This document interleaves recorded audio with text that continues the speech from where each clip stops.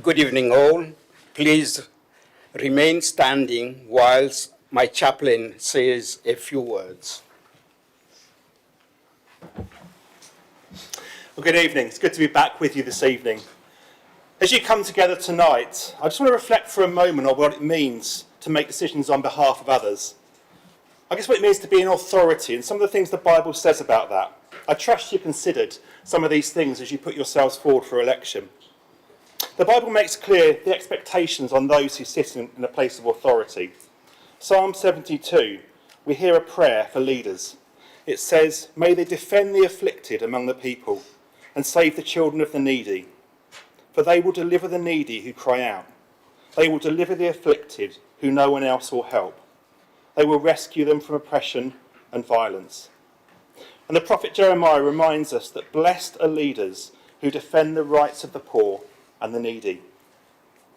And the Apostle Paul, writing in Rome, echoes Christ's words that those in authority are first and foremost servants, and that honouring God and his people is their highest purpose. So let's pray. Lord, we come before you tonight with gratitude. We thank you for being a God of love who is with us now in this very room. You never leave us or forsake us, and your grace has brought us safe thus far.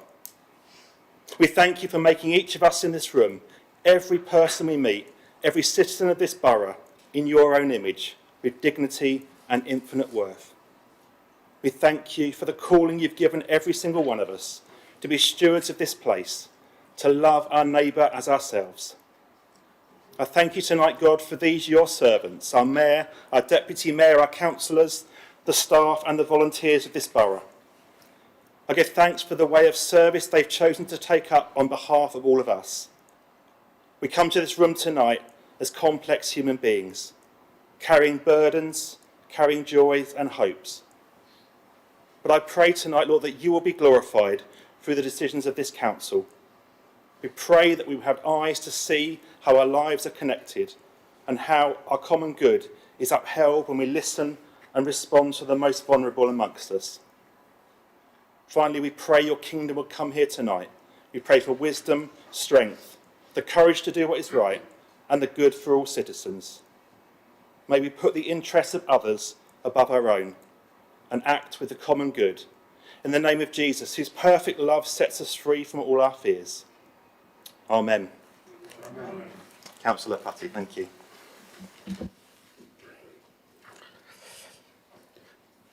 Please stay standing for the others to come back in the chamber.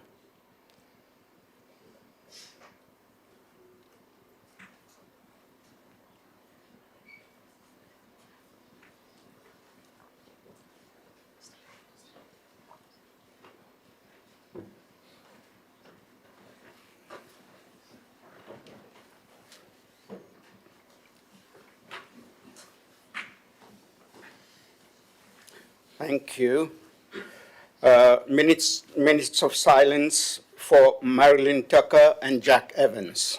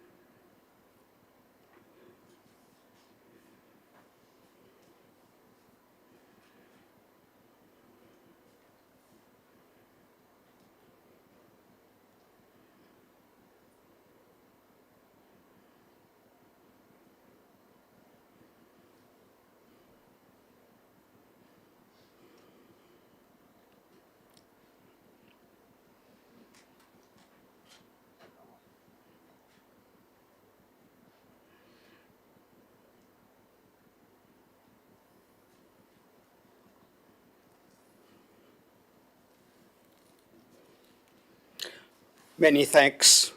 Please all be seated.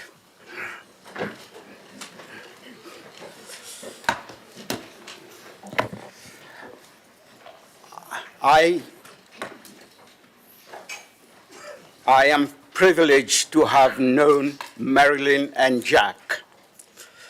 And my sincere condolences go to both families. Marilyn was a great lady, and Jack was a gentleman. Both had distinguished service. May they rest in peace. Are there anybody who would like to say a few words? Councillor Harvey. Thank you, Mr Deputy Mayor. We've lost two very good councillors in their time who contributed not only to this chamber but to their communities. I knew Jack as a member of the Labour Party. I didn't know Jack as a councillor, but I know what other people have said about him over the years as a Labour leader of this authority. And he was not only described as a really good ward councillor who took his role really seriously in representing the residents of Southam, but he was described by a number of people at his funeral as being one of the canningest politicians you could come across. He knew how to operate in the chamber, he knew how to operate as leader of the council, and he did a lot of very good things in his time as leader, and he will be very sorely missed. Marilyn was one of those characters that you meet in this place who you might best describe as being formidable. She knew her own mind, she knew what she was doing in this place, and she was hugely respected, especially on development control. She knew her planning well and loved that committee, and that was my experience of her on this authority, and I learned a lot from her on the planning committee, to say the least. And I really do consider that both of them are a loss to our borough, but we remember them, and we pass our condolences to their families, and we remember them. And thank you very much, Mr Deputy Mayor.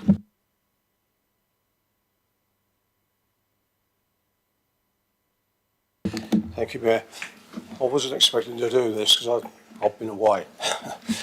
Yeah, Jack Evans, he served with me in Buckskin. I've got I had high regard for him. He really looked after me as a younger councillor in the day, and in the ward we've done some really good work, and outside of the council he was a character on his own, and I think he was appreciated by both sides at the time.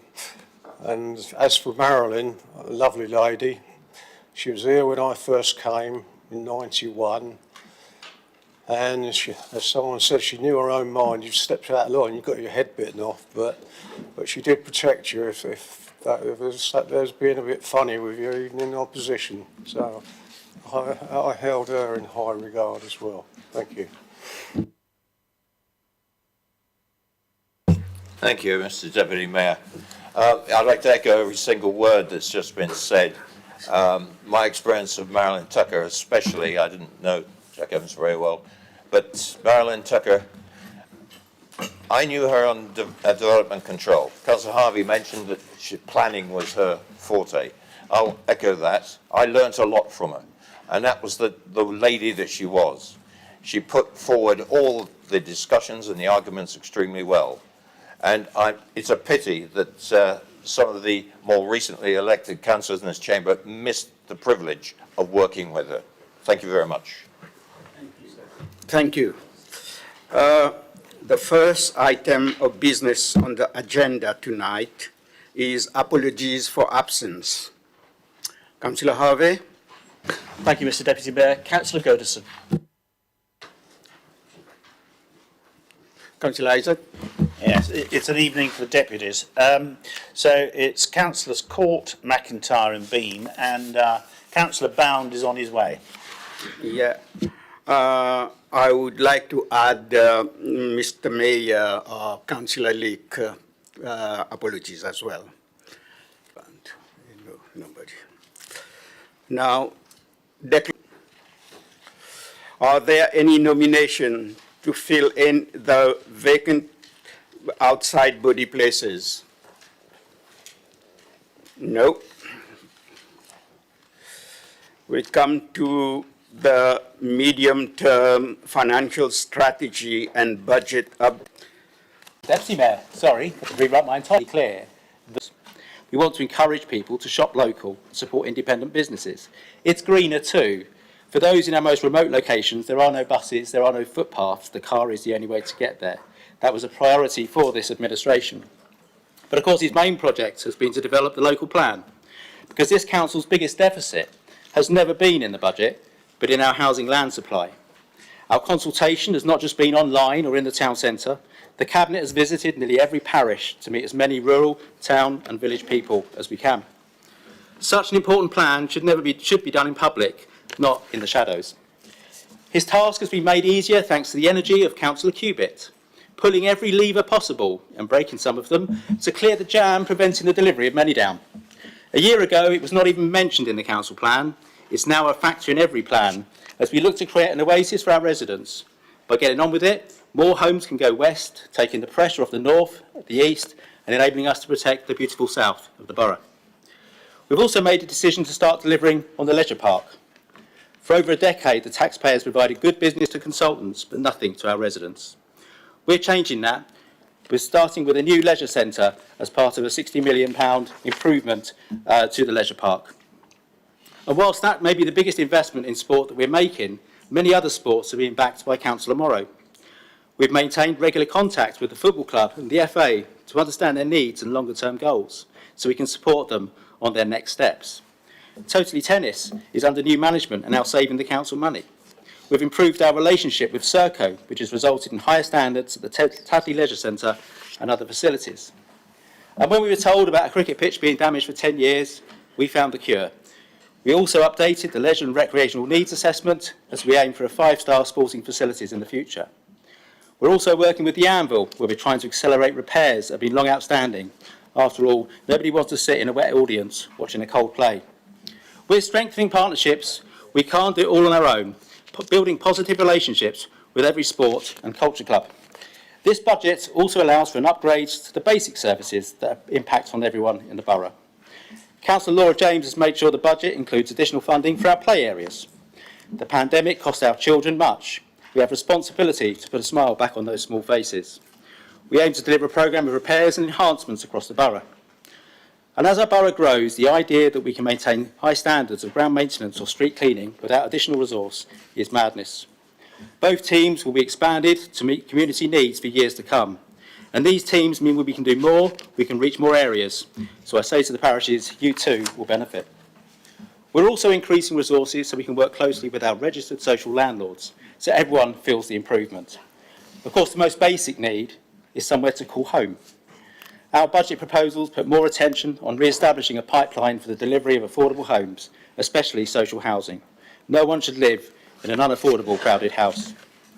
We also want residents to feel safe outside their homes. Councillor Mackay is committed not only to keeping the CSPOs, but work with officers to make sure all vacancies are filled, something appreciated by the police, who recognise how they help communities feel safe and provide vital local knowledge to a stretched force. The budget also cancels the planned cuts to Strengthening Communities grant scheme. These community groups can be the genesis of good ideas and activities that enrich our lives for residents. And Mr Mayor, today is budget day, but for this Cabinet, every day is Green Day. Without a planet, nothing else matters. Councillor Tomlin has overseen the expansion of our biodiversity team. We can't protect nature until we fully understand it.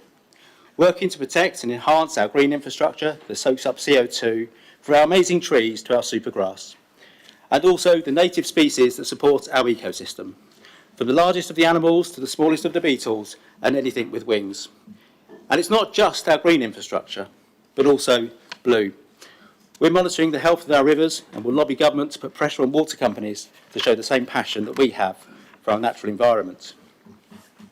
And despite delays in government funding, we're rolling out electric charging points for the cars of the future, including at the train station to feed the rollout of electric taxis.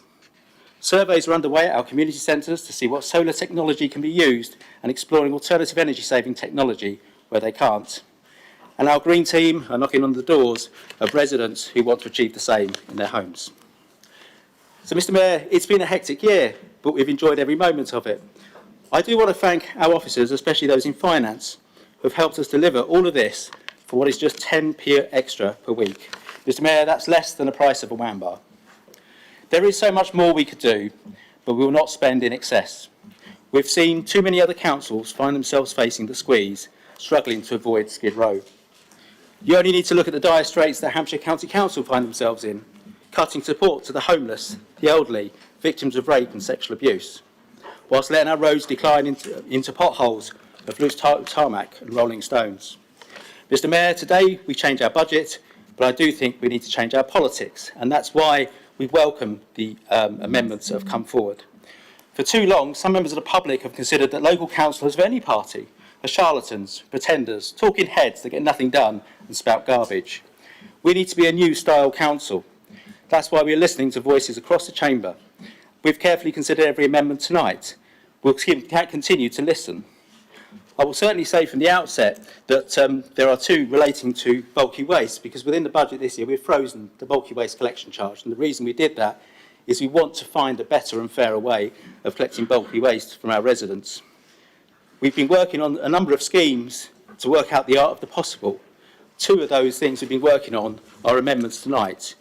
The big bin, or community skips we'd call it, in our research, is an amendment that we'll be supporting. However, as we've discovered, there are a huge number of barriers to limit the success of that scheme, which Councillor Laura James will be able to tell you more about. And obviously bulky waste, allowing those with, well, I think Councillor Chastain will explain her motion, but effectively those council tax support being allowed collection free is another thing that we'd support. In addition, it's welcome to see the Conservatives put forward COLAF. I think it's important to recognise that whilst inflation comes down, many of our residents are struggling financially still, and if Council agrees that the scheme should be extended, we'll be happy to support that and accommodate it within the budget, and we welcome that adjustment. So I hope you can see, Mr Mayor, that we are trying to listen to all voices. We're trying to incorporate everybody. I hope Labour councillors can see this budget captures many of their priorities, but it isn't simply red. And despite their occasional bad manners, the Moody Blues would notice we didn't poll pull their priorities, though some are in a new order. Mr Mayor, some said this administration would be the clash, our agenda would be a blur. We were never going to take that. Instead, we've tried to bring together a little mix of ideas across the chamber so we can move in one direction towards a better borough.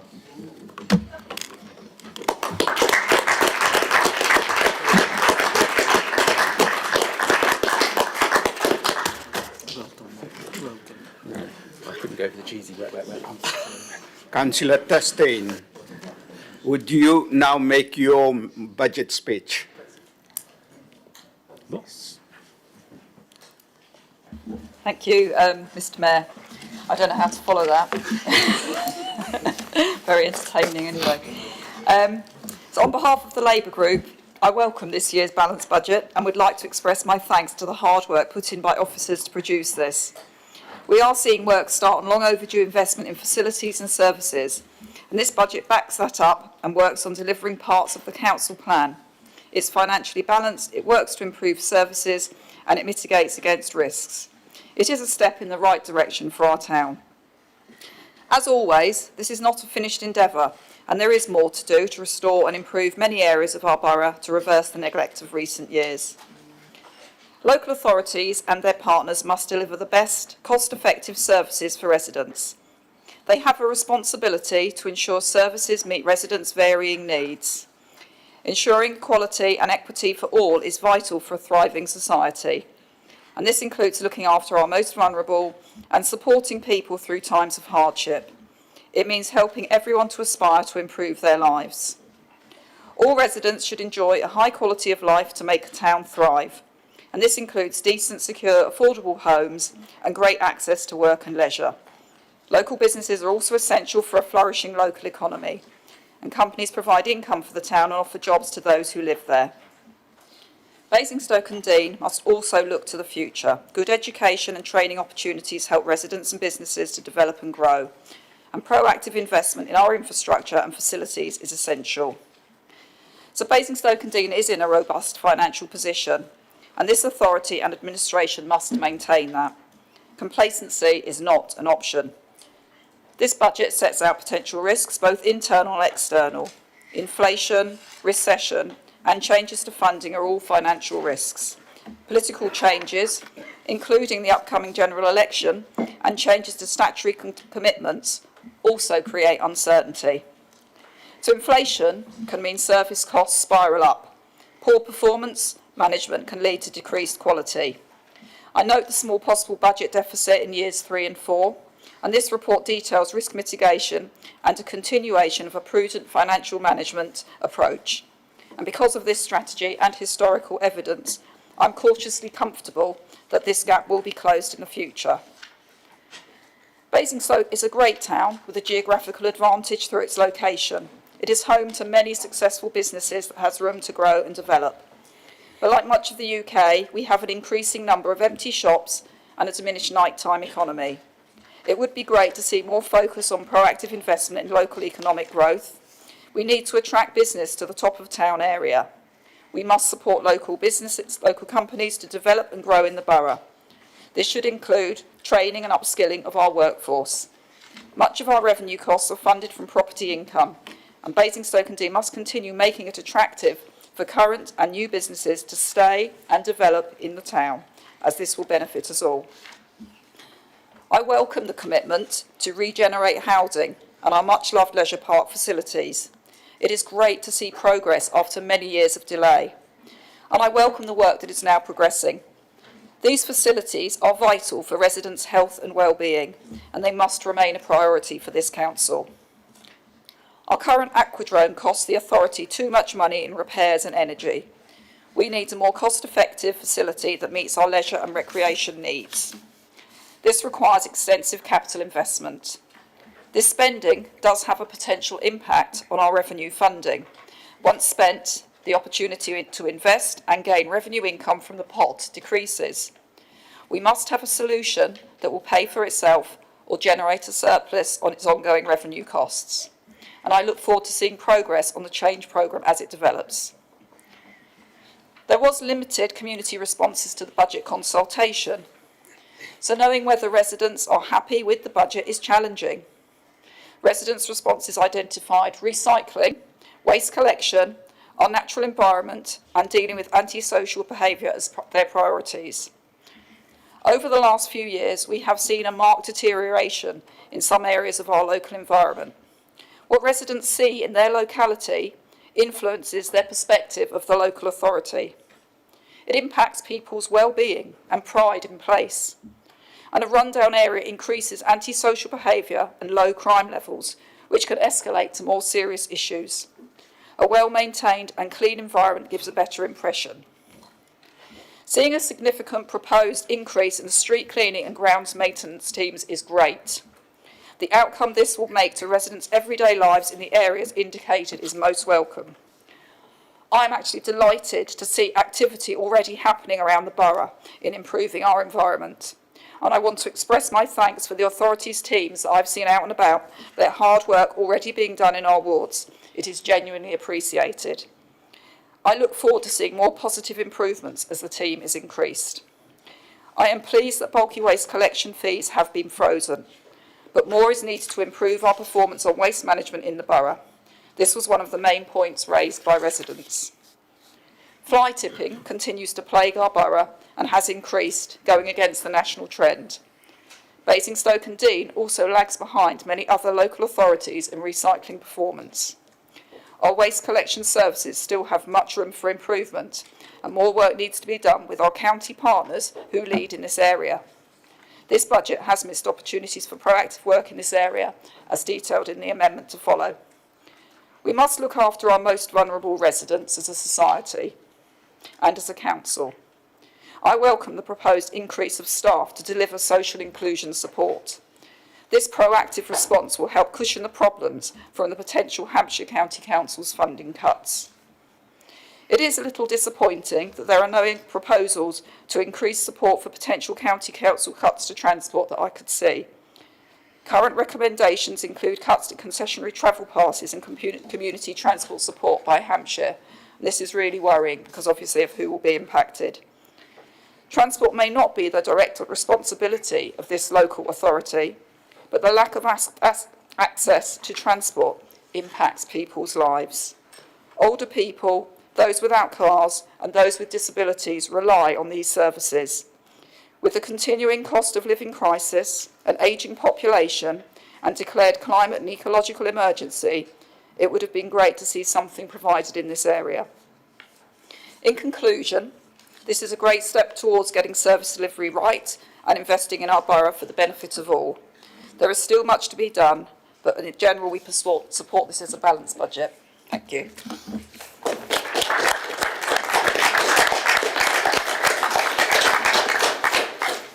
Thank you. Councillor Minnes-Bown, would you like to make your budget speech? Yes, I would. Thank you, Mr. Deputy Mayor. Sorry for my tardiness being late due to the traffic. Mr. Mayor, this budget is not merely a financial document. It should embody our values, our priorities, our commitments to the people we serve. It should reflect a deep understanding of the needs of our community and a thoughtful approach to addressing them. Just like our budget from last year, strangely, which this budget is clearly based on. The proposals in front of us prioritise investment, which is good to see. It needs to recognise, as it does, the importance of empowering our citizens through access to quality services, ensuring the well-being of our communities, and laying the foundation for sustainable growth through robust infrastructure development. Last year, it doesn't seem so long ago, I could stand before you and express my unwavering support for a very similar budget. Significant achievements have been well initiated, and I'm pleased that the new administration continues with those that are important for regeneration, investment, protecting the environment, economic development, and supporting our town centres and communities.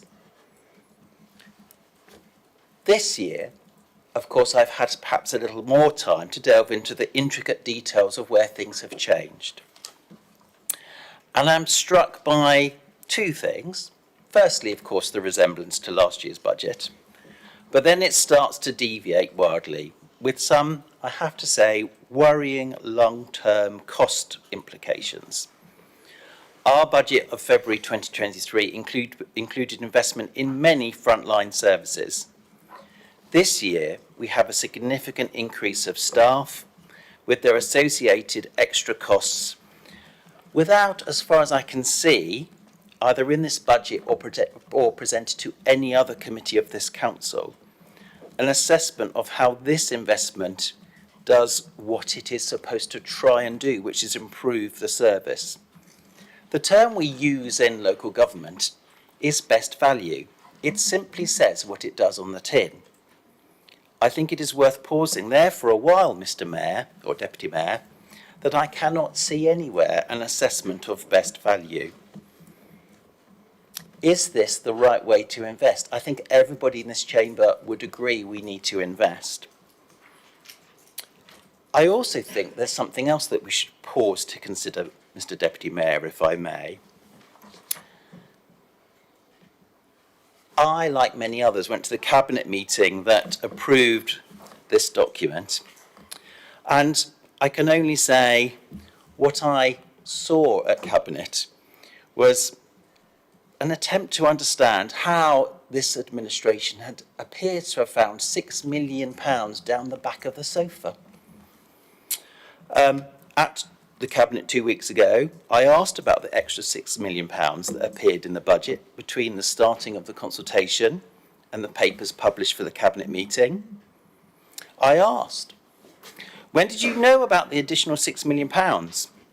Simply, Mr. Deputy Mayor, that was not answered.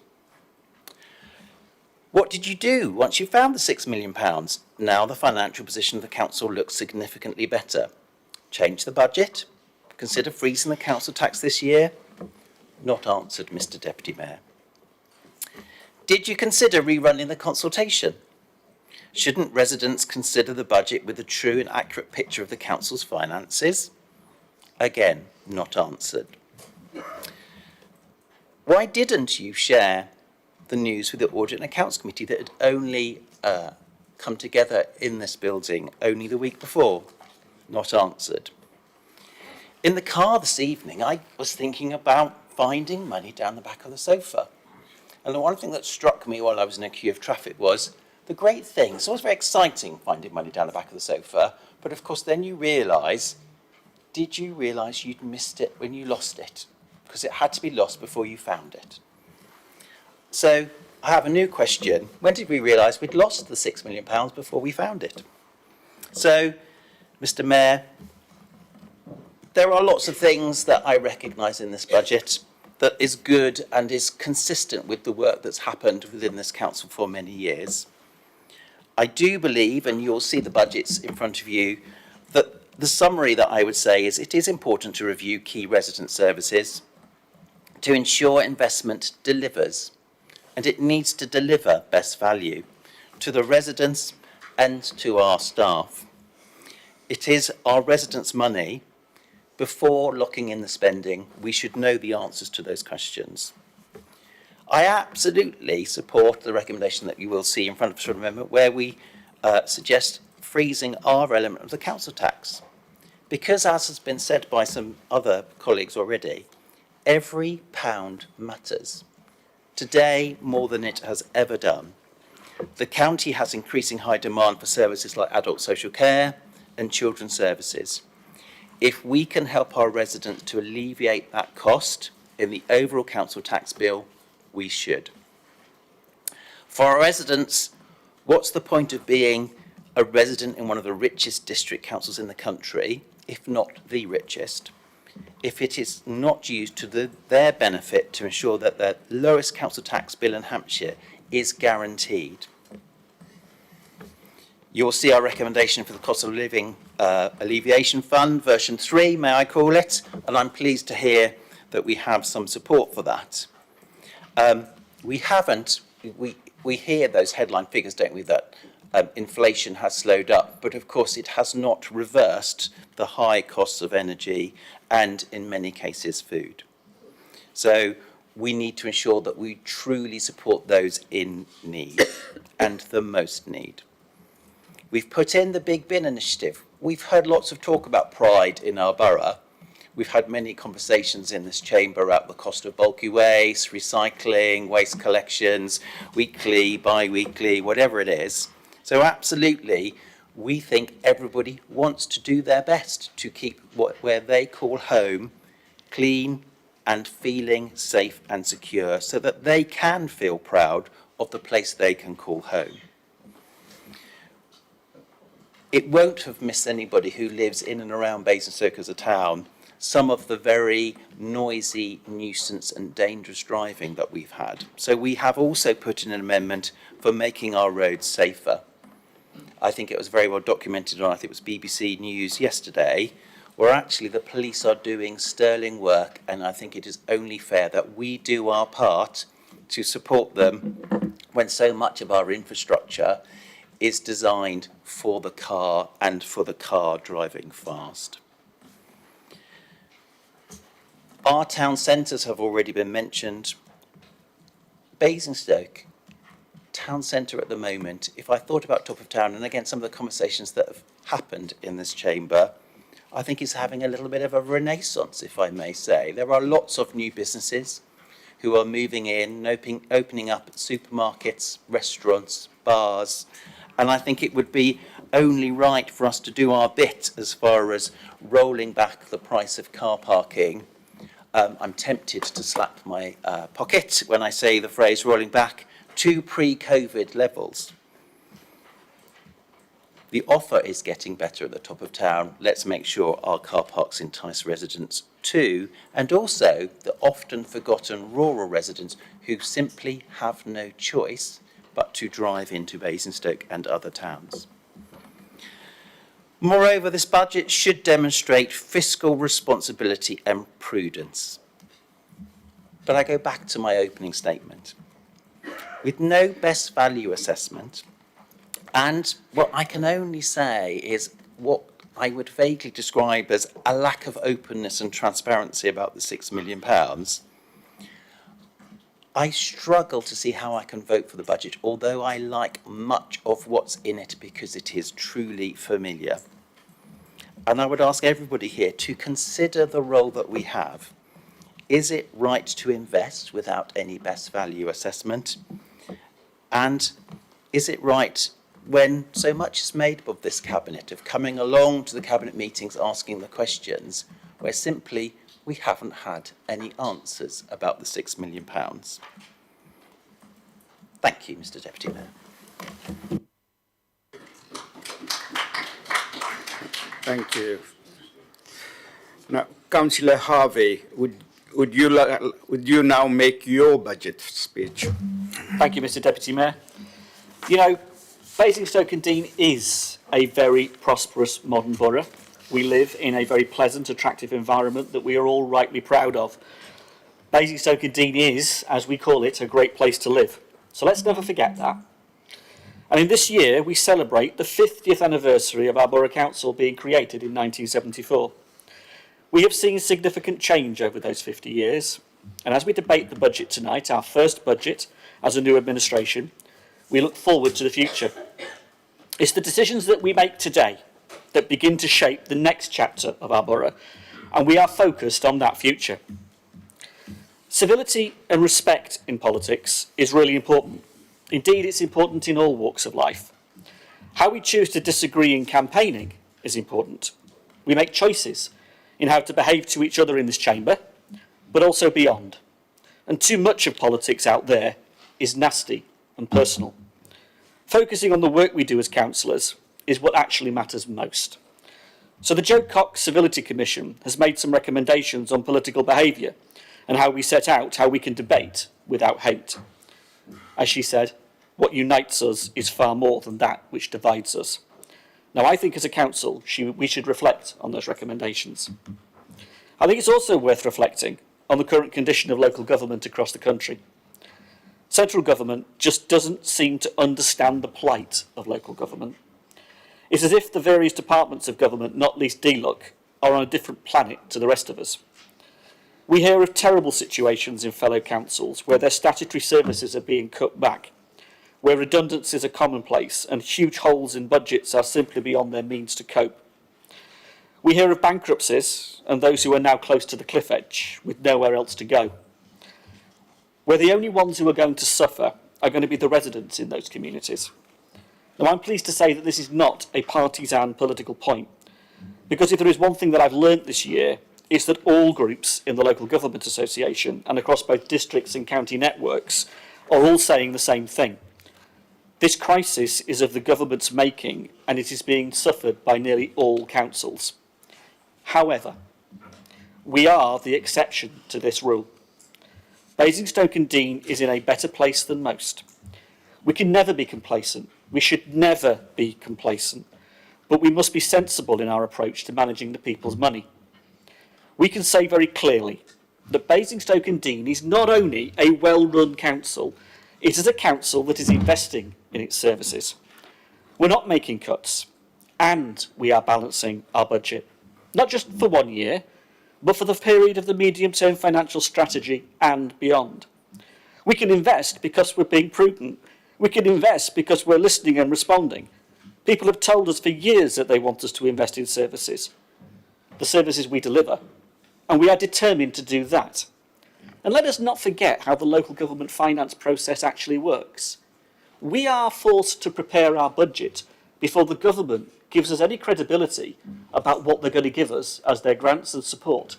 It is a ludicrous system in this country where councils are forced to set proposals out before the government tells us what they're prepared to do for us. It is not a healthy approach to take, and that is why many councils in our country are not in a good place. So there is plenty of local government reform I think we would support around changing the financial processes that would enable local authorities to be better at what they want to do. There is far more that unites us than divides us. When we came into this administration, we said clearly that we would not make promises we could not keep, but also that we understood the opportunity to serve our borough and residents. And that's the approach that we've taken in this budget and medium-term financial strategy. So let me just reiterate, for absolute clarity, the budget position. We inherited a budget gap in 2025-26 of £1.32 million. We can now report we have closed and balanced the deficit. We inherited a budget gap in 2026-27 of £3.2 million. We can now report that we have reduced that gap and the deficit will be around £1 million. However, that is without assuming funding from the New Homes Bonus or replacement funding from government, which we have received year on year for the last decade, and that is currently around £850,000 per annum, which if continued would effectively balance the 2026-27 MTFS. The deficit in 2027-28 has reduced to 1.17 million. Again, before any replacement for new homes bonus is taken into account, so that's likely to fall well under £1 million. We've reduced the council's deficit over the life of the medium-term financial strategy and beyond, and we have plugged the budget holes that we inherited, and we are investing in frontline services that people want us to. So not just a well-run council, we are looking to what we can do to make our residents' lives better. So let me again be crystal clear about the investments in services we're making, because they're choices. These are choices we are making to listen to people and their priorities.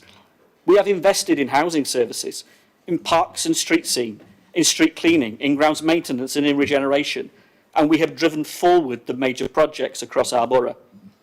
Let's just deal with the suggestion that we are over-investing in staff. This year, we are proposing 27 or about 28 new full-time equivalent posts and 4 temporary posts to support the delivery of our priorities for residents. The previous administration employed 51 net new full-time posts over the previous 2 years. This council has been on a trajectory to restore the services that had suffered years of cuts which were never needed in the first place, but were made on services our residents relied on. Not only can we afford these investments in our priorities, they are part of the balanced budget looking forward through the medium-term financial period. Sound financial management in a really turbulent time. We are investing in frontline services, and that's already making a difference to residents. Look on the streets and in our communities at the difference that investment is making right now. The communities who are benefiting, who have suffered years of cuts to services, they are benefiting from what we are doing with our frontline services. And just to confirm, we can afford these investments, which strengthen our medium-term financial position. And it makes it absolutely clear that we can afford this. A lot of councils are not in the position we are. The world out there is really hard for local government, as I've said, but we're doing really well. And it's not by accident.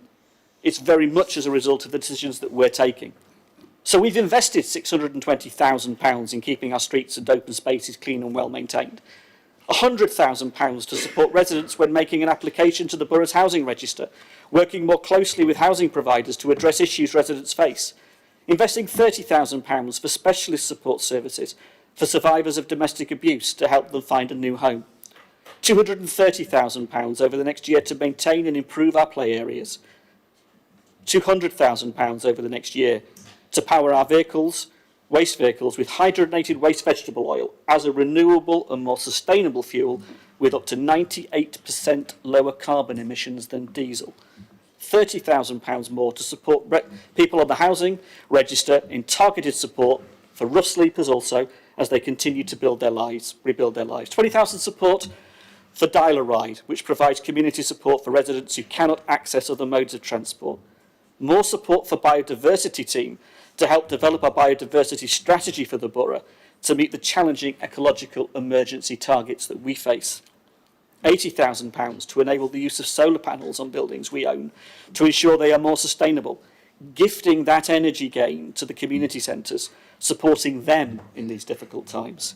We're investing over £600,000 across future years, enabling the delivery of affordable homes, and in particular, socially rented homes, which is key focus for us, a key focus over the next 4 years to tackle the borough's housing crisis. £140,000 to top up the council's free events programme, to carry on with that wonderful programme we see in the top of town and in our wider communities. And we're also proposing to reverse the plans to cut £130,000 of grant funding provided to community and voluntary organisations, recognising the important role they play in our communities. But we are also focusing on the major projects that our residents have been waiting years for someone to get on and deliver. So we have agreed the heads of terms with Great Wolf Resorts. We are delivering the long-awaited drawdown of land at Manydown North that's been 30 years in the waiting. When we took the decision on the heads of terms in November, Councillor Isaac commented on the obstacles aplenty over many years on Manydown, and I respect him for that comment. because our villages and towns have suffered as a result of those obstacles. I'm looking forward to what Many Down can deliver in socially rented homes for our residents. We are looking to what that investment can do to unlock so many priorities that our residents have. And we have also published the Regulation 18 local plan. We have restored the land supply and put power back in the hands of the Development Control Committee.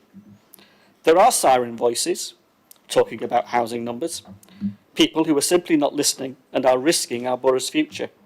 Look, I get it, there's a general election coming sometime this year. So let's be crystal clear.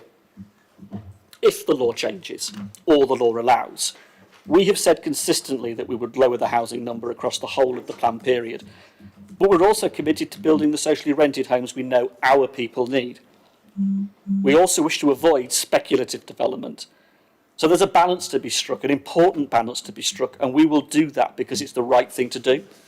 Now, advice has been sought from planning and specialist legal professionals on the changes made to the NPPF and any implications for our borough. The advice we have received makes clear that the housing need figure is still set by central government, and unless there are exceptional circumstances to be demonstrated by the council, which government set the terms of, the current evidence and professional planning and legal advice is that the borough cannot show exceptional circumstances required to justify the use of a more local approach. The council has also considered whether there are any constraints in the borough that restrict the ability to meet the standard method derived housing need in full.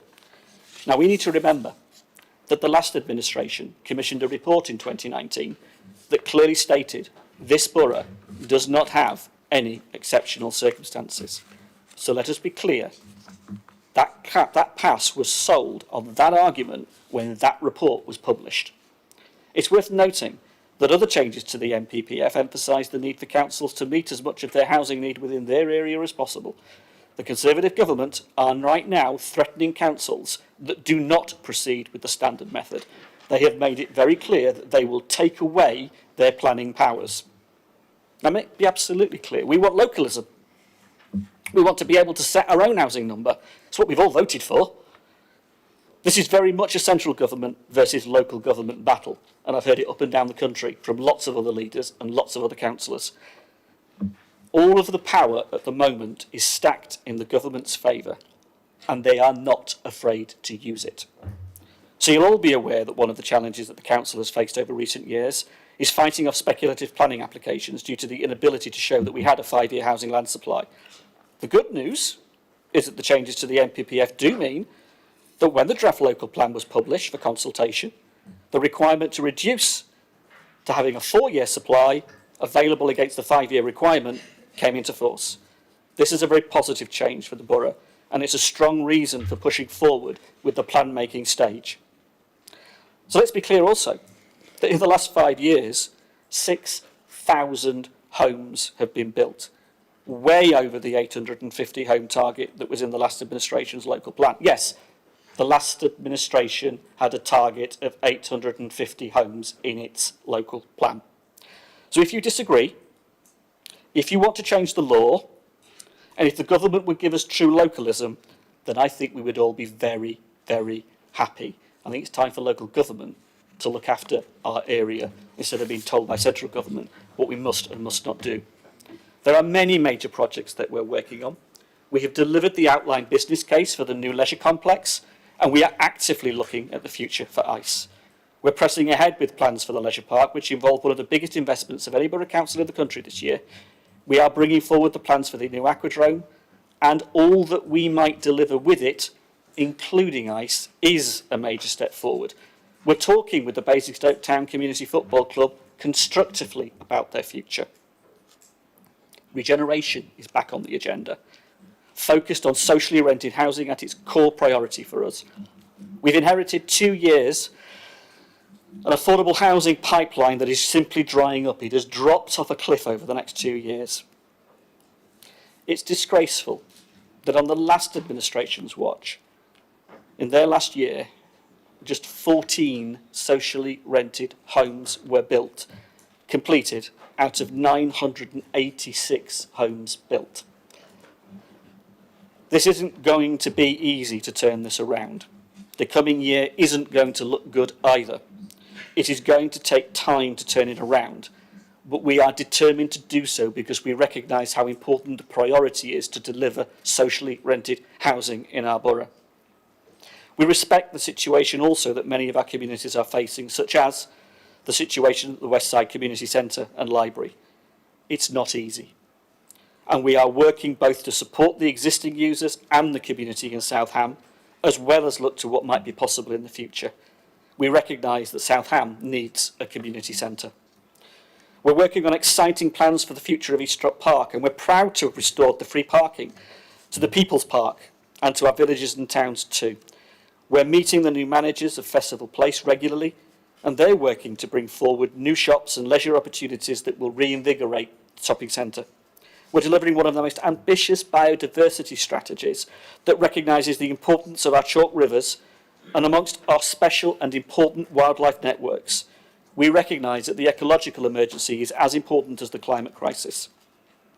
We are actively talking about a university having a base within the borough, something that will be truly transformational. And we are developing a new anti-poverty strategy that will draw together the hard work of so many in a coordinated, focused approach to tackling poverty in our borough. And all of this in the first 10 months of this new administration. And this isn't the whole list of actions or work. These are just the headlines.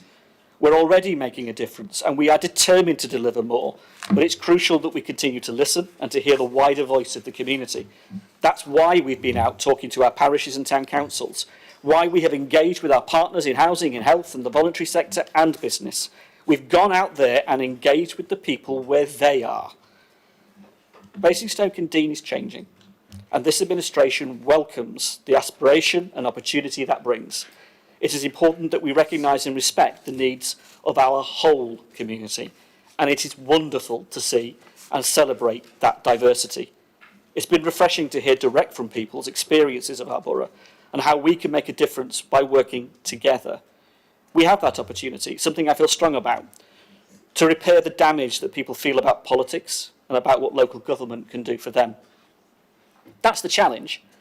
The current cynicism and disaffection that people feel towards politics is dangerous for us all. Now, we can either stoke that sense of division through social media, or we can be the adults in the room. We have the ability to change the landscape of our politics in our borough, about how we approach those future choices and the big decisions that we have ahead. Now, this budget will help us take that positive step forward. It will help us to improve people's lives, and that's our role, our reason for being. Our reason for being is to provide the services this council delivers to its residents. A council that takes their concerns seriously and does something about it instead of blatant politicking. People want us to deliver. So in less than a year, this administration has begun to deliver. We're developing new actions and new services and a new approach, and we're listening and responding to people's needs and aspirations. We have got a lot of very complex issues to work through, and we are working through them. Sometimes that takes time, and it can be frustrating, very frustrating. But we are looking forward. We are finding the solutions, be it to the future of ICE, the town centre, Manydown, housing numbers, infrastructure, affordable housing, inward investment. There is a huge list, but we're focused on finding the solutions wherever they can. And not all of it is in our gift alone. We need to bring others with us, and that's not easy either. But the approach is serious and focused, and it's the result of those who elected us being clear about what their priorities are. It's a bit like a puzzle, where each of the pieces fit into a bigger picture of a modern, prosperous borough for all. The final picture that emerges is one I hope we can all be proud of. I particularly want to thank the council staff, who we are so lucky to have in such a committed and dedicated team. It is a privilege to work with them to deliver for our borough. They are our greatest asset, and through their hard work, we are actually delivering. So in conclusion, this council has a solid financial position, not by accident, but by design. We have the ability to invest and not cut. And to give just one example, we have the capacity to deliver a new leisure complex, one of the biggest investments of any council in the country this year. So this administration will, and we want to, solve the problems we see, deliver the change that tackles the issues our residents face, because we are ambitious for Basingstoke and Dean. I am proud of and absolutely supportive of this, our first budget, as a new administration and the direction that it sets out for our borough. Thank you, Mr Deputy Mayor.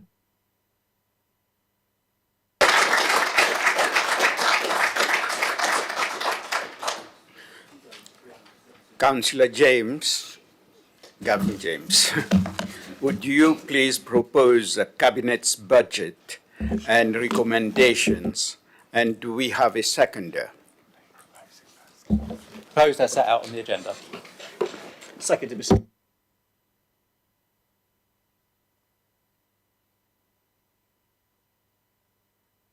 I will reserve my right. Thank you.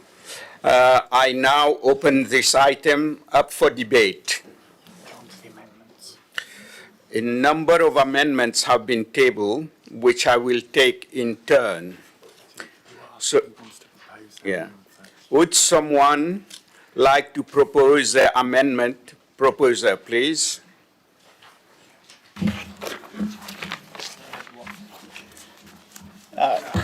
Utilize it. Yes, Deputy Mayor, could I propose the first amendment on staffing? One of the big budget changes announced by Councillor James is, of course, the Cabinet's proposal to prioritise extra spending on certain services, street cleaning and grounds maintenance particularly. The scale of the additional spending is hair-raising.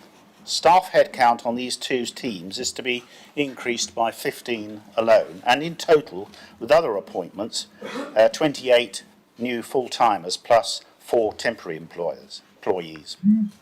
The enlarged street and grounds maintenance teams will add 2.68 million to the council's overhead over 4 years and into the future.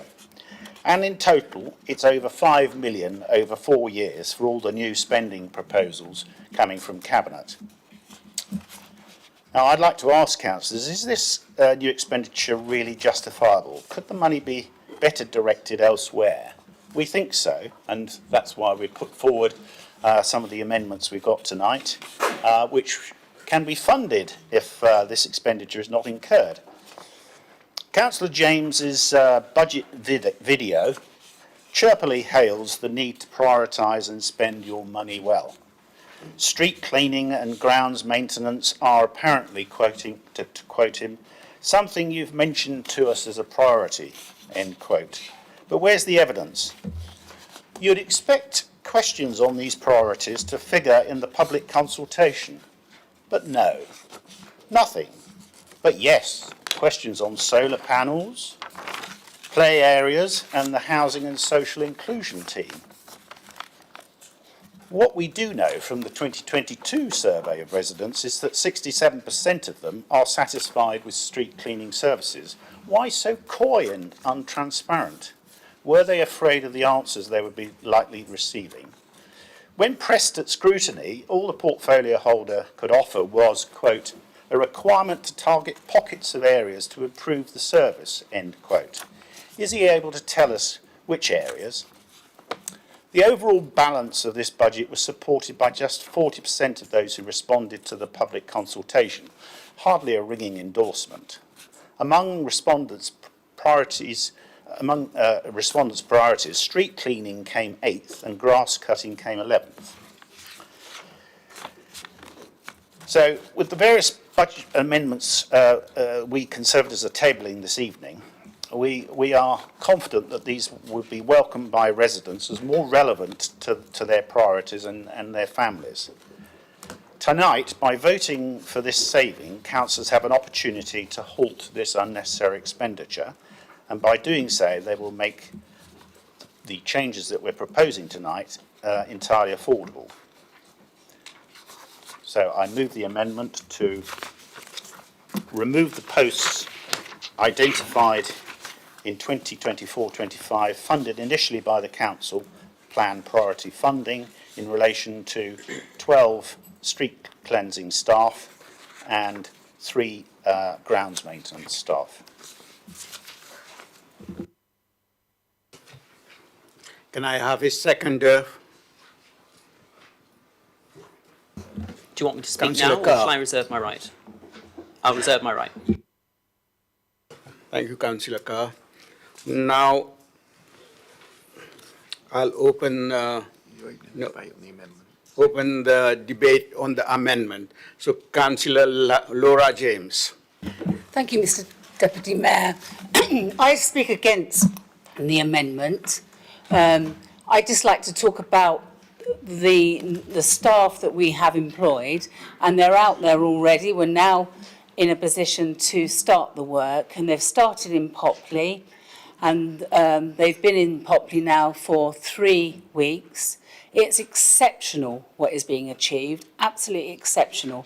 And what I intend to do at the end of each visit to a ward, because the next time round they're going to be moving into Brighton Hill, and we have a programme of work that they intend to cover all wards within the borough. So it's very clear that we're going to be going out to every single ward in the borough. But I will make sure that we send out a montage of all of the photographs and the achievements that have been achieved. And it's incredible. It's absolutely incredible. We're only just up to full staff now, but before that, and what was achieved, I think people would just be absolutely gobsmacked by what has been achieved. We've had so much feedback from residents, letters coming in and phone calls, and the staff that are out there are really well valued. They've got new equipment to do the work that they didn't have, and it is we've got manual sweepers, which is making a difference. Before they didn't have those, and when you see the photographs, you'll realise the improvement that has made. We've also, as part of that additional staff, employed more grounds maintenance staff to do the extra Make a Difference team. And again, the work that they're doing in our wards is much needed. Everybody has said, I don't know about everybody, I think everybody from this side of the chamber has said that there is a need for improvements in grounds maintenance in our estates. And we're making that difference. Residents have said they want to see that. They said that in the survey that you carried out. And they clearly, in relation to the street cleaning, they weren't happy with it. That was an area that they weren't happy with. And I think that and I think it had been said by Councillor Costain tonight, when someone looks out of their window, and standing there looking at their estates, the thing that they want to feel is a sense of pride in where they live. They haven't been able to do that, and what we're seeing is that the teams that we now have are enabling us to do that. There's absolute buy-in as well from the staff, and they are so excited about this new approach to work and feel very positive about this. We've actually branded the teams so that they're a brand and they're going to be stand alone in relation to the existing grounds maintenance and street care. And I think it's exciting. I think it's going to take a while to achieve the change that we want to see. And we want a gold standard. Everybody wants a gold standard, but it is possible with the staffing that we've got. And so I cannot support this amendment tonight, and I think it's very destructive. I also think it sends a really terrible message to the staff that we have out there that are working. And for me, I worry about that and what that says to those staff. Thank you.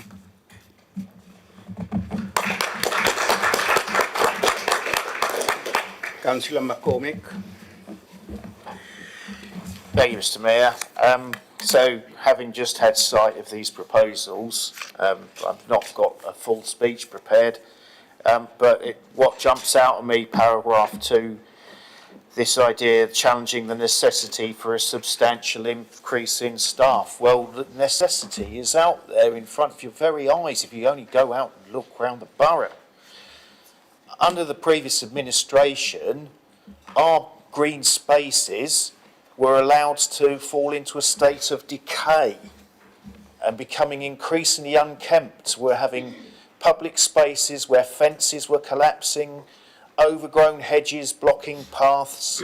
It was just allowed to get really run down and decayed.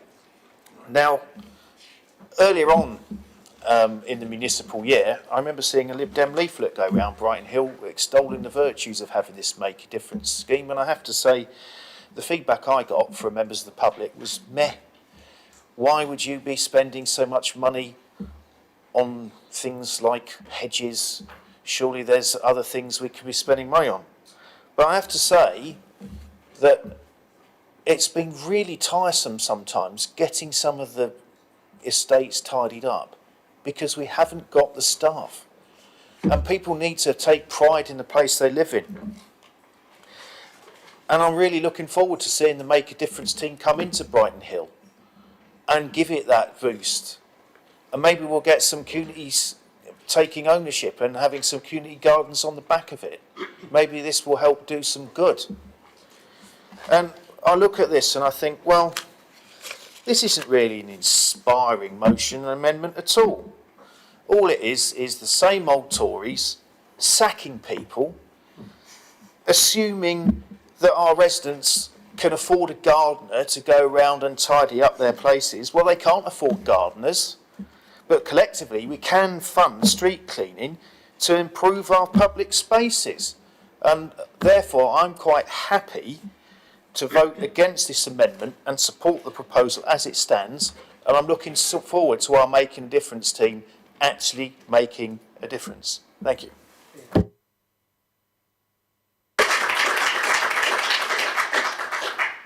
Councillor Lee. Thank you, Deputy Mayor. I'm going to be pretty quick on this. Again, I haven't had sight, haven't had a chance to prepare anything.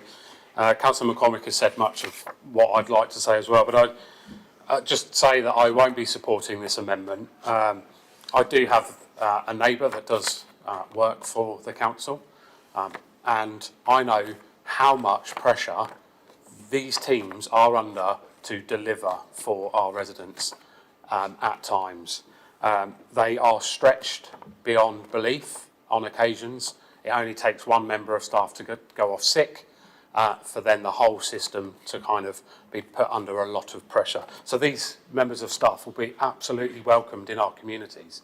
We've seen cuts from Hampshire County Council that have led to we only need to drive down the dual carriageway between Winklebury and Rooksdown to see the state of litter that just blights our area. I do find it completely ironic that the party of aspiration, of good, well-paid jobs, is asking for jobs to be taken away.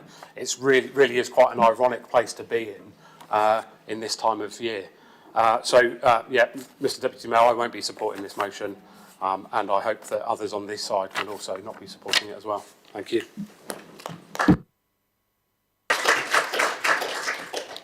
Councillor Cubitt. Thank you very much, Mr. Deputy Mayor. I just want to say that I certainly will not be able to support this motion, and I think it's a very sad amendment, and I think it reflects extremely badly on the Tories opposite.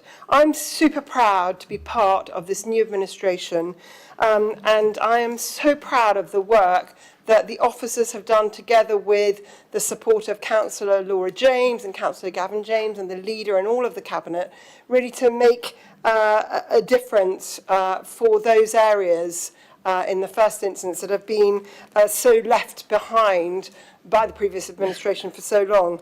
I'm actually sad and ashamed that I was part of that previous administration, because I told them so many times, I took photographs when I delivered leaflets of some of the estates that were very, very badly cared for, and said we need to focus on street cleaning, we need to give these areas support, and I mean, it demonstrates that how tin-eared they were then and how tin-eared they are now.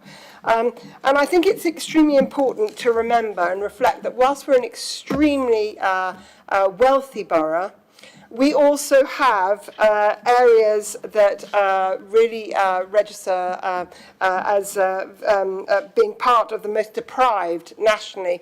And if you look at the document that we have before us, 10.3% of the neighbourhoods within our borough fall within 30% of the most deprived nationally. And it serves you no benefit, Conservatives opposite, to make snide comments about consultation responses that didn't say that they wanted streets cleaned, etc., when actually probably the residents that have suffered the most are probably those who are least able to engage in consultations. And it's all very well for you in the leafy shires who never come down to Basingstoke to talk about failing to support the most vulnerable in our community. So I'm very proud to be part of an administration that is doing something that really should have been done for a very long time, and I certainly can't support this amendment.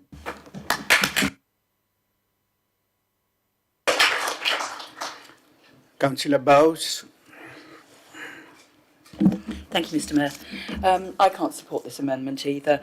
I mean, regarding the question as to whether this is somewhere our resources should be spent, I have previously heard numerous complaints from residents stating that Basingstoke is the untidiest I have ever seen it.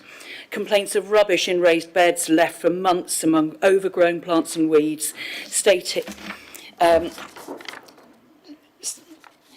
it makes me feel I don't want to live here anymore. This from multiple residents, independently of each other. They may not be in the majority, but they are still a significant number. More recently, however, I have been told on the doorstep that residents are starting to see a difference. Things are looking tidier, much better. When faced with residents who feel they didn't want to live in Basingstoke anymore because it's dirty, untidy or unloved, I believe the answer to the question of whether resources should be spent here in the interest of those same residents, then I firmly believe the answer is yes. Thank you. Councillor Tastain. Thank you, Mr Mayor. I did mention it in my speech about the budget to say how delighted I was to see the work that's going on in Popley. I've lived in Popley for nearly 30 years. My friends grew up there. A lot of their parents are still there. There are elderly people that live there. And although many of these people won't respond to consultations, but they will talk and they will say how fed up they are with the way the place looks, how they remember what it used to be like when they moved out of London to come and live in Basingstoke, when they made Basingstoke their home. They have repeatedly told me about how sad they are to see the decline in our estate. It is deplorable, and I have spent all the time since I was first elected as a councillor chasing and chasing to get dead weeds removed from back alleys, to get bits of rubbish swept up, to get the grass cuttings that then blew across the paths, rotted down, moss grew, tactile paving was covered. All of this stuff has been going on for years. And I am delighted, I will say it again, to see this work, because it is absolutely phenomenal what the guys out there have been doing over the last few weeks. I am so pleased to see it. It is needed. It will carry on being needed because the grass will continue to grow. The grass clippings will still make their way. The leaves will fall. And this is absolutely brilliant, and I don't want to see this ever taken away. I will not be supporting this amendment. Thank you.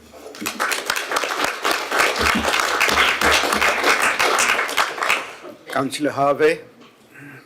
Thank you, Mr Deputy Mayor. I think of all of the amendments this evening that could have been put, this is probably the one I'm most disappointed to see, because I actually thought we were getting somewhere across the whole chamber.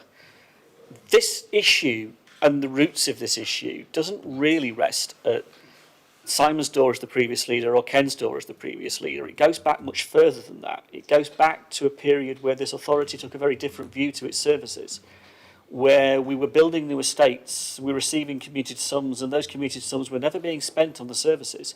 They were being put into reserves that were being quite happily counted, but what they weren't doing was actually delivering the services that were intended. And to be fair, and we're saying about being the adults in the room here, you began to make that difference, because you started to put that right. Now what we've done is carry that on. This investment continues to take those services from where they were not delivering for those residents in our communities to where right here, right now, they are actually beginning to catch up and make the difference. It is an investment that residents are recognising, because you talk to them on the streets and on their doorsteps when they look out of their windows and see the grass being cut, the hedges being cut back, the litter being cleared, the weeds being sorted. It gives them that sense of pride that they already have in their communities. We're proud of our communities, but we want them to be best that they can be. And this council's job is to provide services. That's what we're in the business of. Best value doesn't mean the cheapest. Best value doesn't mean just making savings and cuts and holding back to the bare minimum. Best value means investing to a standard we can all be proud of. So this is just the wrong amendment. Of all of the amendments on the table, this is just the wrong amendment and the wrong message to send to our residents. And I just want to thank the staff. I just want to thank the grounds maintenance teams and street care teams who have been out there for years doing the job, actually, who have been working so hard to hold the line, who have said to us on so many occasions, well, if you just gave us the equipment, if you just gave us the capacity and the people to do the job we want to do, we can deliver for you. But right here, right now, we're stretched. When we had a moment when there were 3 grounds maintenance people stretched from Oakridge through Winklebury to Ruxdown, how in the world were they ever going to cope with looking after that level of environment across those 3 wards? That was wrong. You started to put it right.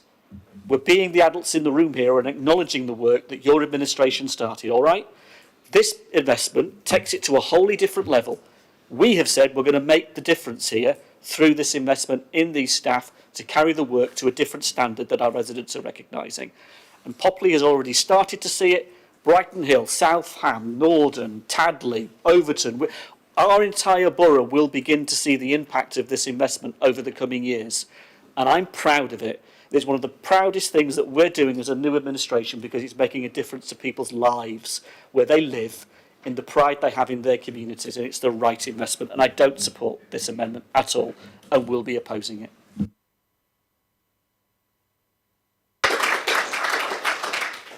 Councillor Hasse. Thank you, Deputy Mayor. Councillor Isaac made a number of references to the consultation responses, and then from that made inferences about what the public felt about our streets, our neighbourhoods, litter, grass cutting. The percentages are so small of the total population of this borough that they're insignificant, and to make inferences in such a way is statistically naive. They say they stay in touch. Well, we do in the Liberal Democrats. We sent surveys out. We delivered 20,000 over the summer, and we got a 4% response, 800 responses. Over half of those mentioned the state of the streets needed to improve. The grass needed cutting more frequently. The hedges needed trimming. Litter, particularly around the ring road, appalling. We need more staff. We need a bigger team to bring the standard up after so many cuts. They cut everything, but they don't cut the grass. I'm against this amendment.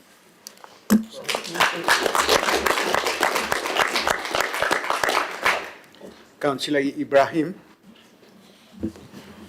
Thank you, Mr. Mayor. I found it very sad at the time that the Conservative government in Westminster are taking so many chaotic decisions that are impacting our life across all aspects. So all aspects of people's life now is very depressing. And when a decision and efforts like this that could actually improve one aspect of people's lives, so they can walk around and feel proud and happy with the status of the streets, it should be applauded and supported, opposed to trying to play some politics here and kind of put a barrier and bring it backwards. I think I would be really, every time I walk in my ward in Brookville and I speak with residents, that word comes up. It's very depressing, especially with the proximity of the town centre, Kingsfield, it's very depressing status. And I would be very interested to see my fellow councillor from Brookville, whether he will stick to the party line today or will be reflecting the residents' voice and vote against this amendment. I'm not supporting this and I'm voting against it. Thank you.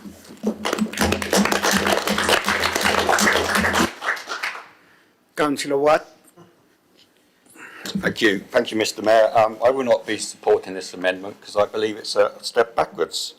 I believe we are now beginning to see a change brought about by your changes you did last year when you introduced 6 additional persons in the rapid response team, and they have made a difference.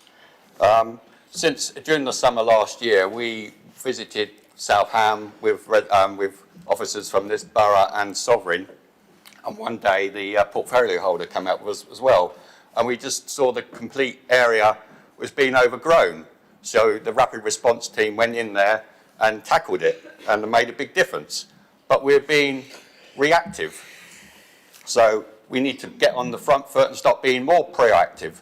So that's why this administration has listened to the feedback from residents and members from this side, and are employing additional staff. So they're going to make a big improvement to our communities. So I can't support this amendment. It's going backwards, and we need to go forwards and improve our services and improve residents' well-being in their communities. Thank you.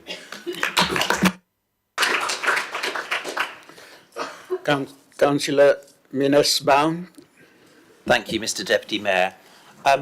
Thank you, Councillor Harvey, and others for the acknowledgement for the investment that started to happen last February from the budget.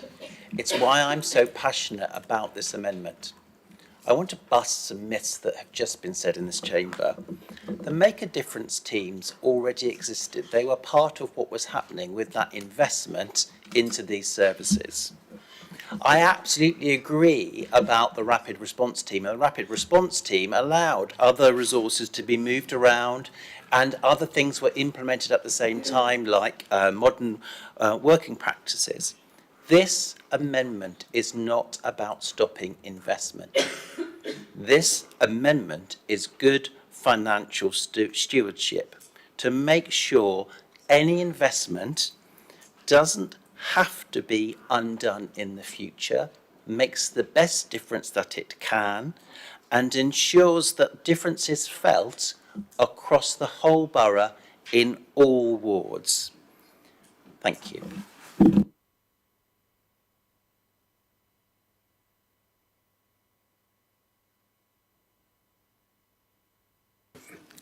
Councillor Basham. Thank you, Deputy Mayor. Thank you, Councillor Bound. Thank you, Simon, for that. You've mentioned fiscal responsibility and prudence a few times this evening. I had a whole other piece written about the budget, and I just wanted to share with you just some objective facts about the budget. So I compared what came forward last year with what's come forward this year. I think Councillor Harvey alluded to it earlier. Last year's budget from the other side of the chamber added 34 FTEs. None of us are criticising that. That's, as Councillor Bounds pointed out, that's added to some of the development that we're seeing. This year's budget adds 31.5 FTEs. My numbers are slightly different to Councillor Harvey's, but we've obviously used slightly different papers and slightly different assumptions. But it's, it's less than colleagues across the chamber voted for last year. Headcount came up at Scrutiny Committee in November. Budget goes to Scrutiny Committee. Councillor Carr moved a motion there at committee that perhaps headcount was the most significant financial risk to this budget holistically. I disagreed at the time. I think it was inflation, but inflation's moving in our favour. So, Scrutiny Committee, at the behest of Councillor Carr, asked Cabinet to look again at the headcount and check their sums, in particular to assess the potential long-term impacts that could have on the MTFS budget gap. And at that time, we were specifically looking at the budget gap in 2027-28, and the reason being that the budget gap in 24-25, 25-26, 26-27 wasn't actually that serious. And in fact, it was lower than colleagues across the chamber put across last year, and it was lower in every year that colleagues across the chamber put in place. In 2024-5 last year, we were looking at a £2 million budget gap. In 5-6, we were looking at 2.21 million. In 2-6-7, 4.4 million. This MTFS has 2.31 million gap. That's a cumulative consolidated improvement over 3 years of £6.34 million. So I'd just like to put it to this chamber that when we talk about financial competence and prudence, I respect across the chamber. Our strong financial foundations are built upon the financial prudence and the strong financial foundations left to us by colleagues across the chamber. Thank you for that. However, I think that this administration is just showing that we can make that money work harder for residents. And I think what this fundamentally comes down to is a question of political philosophy, of whether it's a decision between cutting back on investment in resident services or parking up those funds and essentially investing them in bond markets. So bond markets or resident services.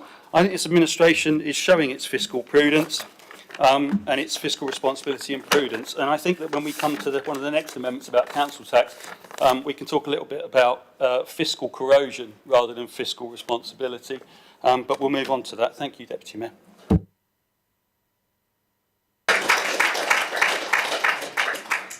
Councillor Carr, would you like? Oh, sorry. Just a minute. Yeah. Councillor Rattigan. Thank you, Deputy Mayor. I wasn't going to speak on this amendment, but I have great respect for Councillor Basham, having spent time with him in his committee. And it is difficult. We all understand that the lifeblood of what we do as a council is based upon the people that we employ and the people that we bring in our services. And it is massively difficult for me to say this, but I've already been sacked once by the Tory party, so abstaining again perhaps wouldn't be the worst thing. It is massively difficult. Any proposal that means that people will lose their livelihoods, even in the tight fiscal year that we are in, is genuinely something that would disturb me, and I will therefore be abstaining. I cannot bring this forward, and I respect Simon and John and Sam Carr for their efforts, but I just feel on the basis of laying off staff, I cannot bring myself to support this amendment. Thank you.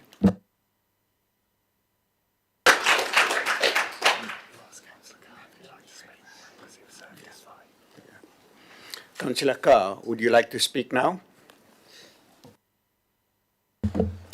Mr Deputy Mayor, I rise to second Councillor Isaac's excellent motion, which calls on this independent Liberal Democrat administration to behave responsibly and recognise its role as custodians of public money.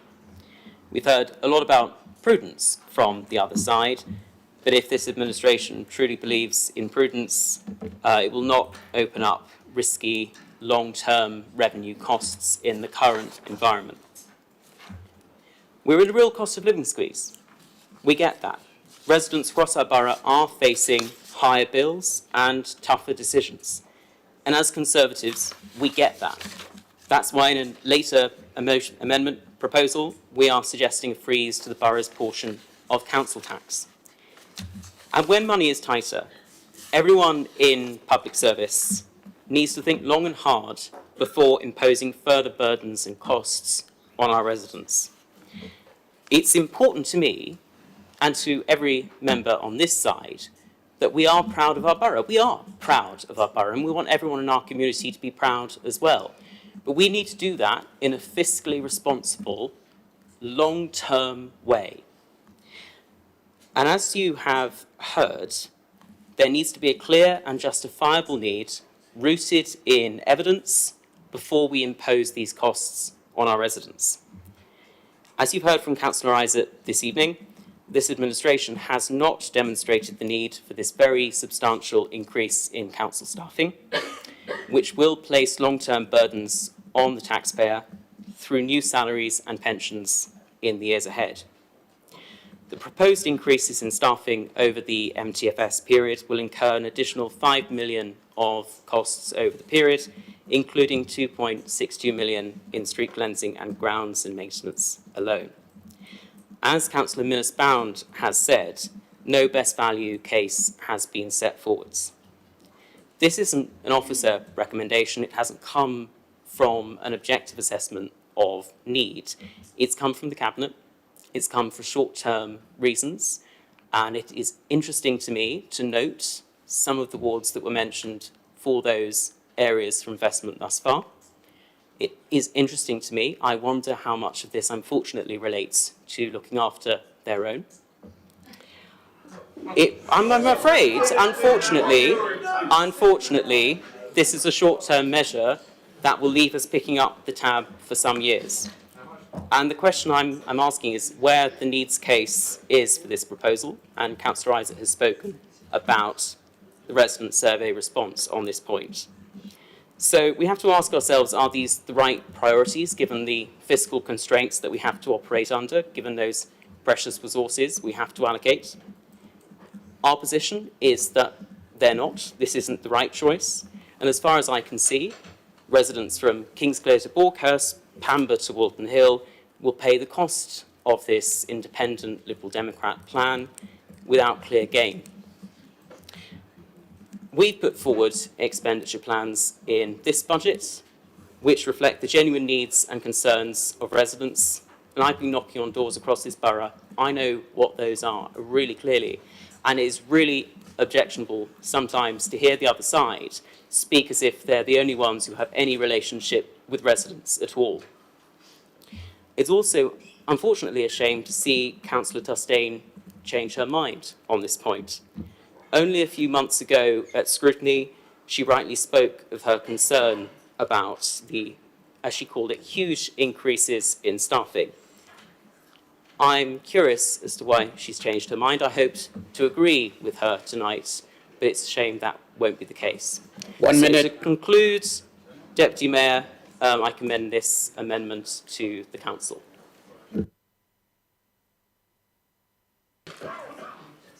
Please, can we have quiet in the chamber? Councillor Isaac, to sum up, please. Thank you, Mr. Mayor. As we've said from this side, we continue to want to invest in services, and so we support investment in services, and we've got a good track record of doing that. The point I would make is that these are budget proposals which we've been asked to consider tonight. These are, and therefore, this is not a case of looking to remove staff. This is a case of does this council agree that money should be spent on these additional staff? That our amendment is that is one which promotes the idea that actually this is not appropriate expenditure at the moment, and other proposals that we have put forward tonight are more in line with what our residents are seeking. So I move the amendment.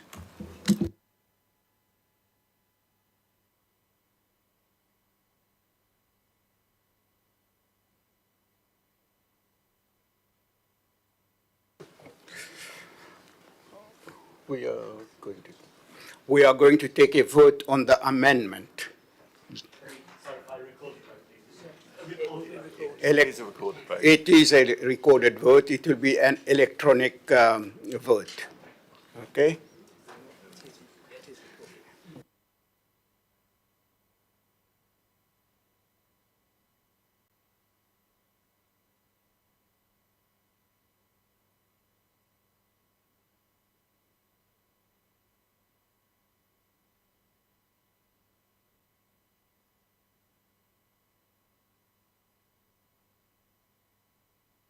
Can we have quiet in the chamber, please? For the next amendment, please.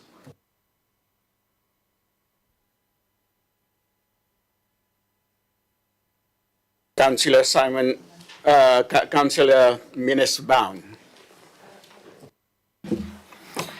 Thank you, Mr.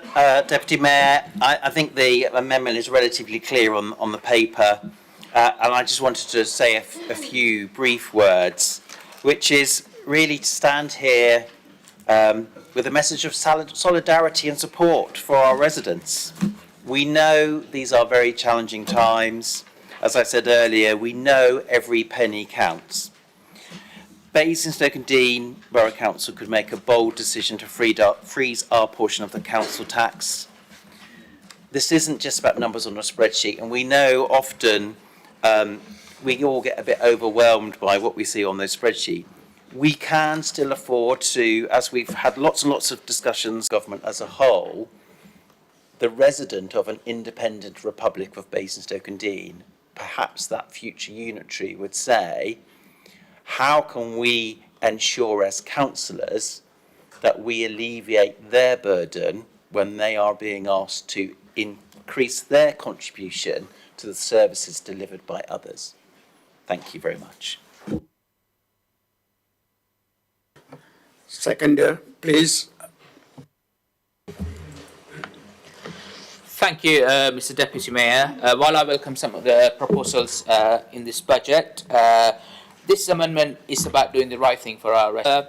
Thank you. Thanks to the Conservative administration of years with strong, sound and prudent financial management until last May. That leaves the new administration to continue and focus on supporting the residents who are in need, who needs to be helped. So, as we all aware, following the pandemic and the Russia's invasion on Ukraine, we've had this cost of living crisis, and residents been suffering for the last couple of years. So inflation may have slowed down, but it'll take its time to reflect on the prices. I remember a couple of years ago, most of the cabinet members, while they were in opposition, and some of the Labour colleagues on the other side of the chamber, were demanding or telling that we should help our residents who do need the support. As a compassionate Conservative administration at that time, we've done the right thing and introduced reliefs and measures to support our residents by bringing COLAF, the cost of living alleviation funds, and we've frozen the council tax last year. So Conservative administration last year has done the right thing. And why can't the current administration do the right thing again? And this is something that would help everyone in the borough, including carers, frontline staff, key workers and families who are struggling to get by during this challenging time. At the time when every pound counts, before Cabinet Member Councillor James get up and say, it's only a few pounds a week. Let me be clear, the reason Conservative administration frozen the council tax last year was, it's not about every pound. Every penny counts for the families in the borough, and this isn't about just every pound same for the families. This decision will reflect unwavering commitments to our residents during this challenging time. So if we can get everyone rallying together and endorsing this freeze on council tax, Basingstoke and Dean Borough Council sends a very powerful message of compassion to our residents around the borough. So I hope everyone around the chamber support this amendment and freeze the council tax. That will help every single resident in the borough. Thank you, Deputy Mayor. Thank you, Councillor Ganesh.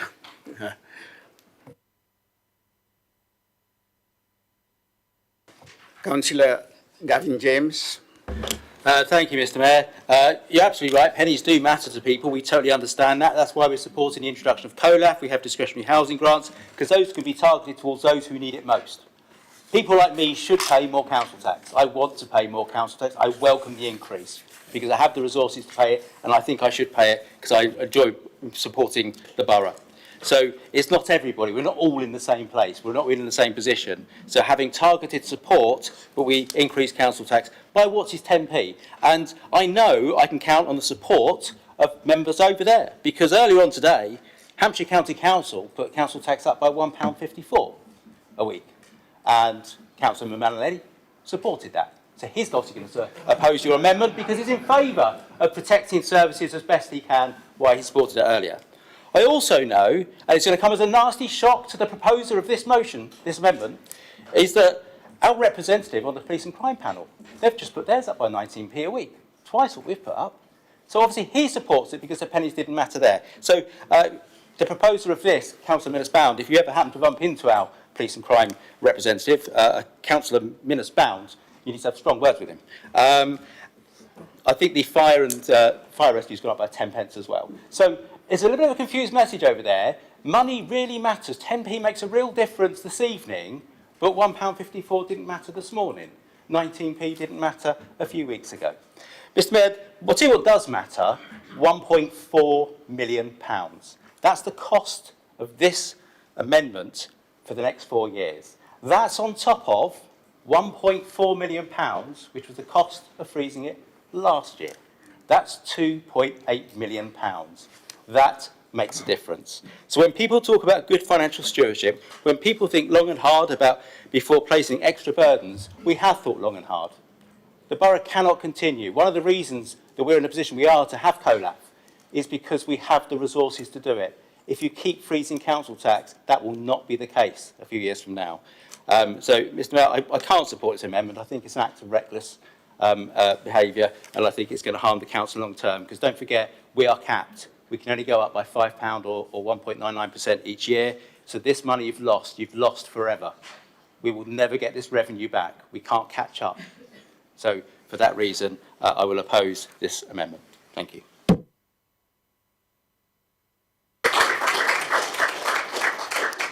Councillor Bassam. Thank you, Deputy Mayor. I only saw this amendment at the last minute. I know a few other people have mentioned about how late these papers come out. It's quite difficult.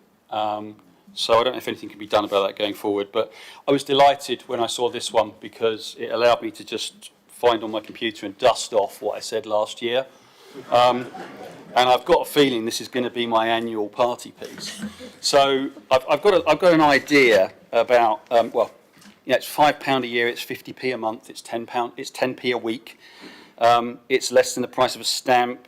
It's less than the increase in the price of a packet of butter over the last year. It's a coin that some people drop at the bar and cannot be bothered to look for because it's not worthwhile. It's a rounding error. The effect is the same as we discussed last year.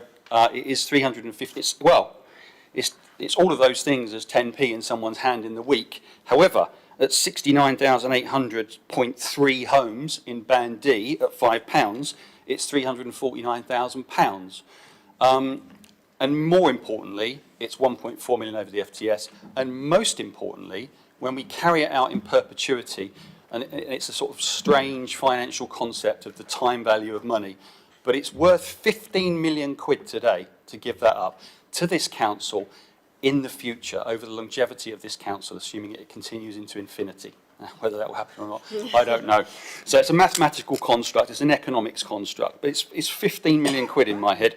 So I just, coming back to the practicalities, can we afford it? Yes.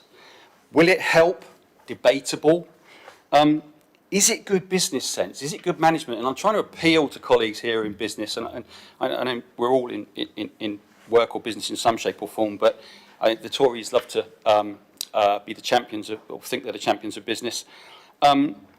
Is it good business sense and management? And you look at this, and it's our second largest income stream. It's almost 10 million quid a year, and it's Section 151 will probably correct me. I think it's our only really regulated income stream that we have a lever on. So we've got other regulated streams where government just decides how much they're going to hand out. This one, we actually have a lever that we can pull or not pull, and that's what this amendment's about. It is the worst lever to pull because it binds us into the future to the tune of £15 million. So I'd like to do a deal with colleagues across the chamber because I think, right, this is, as a former finance director, this is the one, if people came to me and said, I want to change this one, I would slam the door, but I would be open to talking about all of the other amendments, and in particular, parking, right? That's one that isn't regulated and that we can drop it right down or we can bung it right up. If we want to run this council a bit more effectively for best value, that phrase is coming up tonight, that's where we look to raise our revenues or shrink our revenues or help our residents. 10p a week, I'll leave it at that. Thank you, Mr. Mayor, Mr. Deputy Mayor.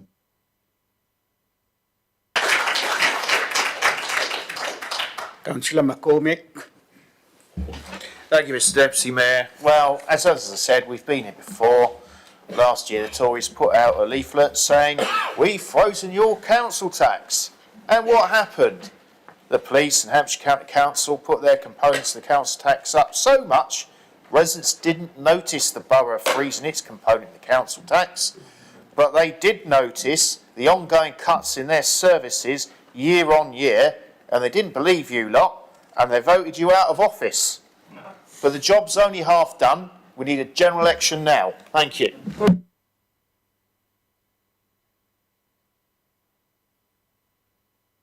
Councillor Hussey. Thank you, Deputy Mayor. Every pound matters. These are very challenging times. Earlier today, we'd already heard from Councillor James, Tory county councillors agreed to swinging cuts in services and increasing council tax 5%. But it wasn't enough. They also had to transfer 84 million from reserves. Services cut, reserves decimated, £1.54 a week increase in council tax. Every pound matters. Now they're counting the cost of income lost due to council tax freezing in previous years. Maybe they should have been counting their pounds earlier rather than now.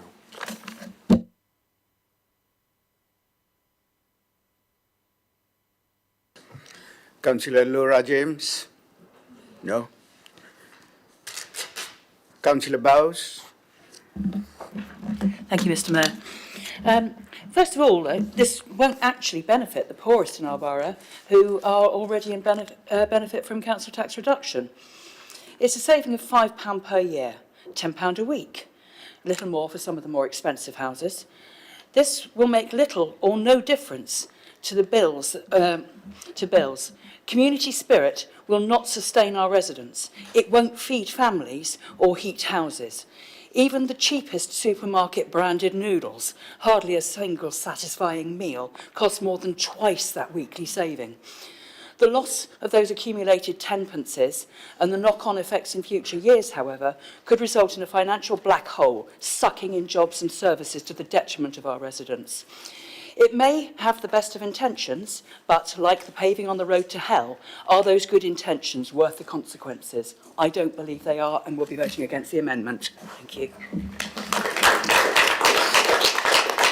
Councillor Phillimore. Thank you, Deputy Mayor. Let's see this amendment for what it is. It's pure election in hypocrisy from the Conservatives. I'm like Councillor Cubitt, I'm proud to be part of this administration, and I'm confident that our residents won't mind paying a little bit extra for what we're delivering. Let's not blame Ukraine for everything. We are the United Kingdom, we are the highest taxed we've ever been under a Conservative government. They're talking about inflation coming down. It's them that put it up in the first place. Let's not forget the lovely Liz Truss's 49 days and what she's done to wreck our economy. I'll be voting against it.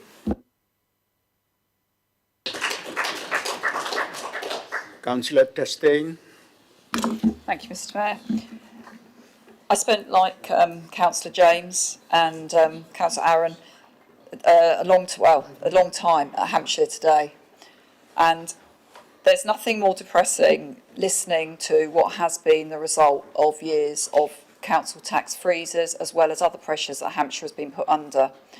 I sit on Children's Services in Hampshire, and I sit there with everybody across all parties who find it incredibly difficult to deal with the challenges that county council's facing. I will not be supporting this motion because it is a very small increase, and it is necessary that we keep the money coming in to pay for services, because the impact on residents and on our borough is actually tangible when you end up with, as Councillor Basham has so succinctly put in the finances, the amount of money that will be lost going into the future.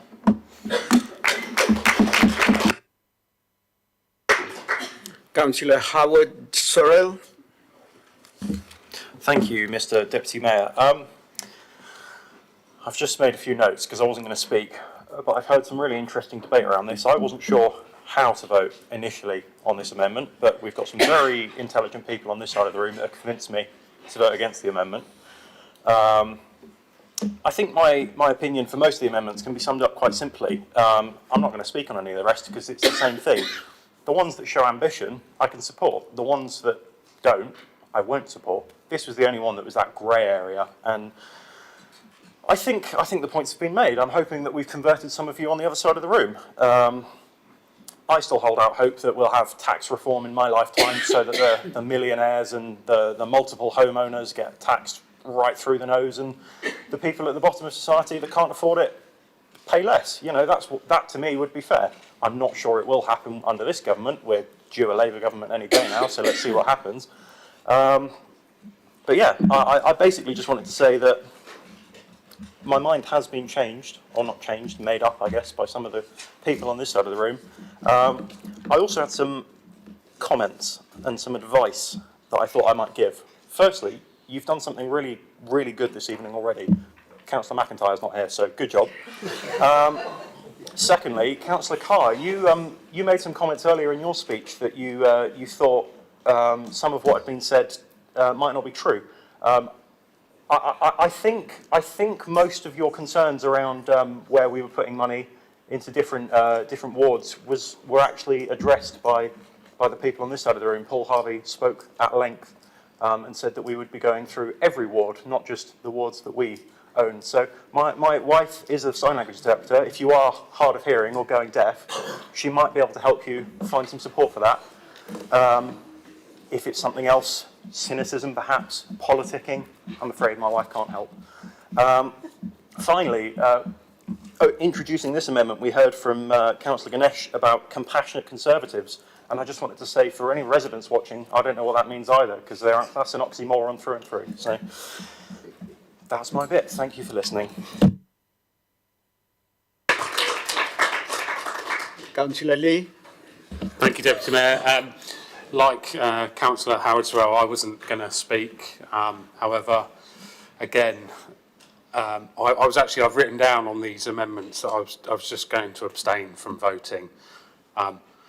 Unlike some on that side of the chamber, people can change their mind. That is allowed. It's not a requirement to be fixed in time and space. Councillor Basham has provided a great financial sort of breakdown for us. I'm quite fortunate that we have actually got someone that is capable of running finances on this side of the benches of the chamber, and he's helped convince me to vote against it, as has Councillor Tustain with her reminder about how for years we have seen Hampshire County Council freeze council tax. And as the father of a disabled child, I have personally now faced the devastating cuts to children's services that has caused. When my daughter, who cannot walk for more than 100 metres unaided, is being asked to walk up the road to catch a taxi to school, a school that is out of Basingstoke and Deane because they have closed schools in our borough, within Hampshire, I find that quite distressing.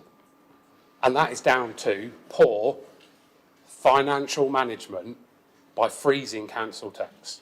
As Councillor Basham has said, it perpetuates through time. We have to have it now in order to have something left in the future. So I'm definitely going to be voting against this now. I'll be scrubbing the abstain. So thank you.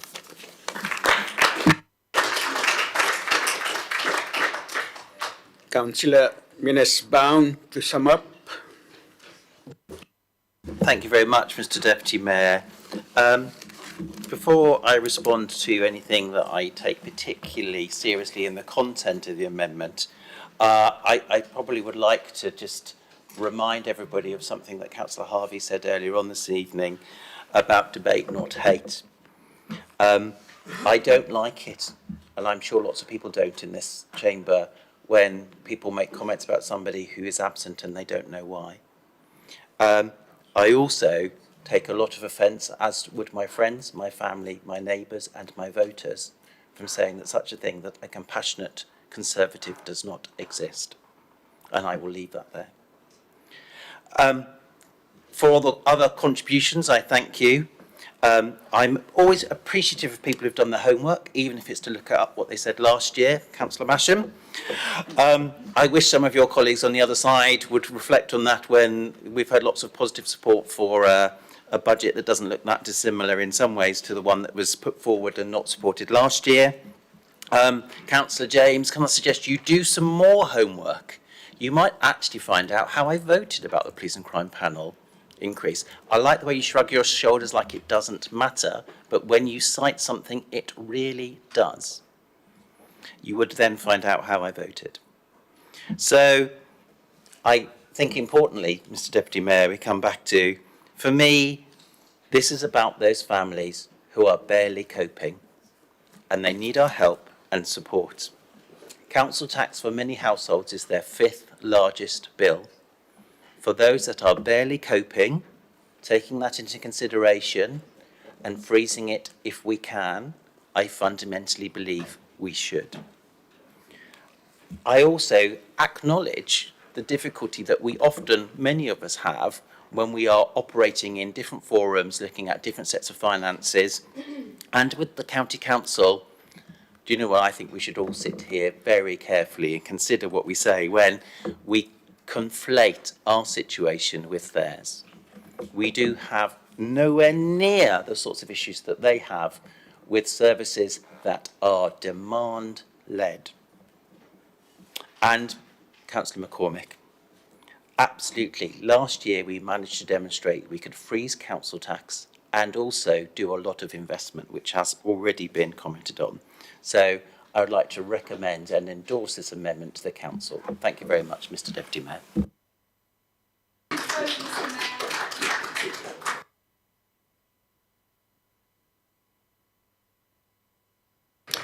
Yeah, we're going to have electronic vote, which is recorded. Okay. So can I call on you to vote, please?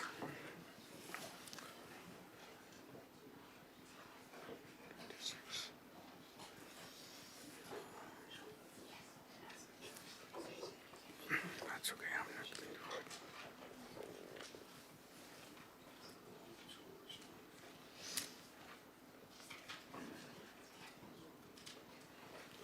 The amendment's lost. Yeah. All right, the amendment is lost. Can I have a proposer for the next amendment, please? Right, Mr. Deputy Mayor, third time lucky, perhaps. Right. Being in charge of this council is about making the best use of limited resources. As compassionate Conservatives, we believe that helping our residents deal with their number one issue, the rising cost of living, should be this council's priority. By this amendment, we are proposing another £1 million towards providing essential support to families hardest hit in the borough. Food inflation is coming down, but it's still at 7%. 40% of adults say paying energy bills is very or somewhat difficult. 44% of adults are using less fuel in their homes. The 2 previous rounds of funding of £1 million each, initiated by this party when running the council, have been fully taken up and have helped over 3,000 of our residents. As a one-off draw on our reserves, this budget change proposed is entirely affordable. I hope that this beneficial amendment will win support of councillors across the chamber. Thank you. I have a seconder, please. Deputy Mayor, I'm happy to second and to speak to this amendment. I thought when Councillor James said that he would speak his mind, we might have enjoyed a period of silence. But we were not fortunate enough to receive that. You've been very fortunate as the administration to have been left a good financial foundation, something to act upon and to build upon. I said that last May that I would judge you on your actions. So far, I think if we were honest, it's a B+. No better than that, but I think it leaves you some room for approval. The Mayor's chaplain tonight, he said that believes that. I regard this, I'm grateful to the administration of our society who have the burden at a borough. And I believe sincerely that this amendment supports that. Thank you. Thank you, Councillor Rattigan. Now, Councillor Lee.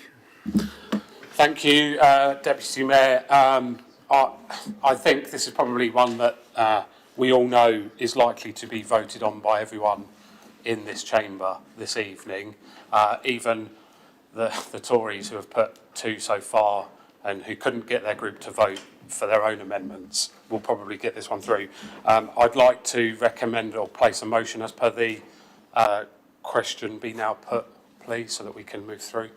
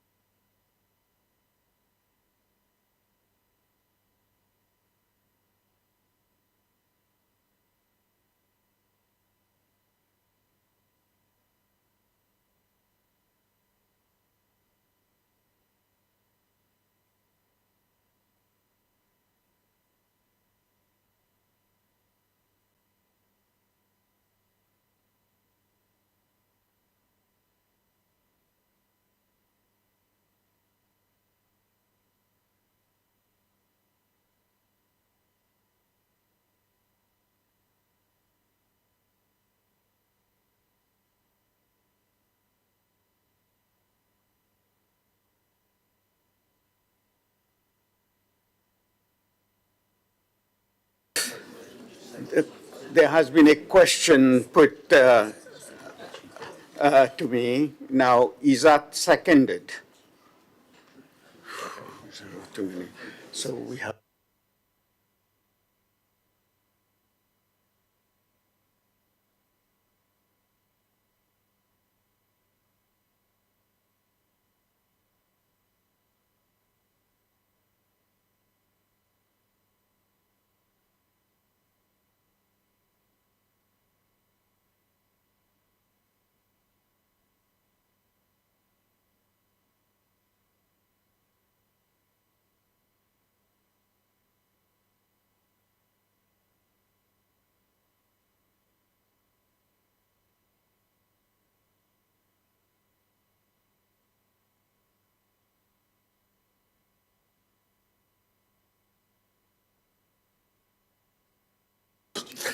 Now we have to, the question has been put, it's been seconded, so we have to go to a vote. On whether the question be now put. On whether the question be now put.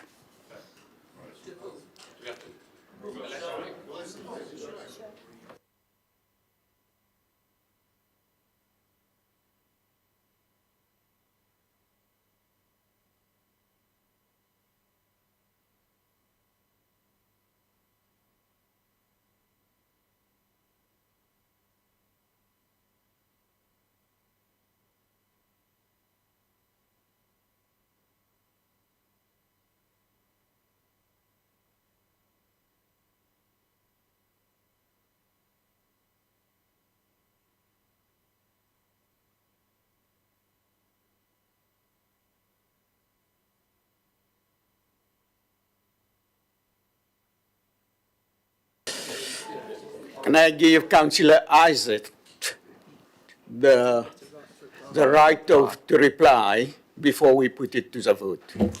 Well, I'm very pleased as a compassionate Conservative to hear that this has obviously gone down so well across the whole chamber, and that it's my reading of the room. I could be wrong, but my reading of the room is that actually there's a universal approval to this initiative that has come from the Conservative group. So I would like it to go to vote or whatever.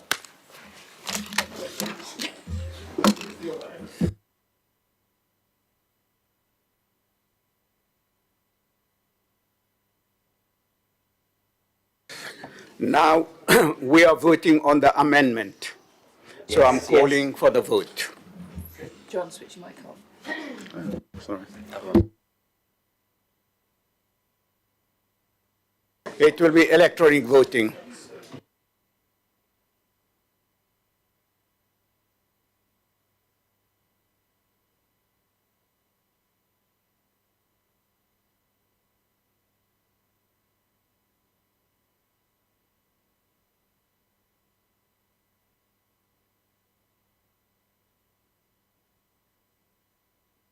The amendment is approved.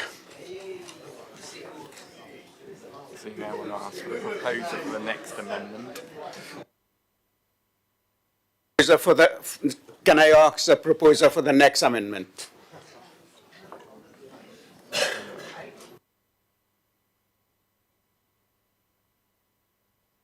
Councillor Minnesbaum. Thank you, Mr. Deputy Mayor. I think this idea is quite straightforward. Where does it come from? It comes from my travels, really, up and down the country, seeing all those things that other councils could do, that we could do. And I think it's one of those initiatives that every ward could benefit from. Having a big bin day once a quarter in every ward, and we can get everybody to bring out all those things that they find difficult to dispose of, or perhaps by talking to the neighbours they could help their neighbours dispose of something that they drive past every day that they'd quite like to not drive by every day. It's a relatively small cost. I do need to just draw your attention, there is a small typo, Sue, where it doesn't cost, on the bottom of page 27 on the updates list, it isn't 600,000, it's 60,000, just in case you were worried about that. And you'll see that then is repeated at 60,000 on the spreadsheet next door. But I think it's one of those things, I think it's a small cost, it can do huge things, and those things are not just about waste. They are about bringing communities together, not people doing it for them, but helping them to do it themselves, together, make a difference, and keep that difference going. Thank you, Mr. Deputy Mayor. Seconder, please. Thank you, Mr. Deputy Mayor. I'm pleased to second the amendment and support the Big Bin initiative, which is a great opportunity for something to take place every quarter. It will offer a practical solution for waste disposal for everyone across all wards. And having lived in a flat, I know how frustrating it is to have waste dumped in the shared bins by other residents, and then as a flat owner being held to account when actually I've got no say of what does or doesn't go in them. The big event will stop this from happening and reduce fly tipping in the borough. Through the regular events and community participation, I am confident we can make significant strides towards creating cleaner and more attractive environments that reflect the pride and spirit of our communities. Thank you.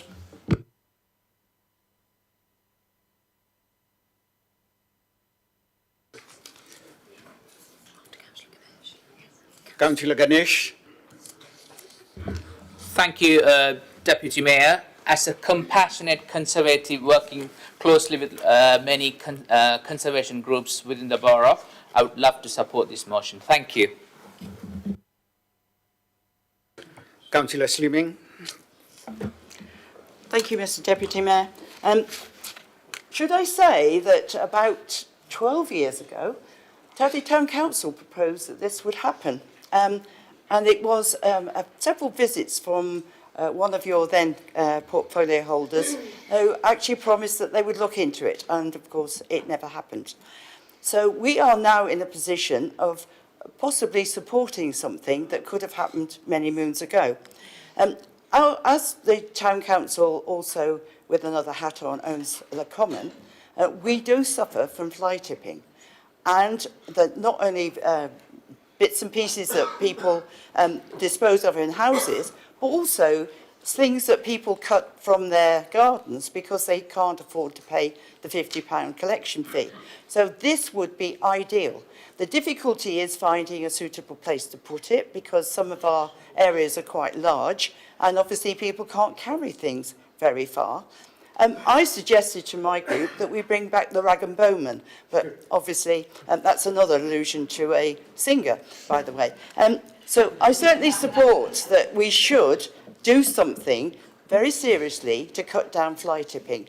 Many of you know I used to work for the Environment Agency. I saw the results of huge amounts of fly tipping on environmental land, affecting farmers and landowners who have to remove it themselves, and on this council or councils that have to remove it too. It would be an ideal opportunity to increase our recycling, maybe, and also to note that in places like Tadley, we no longer have anywhere that you can take anything if you're not putting it in your dustbins that are collected from the doorstep. Sainsbury's used to offer recycling. They have removed it because of fly tipping. There was one at the community centre. It got removed because of fly tipping. We now no longer have anywhere that residents can take things legally and deposit it. This is not a good thing to happen. So I fully support this proposal and hope that we can look at it and come up with some sensible solutions. Thank you. Councillor Laura James. Thank you, Deputy Mayor. In the motion, it makes reference, in the amendment, it makes reference to abandoned items such as washing machines, sofas, beds, furniture, and it lists those items. I think it's important to make it clear to residents that it's very misleading, because you cannot put, because of the new legislation, and I'll just read the list so you're clear what can't go in a skip. Large electrical items, ovens, washing machines, fridges, freezers,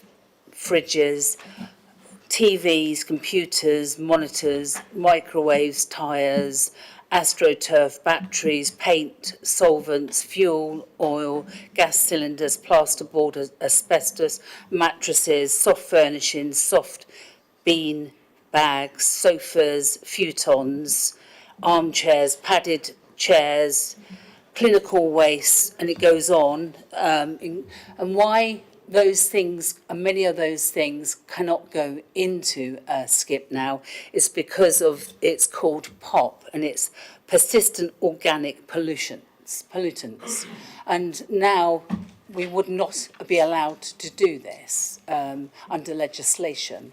So then it's what would go into a skip and be allowed in a skip. So just read, so people are clear what they're voting on. Garden waste can go into a skip, carpet, wood, empty clean paint tins, plastic, metal, bricks and rubble, tiles and ceramics, old bathrooms and kitchen fittings. For me, that is very limiting. And so I think you may think that, what the residents want in relation to our wards, the things that people want to dispose of that find it difficult are fridges, freezers, sofas. So it's not a catch-all, and I think it's important they understand that. I also, in doing this, we've been looking at this as a piece of work and what we can do in relation to recycling. And I think what we need to do in relation to this recommendation is to take it to CEP to look at this as to what it actually means. What are the financial implications of this recommendation? What does it actually mean? How, and for us to really understand those implications.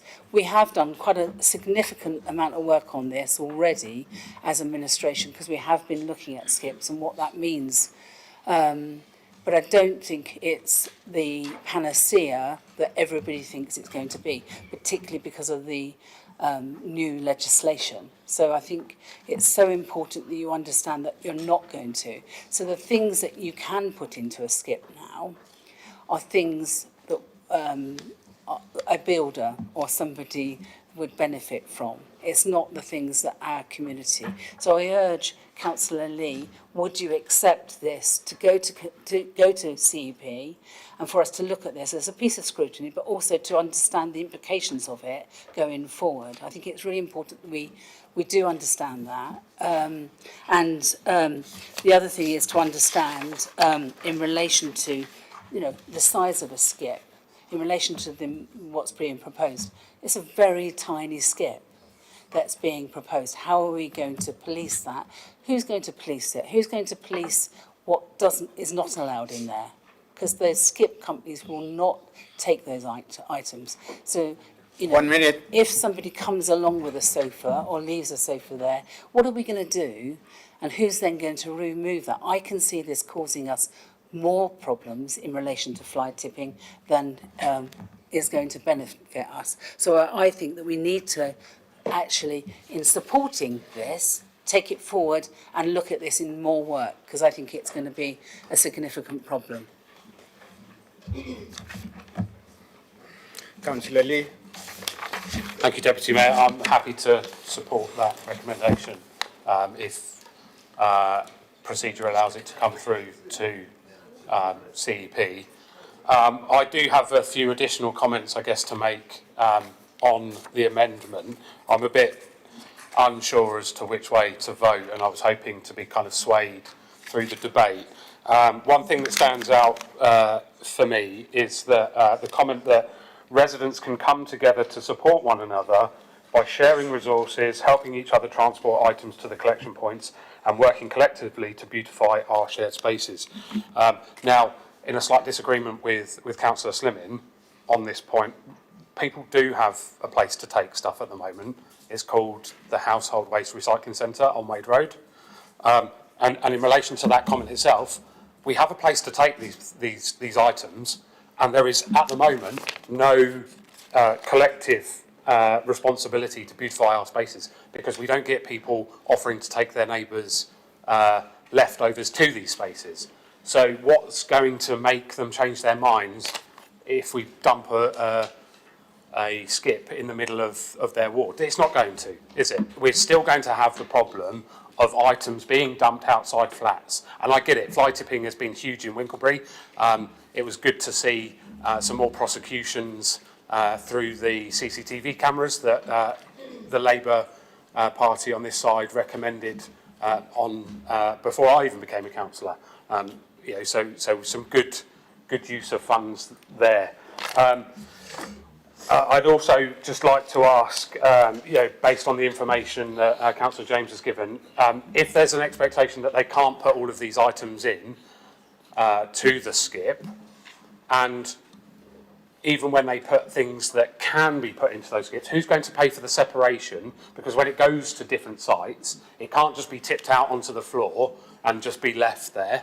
It has to be separated into a pile of rubble, a kitchen unit, a bathtub, or whatever, what Councillor James has alluded to. So I just don't think this is actually going to work, and I'm actually swaying towards voting against it purely on those bases. So thank you, Mr. Deputy Mayor. Councillor McCormick. Well, thank you, Mr. Deputy Mayor. I'm a bit unsure about this as well, to be honest. Where my dad comes from in Glasgow, they've always had unofficial big bin schemes. Whenever anyone hired a skip in the city, it would quickly be filled with other people's junk. And then yet more people would come along and say, hey, that doesn't look so bad. And they'd take it out and use it for themselves. In fact, I recall Billy Connolly doing a sketch about citizens taking home doors being removed from properties due for demolition. And in one case, there was a skip left out in Glasgow that was filled and emptied 27 times before it was finally collected. So I'm not sure, taking into account what Councillor Laura James said, where we were trying to assert some control over what things would go in, I can pretty much assure you that white goods would be quite frequent additions to community skips left out there, because when I first got elected on this council back in 2002, I recall we had a deep clean of Popley, and we removed 16 tonnes of things that were deposited outside people's back gates, and white goods was a significant component of that. We had 3 or 4 tonnes of white goods, and back in the day we were only just starting to see environmental legislation coming in for things like CFCs and HCFCs from fridges, and if we had skips out there and people were going to be depositing things like that in there, it would be a complete and utter nightmare.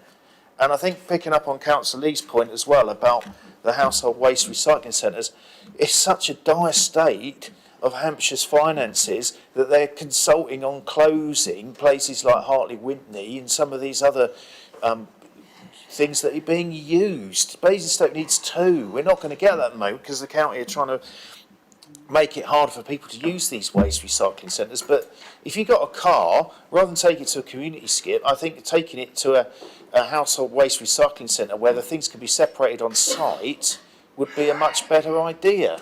Thank you. Councillor Watts. Thank you, Mr Deputy Mayor. I think we all want to see a reduction in fly tipping. And every time I get fly tipping in Southam, I just report it, and the council generally been very good and get it removed in a reasonable period of time.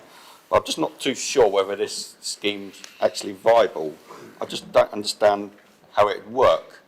You have a big bin 4 times a year in a ward, so our wards have got really big now. So where are you going to stick those bins?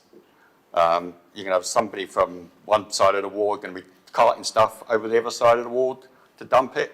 I just don't see the practicality of it.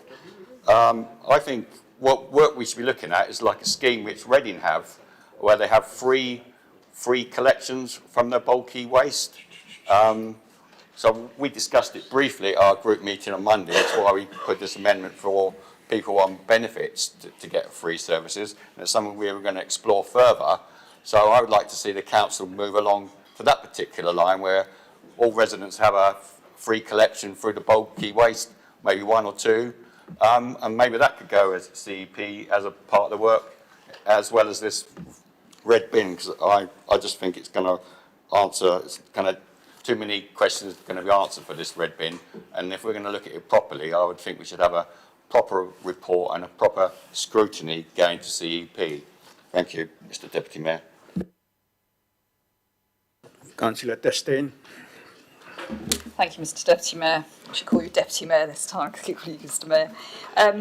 You know, this is obviously something I always feel really strongly about, and obviously my amendment's coming up next around bulky waste, so I won't pretend to sort of hide behind that one. I actually like this idea. I like all ideas, every opportunity we can look at to clean up our environment, partly for the environmental aspect, partly for people, partly for pollution reasons, partly for all our young people that walk about in our wards and then they see the waste, which then gives them a sense of, oh, it's okay to live in dirt and filth and throw your rubbish everywhere. So I actually really like this. I've listened to what Laura said, and obviously clearly there's some concerns around what can go in these skips. Now, one of the areas we have a problem with, where we obviously have the bulky waste, which deals with your sofas and your white goods, and that's dealt with through the community furniture project as well, where they will then get them repurposed and reused, which is fantastic from a recycling perspective. But what we do have around, certainly in my ward, we end up with little bits of piles of rubble, old builders' waste. This is what I think in the rural areas they often will see as well, stripped pipework, the big like not plastic, they're sort of like the polyurethane builders bags full of junk, I'll say. I could have said something else. But and that's the problem. So if that stuff went into these sort of skips, or we had something that actually looked at getting rid of that rubbish as well, I would see that as being very complementary to the bulky waste scheme. So I do support this in principle. I would like, as Laura said, I would like to see whether the proposers would be happy to take this to CEP for further scrutiny and discussion to see how we can make this work and maybe have a good look at the waste disposal stuff and other prospects for getting rid of the fly-tipped waste that is such, it's just such a blight in all our boroughs. Green waste is, is another one, and it just builds up and builds up. So anything we can do. So I'm tempted to support it, but I would like to hear that the proposer is happy to take it to CEP for further discussion. Thank you. Councillor Harvey. Thank you, Mr Deputy Mayor. This is an easy one, to say the least, and it isn't easy when you get the amendments at 2:30 in the afternoon this afternoon, all 6 of them from the Conservative group, and you're trying to react to what is a significant amount of paperwork being thrown at us as an executive committee, as a cabinet, and as a council. I've got to be honest, that has not helped matters this afternoon, having them thrown at you a couple of hours before this council meeting. Because there is merit in this, and there are also problems in this. It will have consequences. To go with a private skip hire company results in all of it going into landfill. That's where they take it. It goes to landfill. That has huge environmental consequences. If it's not going to be a commercial skip company, then where do we get the skips from? And who runs them? And who manages them? And who takes them and receives them? How is it processed? How do we deal with the stuff that's going to be wrapped? Because you can't put a sofa directly into a skip. You've got to wrap it up. And it has to be put in a particular way because of the pollutants that are involved in it. That's what the legislation tells us now. The tonnage that we take will go directly onto our recycling rates. So your recycling rate from now on, if this is passed, will be in the red. Let's be under no mistake about this. The recycling indicators will go red because that will be the effect of the tonnage of what we're collecting. And it's not wrong to want to collect it. It's not want to do this. It's just, it's going to take an awful lot of working out what the process is, the procedures, and how it could be done, if it could be done. And we wouldn't want to do something that had unintended consequences. So we could take this to a committee if the movers of the amendment were willing, so that we could look at this in detail, we could examine it in a way that our officers can give us input, that the actual waste team could give us input, because at the moment they haven't. The money could be ring-fenced so that we could look to it in that way, so that we don't lose what you're seeking in the amendment, but that we get to do the piece of work on it, the policy piece of work on it that has already begun, but needs to have far more detail to it. If we knee-jerk into it tonight, I think there is a risk that we will have unintended consequences, which is not to say that you're not trying to do the right thing, because that's not what we're wanting to say. I think there is a really important consequence to being sensible about it. In terms of the furniture project, it will also have an impact on them, and we need to understand that, because at the moment they take a significant amount of the recyclable waste that otherwise would go into these skips to recycle and repurpose and pass on. And we need to understand what that impact would be and how we would manage that. Would the material be intercepted at the point that it was going in the skip? If it was intercepted at the point it was going in the skip, who would do it? How would you manage that? Who would judge that? So, and this has got a lot of really good intentions to it. No disrespect at all to the movers in taking it in what you want to achieve. And it also relates to, obviously, because there's other suggestions this evening on bulky waste that are far more direct, actually, in terms of what they seek to do. I just think, if you're going to pass this evening, let's take it to committee. Let's do a proper piece of work, all 54 of us working together on this, come up with the right solution that actually will work for residents, and in doing so, achieve something I think we all want to achieve, which is less bulky waste on our streets and less of the issues that Councillor Edwards quite rightly points out she suffers from. And I respect that totally. I get it. I live in a flat too, so I get exactly what you say, Laura. I just think the issue here is, let's not rush it and make a mistake. Let's think about it. We can ring-fence the funds. Let's take it to committee. The chair's already said if the committee members are also willing to hear it, that would be a positive, constructive way forward. So really this is going to rest on the movers of the motion, I think, as to how you might want to proceed. And we really do invite you to work with us on this if you are willing to. Councillor James, but before you start, there has been a lot of repetition and we have got a long agenda to go through. So please keep it brief and short. I will, Mr Mayor. First of all, just for Councillor Lee's benefit, a lot of people don't have cars. That's the issue and why they can't get to household waste recycling centres. Car ownership in Brookvale is about 40%. And you can't walk into a household waste recycling centre, you're not allowed. You have to register your car. but if the skip was put close to their house, you put a skip in a different place each time, wouldn't you? Anyway, we're not necessarily doing the skips for reasons that Councillor Laura James has put out. There are significant issues. As I say, we did look at this.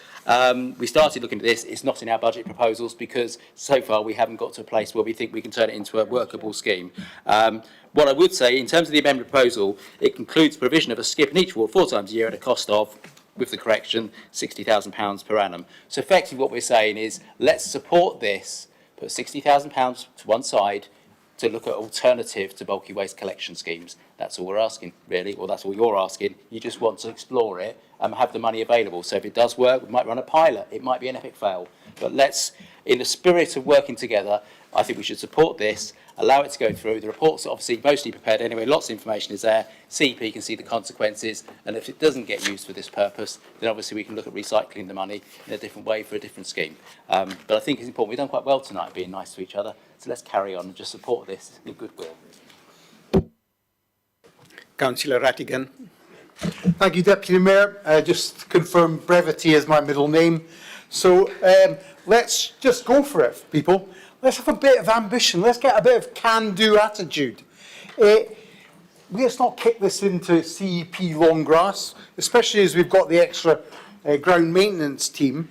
I think it is important that we get on with it. This is a chance, an opportunity for us to do something that will be visual to our residents and instantly picked up, I think. It is about making Basingstoke and Dean tidy. It was a great line in the 70s, and I think it could be a great line now in the 2020s. The furniture project, well, why don't we let them have first dibs on it? You know, why wouldn't they? There'll be more for them to recycle and to keep going. I think it's a great idea, something that we should applaud and connect with, because I really believe it would make a difference in every ward, and for £60,000, it's well worth the money. Thank you. Thank you. Councillor Howard Sorrell. Thank you, Mr Deputy Mayor. I lied to the Chamber earlier because I said I wasn't to speak again, so apologies for that. Maybe you can send this recording to Kemi Badenoch and see how she takes the example. Anyway, we can't vote for this for the simple reason that I've just had a Google, and the most expensive skip, the biggest one, is called a 40-yard skip, costs £400. Now, 18 wards, 4 times a year is 72. 72, or 60,000 divided by 72 is £833. So they've almost doubled or over doubled the amount of money that they need to allocate to this for the absolute biggest skip commercially available on multiple websites as well. And that was very quick Google. So I don't know who's done the maths for this motion, but we can't support it. We can't support it based on that alone. It's just a complete waste of money allocating it in, unless there is any sort of provision that we can include to say that any excess that isn't spent can, you know, do it 8 times a year instead. But if we're doing a motion for 4 times a year, then this is too much money. So it's just, you can't support it based on that alone. Councillor Tobling. Thank you, Mr Deputy Mayor.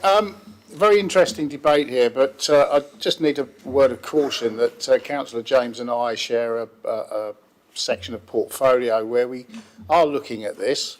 It has great merit in many respects. Unfortunately, one factor is that people are involved, and that will get abuse.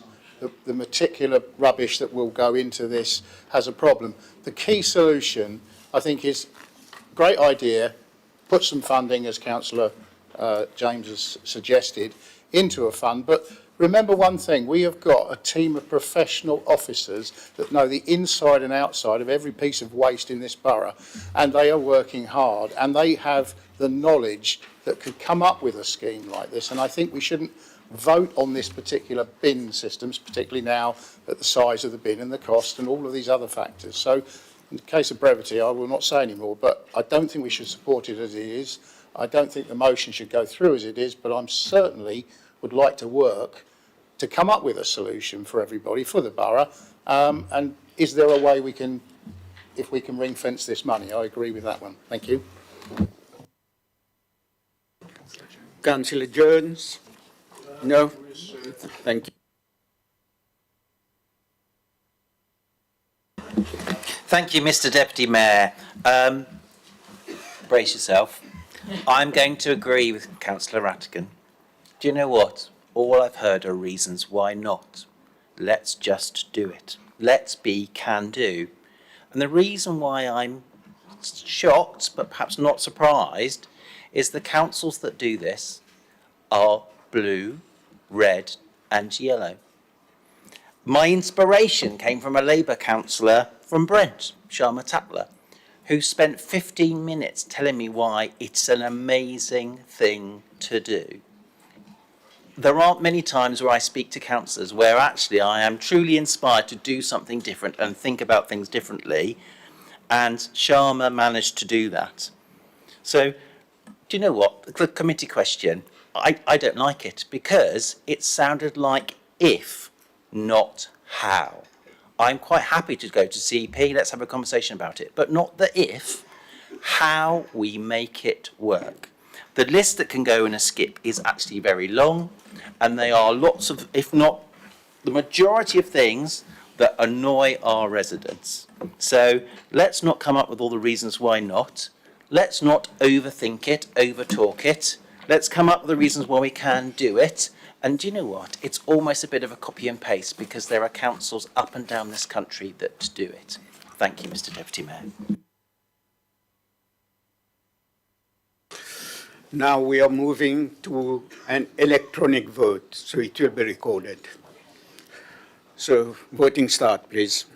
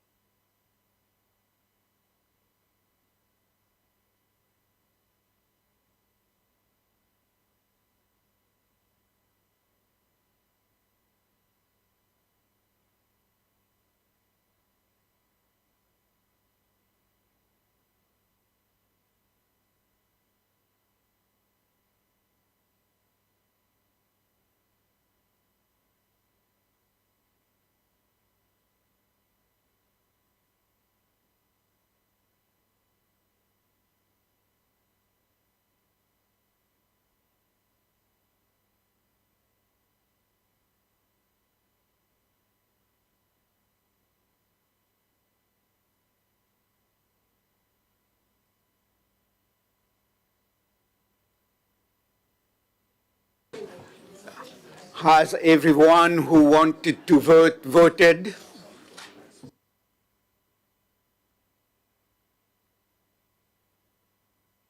Amendment is carried. So, ask them to propose that.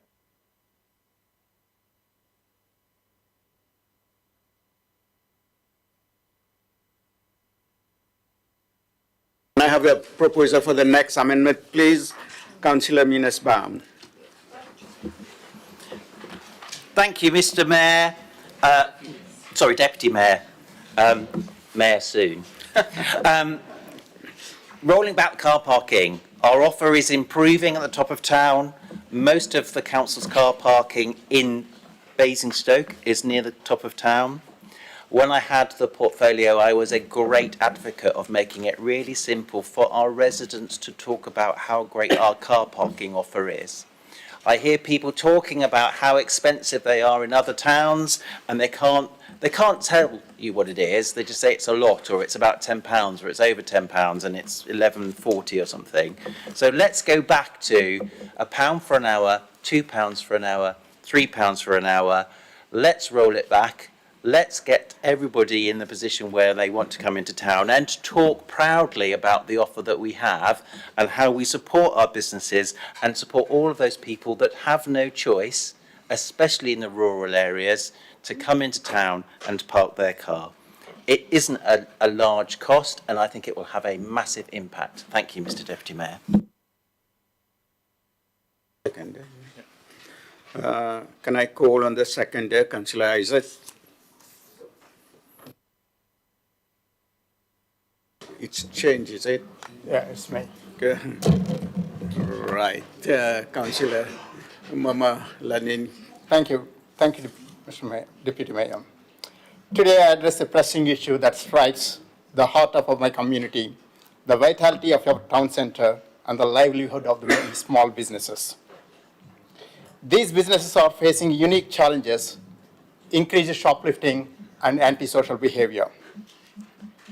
Winston Churchill once remarked, "We shape our buildings, therefore they shape us." Indeed, the landscape of our town centre reflects not only our architectural choices, but also the very essence of our identity as a community. Yet, in recent times, the vibrancy of our town centre has been threatened by the external forces beyond our control. The neighboring retail park, St. Michael's Business Park, looms large on the horizon, enticing shoppers with the allure of free parking, a luxury that our small businesses cannot afford to offer. As a result, foot traffic dwindles, sales decline, and the once bustling streets of our town centre grow eerily silent. The proposed amendment to reduce car park charges in our town centre represents a lifeline for our small, independent businesses, a beacon of hope in an otherwise uncertain landscape. By making parking more accessible and affordable, we not only level the playing field, but also reaffirm our commitment to the economic viability of our top of the town. Consider, if you all will, the countless families whose livelihoods depends on the success of their small businesses, the bakers, the florists, and the small independent shops, and the souls into their craft day in and day out. For them, this amendment is more than just a budgetary measure. It is a lifeline. A lifeline that promises a breath, new life into their cherished enterprises and revitalize their beating heart of our community. Moreover, by bolstering our town centre, we send a clear message to the borough that we stand united in our resolve to preserve the unique character and charm of our beloved top of town. In doing so, we not only safeguard the economic prosperity of our community, but also uphold the values of inclusivity, diversity, and the resilience that define us as a people. In closing, let us remember that the true measure of our success lies not in the height of our skyscrapers or the breadth of our boulevards, but the strength of our bonds and the depth of our compassion for one another. Thank you. Councillor Gavin James. Thank you, Mr. Mayor. I'm quite fascinated by this amendment. It says, we want to return our parking charges to pre-COVID levels. I can't remember who put them up in the first place. It must have been in recent budgets before this one. So I don't know whether, again, Councillor Mills-Bound, I agree with him at some point, whether it's reduced them or put them up, I can't remember, but he's obviously done both. And I'm going to refer to what Councillor Mills-Bound said in his rather good opening speech to the substantive matter. He said, the recovery is on its way. The town centre, there's new shops, there's new vibrancy, you can see there's a return. And I think he's absolutely right, and I think it's time we stop talking down the top of town and talked it up. There are some great little shops there. There's lots of barbers. I appreciate, Mr. Deputy Mayor, that's not going to concern you too much. But there's, lots of places, haircuts, there's nail bars, etc. So the recovery is happening. And what's puzzling me is we had the pre-COVID charges, then we had COVID, and obviously town centre suffered during that. We've seen modest increases, quite appropriate increases to parking. It's had absolutely zero impact on the recovery of the town centre. All it's going to do is impact on our cash flow. The other thing I've mentioned again, it's a bit like with the council tax. Sometimes it's worth collecting money so you can redistribute it more fairly and more wisely in services and communities, or looking at things like the COLAF and how we support our residents. Typically, someone who's going to town and spending a lot of money is not someone who's going to struggle paying an extra 10, 20p. I also think the other important thing is we did declare a climate change emergency. We want people to go greener. And if we keep making parking really cheap, where's the motivation to walk, to cycle, to use the bus? I appreciate what we say about villages, and that's why we got rid of the rural parking charges that you were going to introduce. So they can shop local, which is even better. So I don't really see the value in this. It's a tiny amount of money for the shoppers, something they probably wouldn't notice very much. but again, it's a significant amount of money for the council. The other thing I'd say is actually we need to really look at our car parking spaces to work out whether we've got sufficient. Certainly, I went round last Saturday and all the spaces were full. We actually need to start encouraging people to use buses and to walk into town. I always walk into town. I'm sure most of Councillor Manlini's residents walk into town. So I wouldn't be doing this until we'd had a full review of our parking situation and where we want to go with it. So I would suggest we reject this amendment. More than happy, again, for this to be a matter that goes to a council paper, but let's not just do this nonsense motion, really, nonsense amendment, really, without any thought at all to the impact it's going to have in the long term. Thank you. Councillor Konyetso. Thank you very much, Mr. Deputy Mayor. I welcome the spirit of this motion because it's all about supporting our town centre. However, there are a couple of issues that I find with it. Firstly, what impact is it really going to have on residents' behaviour? If people are coming into the town centre to spend 20, 30, 40 pounds on clothes or on food, is an extra 40p on 3 hours of parking, so an extra 1% of a £40 spend, really going to make a difference? Councillor Mulaney rightly talks about giving traders in the town centre a lifeline, but is reducing car parking charges by 10p an hour really going to be that lifeline? I really doubt it. Secondly, the amendment doesn't make any reference at all to the fact that there are other more sustainable methods of going into the town centre. Buses, cycling. We need to make sure that the cost of all of these are comparable, as Councillor James has already said, to make sure that we encourage more sustainable travel. But, you might say, some of our bus services aren't particularly good, particularly in the rural areas, and I get that and I would agree. But let's address that particular problem. Let's address the public transport directly. Hampshire County Council are currently planning to cut our bus services. Let's encourage them to invest in those services instead. There's a public consultation underway at the moment, and I would encourage everyone across the whole chamber to let Hampshire County Council know exactly what you think of the cuts to the bus services that they're proposing. So I think this amendment, while it's commendable, is tackling the wrong problem, and even it's not doing that in a particularly effective way. So I'm going to be voting against it. Councillor Lee. Thank you, Mr. Mayor. Mr. Deputy Mayor, sorry. I'm actually going to be voting for this one this evening. I raised the question when the administration first came into power about car parking charges. I think, quite rightly, we need to encourage more shoppers into the town centre, and Festival Place are only putting their charges up. It's quite expensive. It's becoming a bit more like Reading in terms of parking, and to enable people to park and shop in the town centre by the use of the council car parks is going to encourage through trade through the top of the town, bring that up to a really good, strong standard, spending money in independent shops, in local cafes. I would actually have liked it to have gone further and a complete removal for the first 2 hours of parking charges.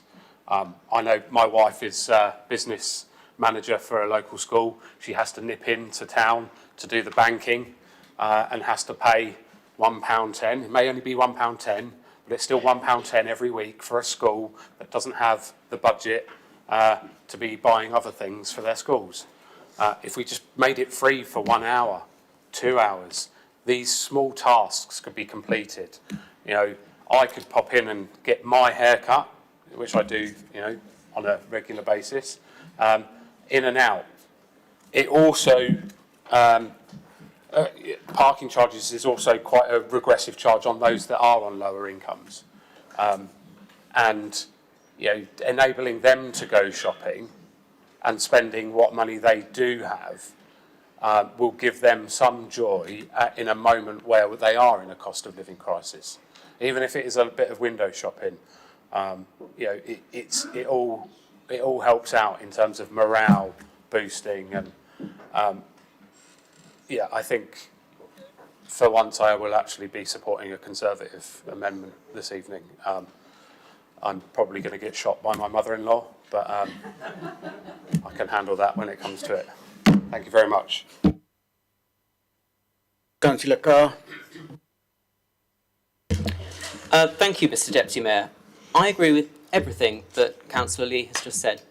I'm really delighted by what he said. I think it's so important, especially when we have a cost of living pressures on residents, to recognise that actually, it's being able to, to have those small pleasures in life, actually, when money is tight. I think that's really important. I really welcome what Councillor Lee has said. I'm almost saddened, actually, that he's not Labour's parliamentary candidate. But to move on to more serious matters, look, we spoke earlier about pride in our borough. I think a really central part of that is the economic vitality of our town centre. And we know, as Councillor Lee has wisely noted, that a lot of that is about through traffic, is about footfall. And it's really clear that the cost of parking has a material impact, is an incentive or a disincentive to whether people come to our town centre. And I can tell you that I represent rural areas, and it is an issue. And Gavin James seems to believe that everyone who lives in a rural area is as rich as Croesus. That is not true. It speaks to a Lib Dem misunderstanding of those communities. I'd also point out there seems to be a tendency among these Liberal Democrats in Basingstoke to believe that the only good place for public money is in the council's bank account. Actually, it's really important when we have cost of living pressures that we do not present extra burdens to people in our borough. So I would just close by saying I really support this amendment. I think it's important that we make our borough, centre of our town, as attractive as possible, to make it a shopping destination and to support as council. Reviews at 10:30. Is that agreed?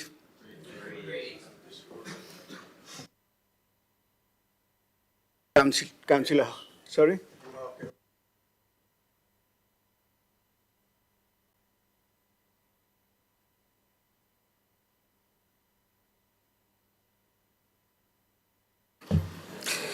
Thank you, Mr Deputy Mayor. The one thing about budgets is choices. And they're not always straightforward and they're not always easy. You've got to make choices. Where do you want to put the money? Where do you want to invest? We spoke earlier about investment in the frontline services. We talked earlier about investment in what residents receive from this authority.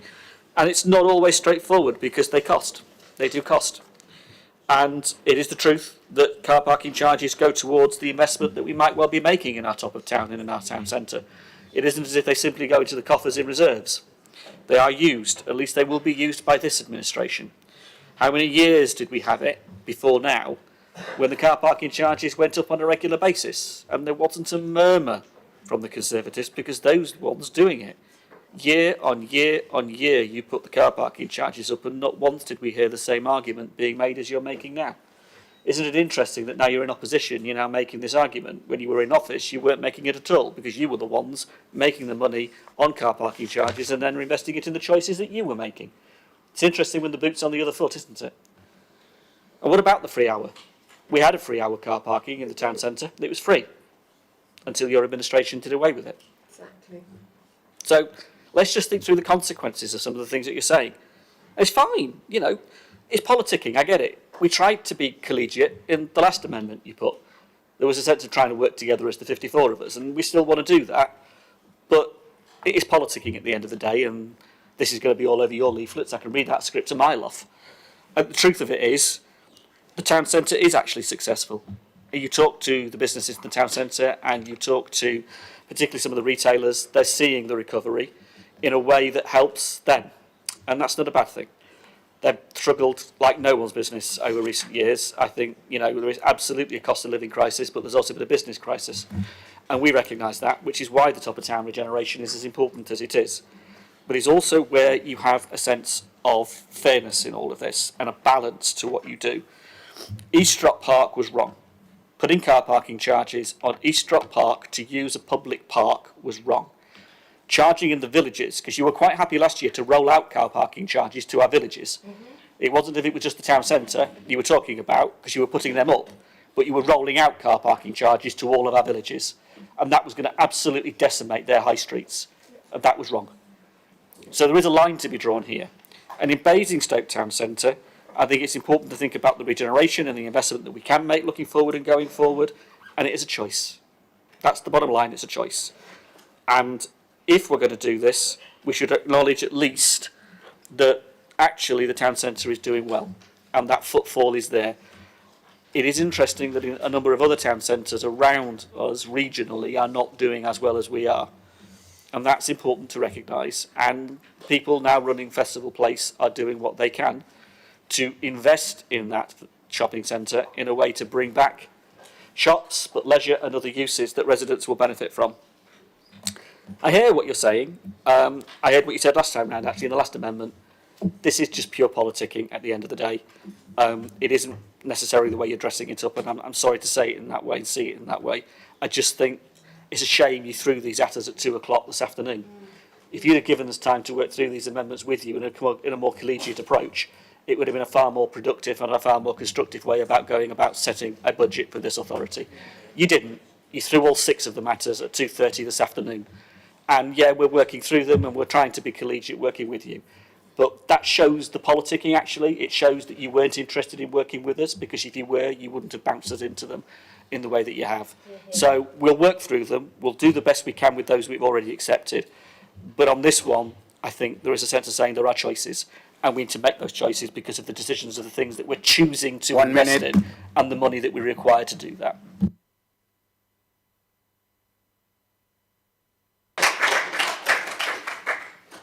Councillor Minas-Brown, to sum up. Thank you, Mr. Mayor. This isn't politicking, actually. This is my experience when I was the portfolio holder for car parking. And what was the most important thing to me was actually the behaviour of shoppers. It's why, Councillor Lee, it's not 1 hour or 2 hour free, because actually the officers and I did quite a lot of research. And what free hours tend to do is shorten the level of dwell time, shorten the level of activity that shoppers do and spend in our town centre. It's about behaviours. Just to pick up a couple of other points, when I introduced £1 for an hour, £2 for 2 hours, £3 for 3 hours, it's right, some of the prices went up, but actually some of the tariffs actually went down at the same time to standardise it to 1 hour for £1, 2 hours for £2, etc. But also, it's about thinking about where did this come from? And do you know what? It was a rural coffee morning that this became really important to me. I went to the Ramsdale Village coffee morning, and there are a group of residents, probably about 25, I'd say, and they were talking about lots of things. And of course, like all good councillors, you sit down and answer their questions. And one of their questions was about car parking. And one of the residents recounted a story when we bumped into each other in the town centre in Basingstoke, and they were in a rush. Why were they in a rush? Because they only wanted to pay so much for their car parking. This person was somebody who has actually rather a lot of money. So let's be really clear, it doesn't matter how much money you've got. Actually, sometimes, psychologically, car parking is one of those things that makes a difference to people's behaviours, and I would like to encourage as much activity in our town centres as possible. As for barbers, I love barbers. I never ever go to them. But I would just like to point out that I would love you all to support a bit of a fundraiser on the 29th of February, where I am going to a barber with my ward colleagues, Jay and David, for St Michael's Hospice. Thank you very much, Mr Deputy Mayor.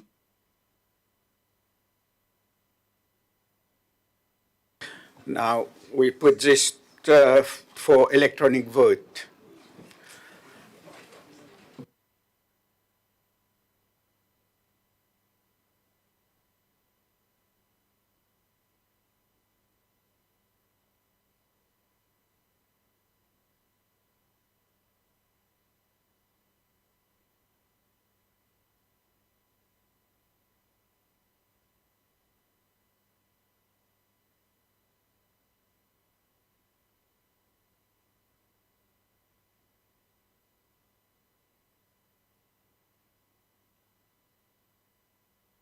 Has everyone voted?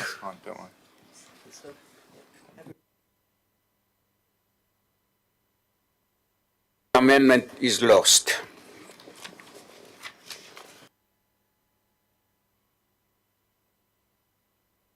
Can we have the proposer for the next amendment? Thank you, Mr. Mayor. I'm sure none of you are getting bored at all. So this one, again, keep it brief. Let's keep it brief. Let's keep it polite. Investment in speed cameras, average speed cameras, they're all the rage at the moment because they do actually some really great things for behaviours. I've talked about them briefly in this chamber before.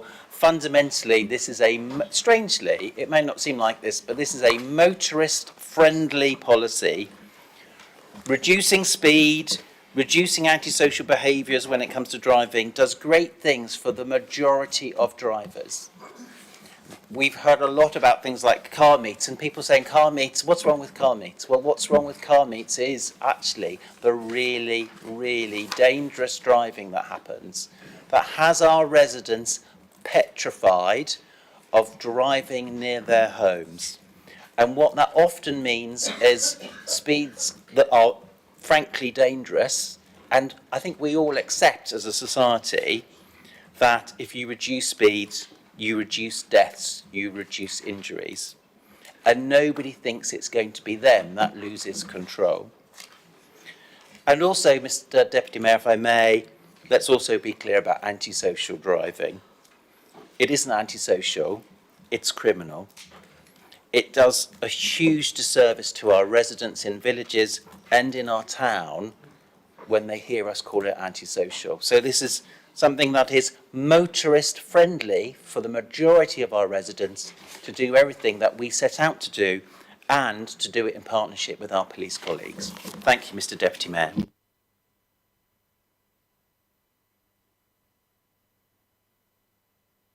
Councillor Lee. Thank you, Mr. Deputy Mayor. I'll try and keep it quick. First thing, speed cameras aren't going to stop car meets from happening. They will continue to happen. There'll be a continuation of the dangerous driving that takes place at these car meets. That is just not going to resolve the problem. And speed cameras, I am a big fan of I set up the Speed Watch group in Winklebury and Manydown. It requires people to use them. Have you identified who will be using these cameras? I know that in Rooksdown community group, they have a group of volunteers that go out, which is great, but across all the other wards, are there people that are going to operate these speed cameras? Are they going to be fixed to signposts, in which case I believe we need Hampshire County Council's approval to put them on there? What's to say that they aren't going to say yes or no? Who's going to maintain them? And who, whilst they may be up and they are raising awareness that people are speeding, nobody's going to place any enforcement action on those that are speeding. Who's going to do that? Because if we haven't got residents to operate the cameras, there's no one to send out these enforcement letters to say they've been caught. So I can't support this motion. I like the idea of trying to reduce speed. I think there are other ways that we can do that. Roman Road is a quarter-mile racetrack. It's 40 miles an hour. Even reducing the speed on that road isn't going to stop people doing 50, 60 miles an hour down that road. We need to look at how we can invest in traffic calming measures to slow cars down. So I won't be supporting this motion. Thank you, Mr. Mayor.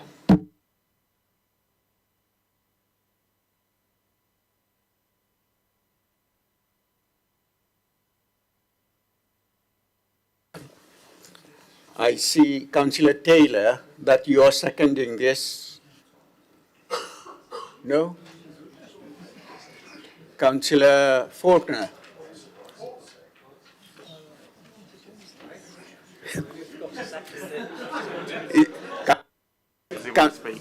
Would you like to speak now, or would you reserve it as you are seconding it? I'd like to speak now, in case I fall asleep.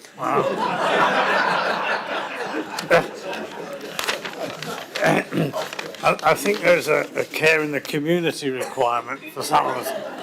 I've only got 68 days to go, so I'd like to survive.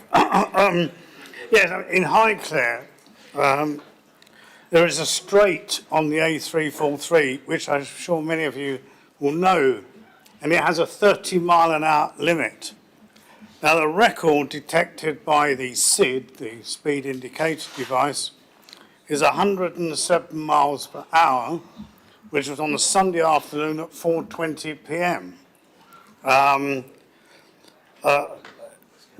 It's frequently at 50, 60, 70 miles an hour.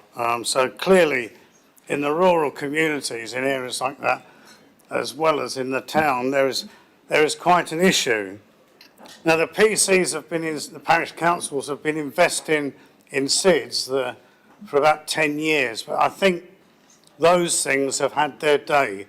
As Councillor Lee says, there's an issue with who's going to maintain them, who's going to be out there, etc., etc.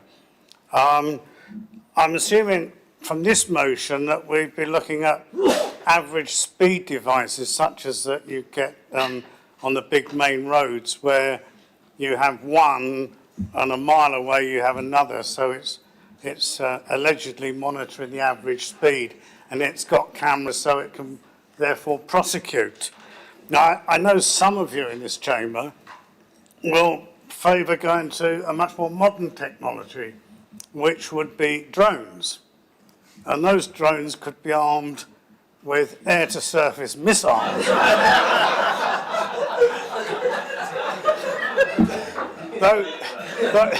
Those speeding things in car parks at night, that would sort them out instantly, wouldn't it? So I'm not suggesting we actually implement that, but I would support this motion and second it. Thank you.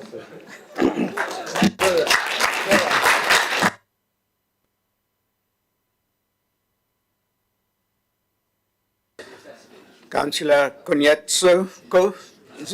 Thank you very much, Mr. Deputy Mayor. So, as the Cabinet member responsible for infrastructure and also a ward councillor for an area of our borough which gets more than its fair share of speeding, I can agree with the sentiment behind this motion.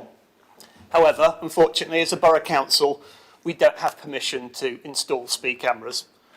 We don't have the powers to prosecute speeding drivers, and we don't have the officer team to manage and maintain the cameras. And unfortunately, we don't have the team either to fly the drones with the air-to-surface missiles. Yes. So, as the proposer and the seconder of the motion know, it's Hampshire County Council that takes the lead on road safety in our borough. So this isn't an amendment, however laudable, that we can take forward as a borough council. It's one for our colleagues in Hampshire.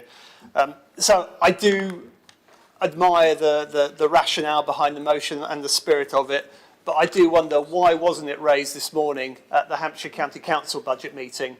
Why was it saved to tonight at ours? Because we can't do anything about it. Councillor Durrant. Thank you, Deputy Mayor. Just to give a little example, in Bramley Ward. In Bramley Ward, we have several speed watch groups. We have a number of SIDs, and they've done absolutely nothing to stop or slow down vehicles on any of the roads. So we have looked at, and this is Bramley Parish Council with the Bramley Parish Speed Watch Group, have looked at cameras, and we have decided to support, this was 2 years ago, to support the Speed Watch Group with a trial of some cameras. Our county councillor, fair play to him, was the first man to put his hand up, put the other hand in his pocket and pay the money for the cameras, because he acknowledged the need for them and the fact that it was a Hampshire County Council responsibility. So the parish council are paying for the licences, which took Hampshire County Council over a year to conjure up how to do it. We're paying for that, and we will pay for a supply of batteries from time to time when needed, and the Speed Watch Group will run it. But the Hampshire County Councillor, again, fair play to him, he's paying for the cameras. Councillor McCormick. Thank you, Mr. Deputy Mayor. Yeah, I'm in mixed mind about this one. Time was when I was an advanced driver with Rosper. I had a passion for road safety. Speeding is an issue. I'm sure we can all think of roads, rural and otherwise, urban. Clifton Lane, Hatchwarren Way springs to mind in my ward. 60 cameras, which will be a year one purchase cost, I quote from page 37, with allowance for dealing with applications and allocating the cameras. I think that's where this falls down. Applications, groups of residents, trying to get people to use these 60 cameras. I just can't see it happening, to be honest.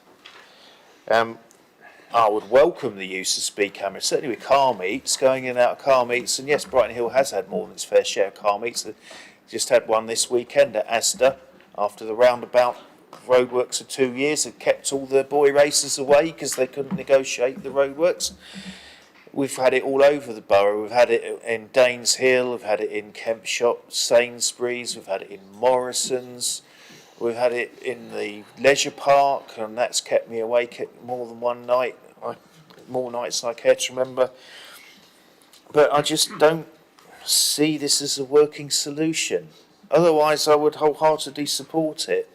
But I just can't see this working, to be honest. Councillor Ashfield. Thank you. I finished work at 5:30 today, threw some pretty cruddy food in front of my children, and then left Whitchurch at 2 minutes to 6 because I didn't want to speed to get here. I haven't had time to read this, and this is really important stuff, and I feel with the press gang tonight in to go through some really diverse topics. It feels like they're being thrown in a budget discussion really cynically, and I won't be supporting this because I don't feel I've been given enough time to give it the time and effort that it deserves. And the same goes for the parking charges as well.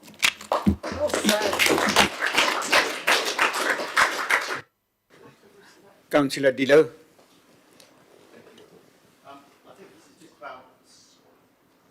I think this is just about speed cameras.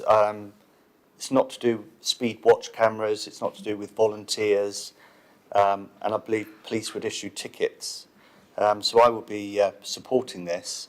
Obviously, yes, we would have to give money to Hampshire County Council, I believe, and obviously to the police, but I would welcome average speed cameras down Kempshot Lane and Buckskin Lane, and I'm sure many residents across the borough would too. Thank you. Councillor Robinson. Thank you, Mr. Deputy Mayor. I will be supporting this. These cameras, they do make our roads safer and they do work. I spent nearly all my working life making things go faster, and I've probably collected over the years, I'm sad to say, more speeding points than anybody else in this room. What they won't stop is the car meets. They won't do anything for that whatsoever. We're happy to support people. We provide football pitches for those who want to emulate their football stars, cricket pitches, hockey pitches, ice skating, rugby pitches, everything. The one thing that this council and any other council doesn't do is give any support to those people who want to emulate their heroes on the racetrack. And Britain is the leader, is a world leader in motorsport. So I think we will do something with these on the roads. It won't stop the car meets. What we do need to do is give the people who do car meets somewhere to go. But I'm probably in a minority in this room on that. Thank you. Councillor Miller.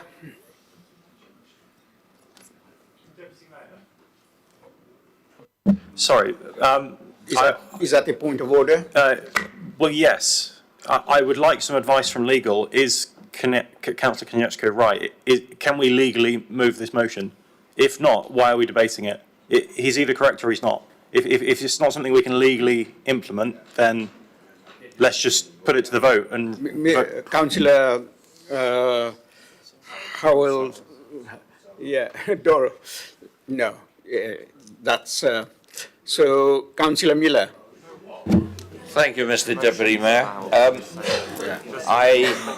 Sorry, Miss Councillor Miller. The motion is allowable. Now, Councillor Miller. Yeah, the amendment can.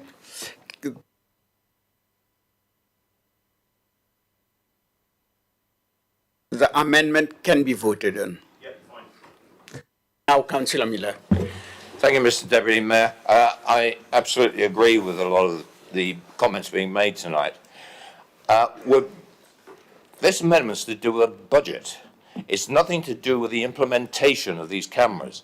I think most of the members in this chamber realise that we have to go through the procedures with the Hampshire County Council. We have to go through the procedures with the police. I supported my own parish council at Speedwatch. We know what those processes have to follow on. If you get the budget, that's the first stage of the principle. So I'm supporting this amendment tonight. But can I mention something about car meets? I attended a police event in the Chinham District Centre last week. The one thing that they have as a problem with the car meets is it tends to be, as it is in Chinham, on private land. And the one solution that occurred at Sainsbury's, because Sainsbury's was really high profile in the borough, if you looked at the social media, is they got Sainsbury's to put a coded gate across the entry to their car park. So the staff could get in at the nighttime hours where these things tend to take place and at weekends, and the police were saying, if that's the kind of support that these particular car parks need, is to get this gate across to stop these people coming in. But he's saying, unless that happens, you're going to have these car meets going on at all these open places around Basingstoke. And by the way, if you want to go fast, go to Thruxton.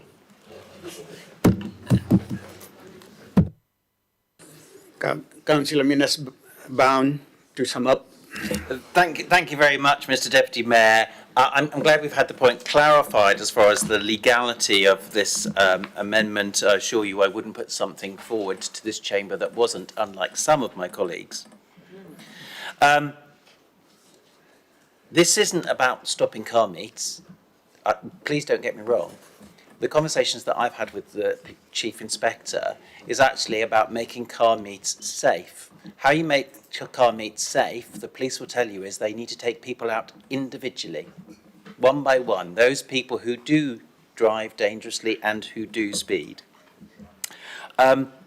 That's all I want to say. I think we've got lots and lots of people out there who are Speedwatch volunteers, or parish councils, or communities going, Speedwatch as it is doesn't work. We need to make sure people get tickets, and there are some endorsements that happen, some enforcement that happens. That isn't what happens at the moment. And you know what? I think we need to help those people do what it is they wanted to do, which is to make a difference. That is what this amendment does. Thank you, Mr. Deputy Mayor. Thank you. Now we move to electronic vote. Vote starting.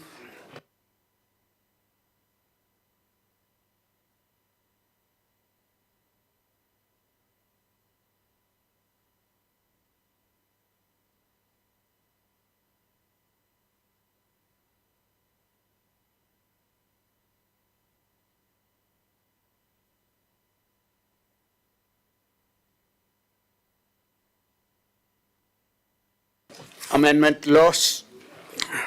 Now, now we're going to move to the final amendment.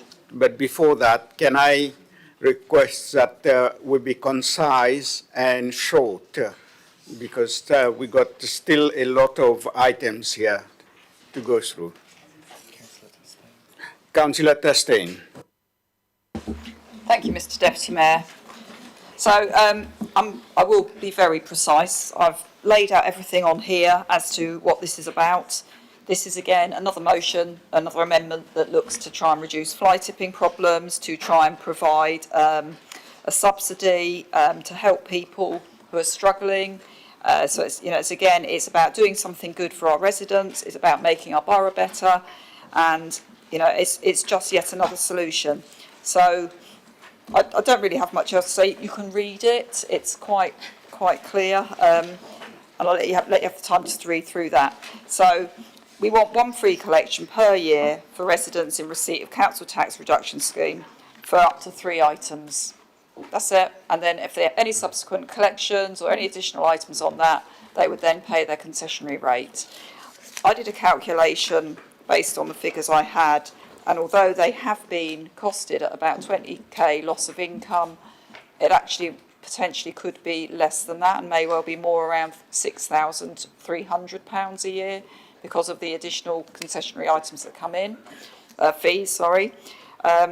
So it's not a big thing, but it can be a big thing for people. So I just hope you'll support this, and that's all I'll say on it. Thank you. Seconder, Councillor Tom.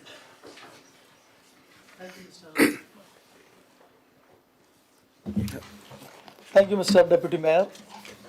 I am very happy to second this budget amendment proposal for free bulky waste collection proposed by my fellow public councillor, Councillor Jackie Tustain. I am agreeing that this budget amendment will cause a variation in council's spending budget.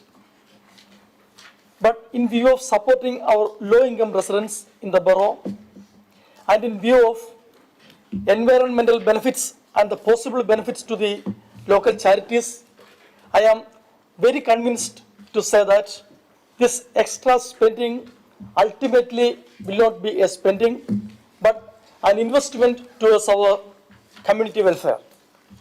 As our council leader stated, an investment on services.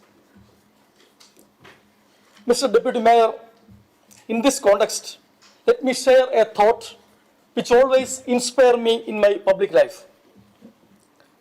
When we think about a social development project, start thinking about what benefit it brings to the less fortunate people in the society.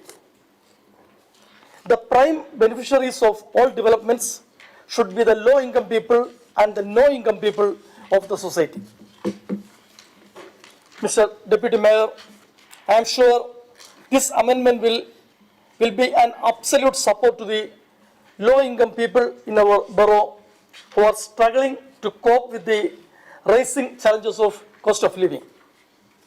I know a local council cannot compensate all this mounting crisis, but such small decisions can make big differences in their life. I strongly believe that this budget amendment will be very supportive to those who are facing challenges of age, mobility, disabilities, and those who don't have their own vehicle.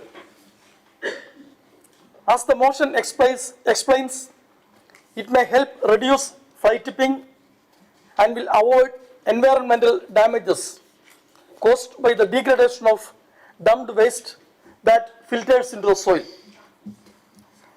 And many of the extra items collected through this scheme can be given to the community furniture project and other local charities.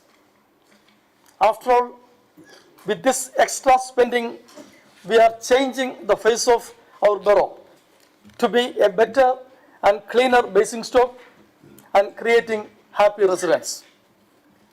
By seconding this motion, I request my respected fellow councillors to support this budget amendment proposal and encourage the efforts to support our communities. Thank you.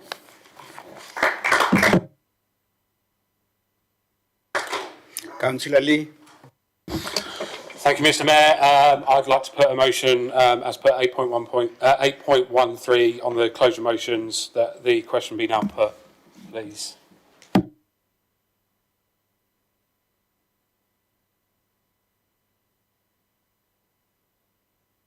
We need a seconder first. Oh, is that agreed?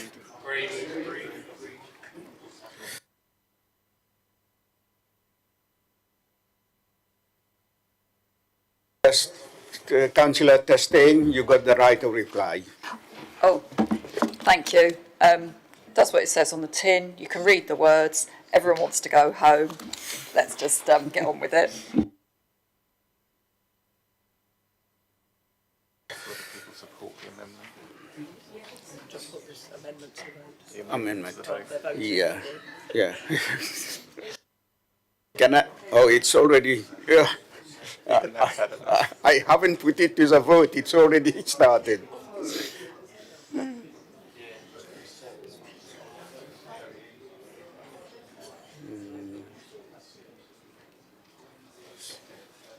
So just let it go.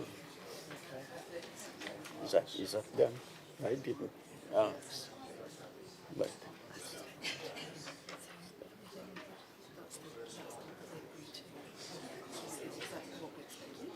It's in the paper. It's in the... That's not, no. This is what I was supported of. This is about to vote on the budget additional. There are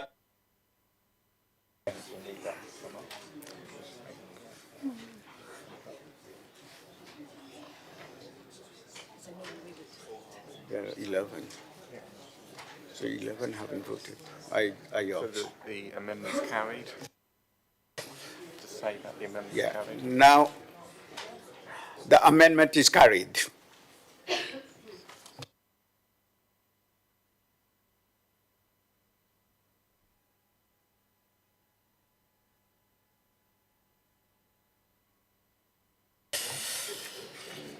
Would anyone like to speak on the substantive motion, Which is the budget as amended. which is a budget as amended?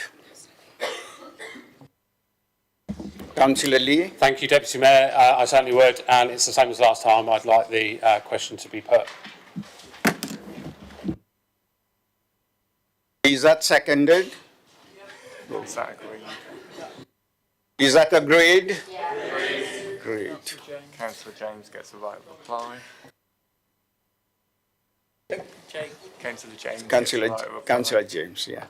Councillor James, you got the right of reply. Yes, thank you. First of all, I find it really interesting that if you're a Conservative, you have to. I'm a compassionate Conservative. If you're a Liberal Democrat, you don't have to say that because you know we're compassionate. And if you're Labour, you don't have to say that. We know it's compassionate. If you're Independent, you don't have to say it. But when you're Conservative, it's really important you say it. Just otherwise, we think you're a normal Conservative, and nothing compassionate about that. In relation to Councillor Bound's point, the final government funding settlement you asked very much early in the evening, you've probably forgotten now, about £6 million.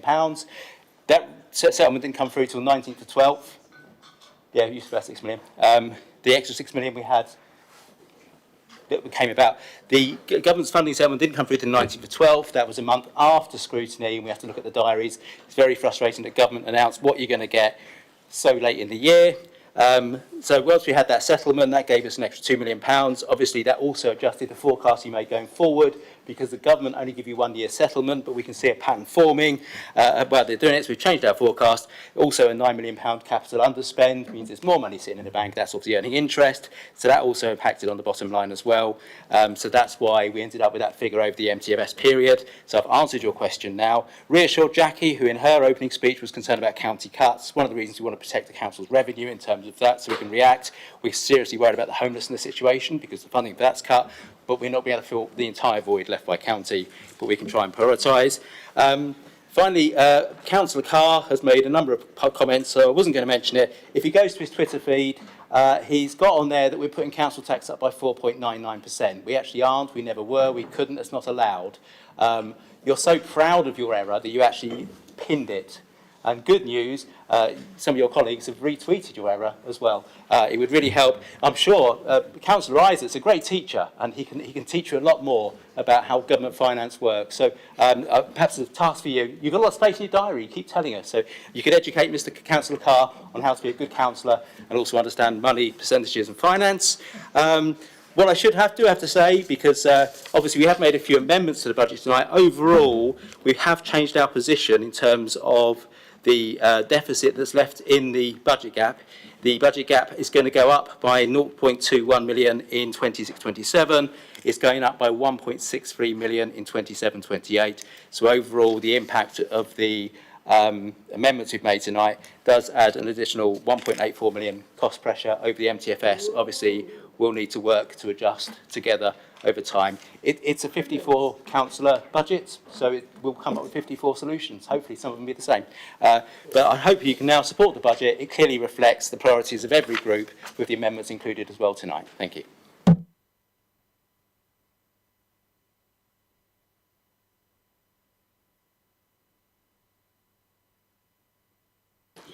Now we are voting on the amended budget.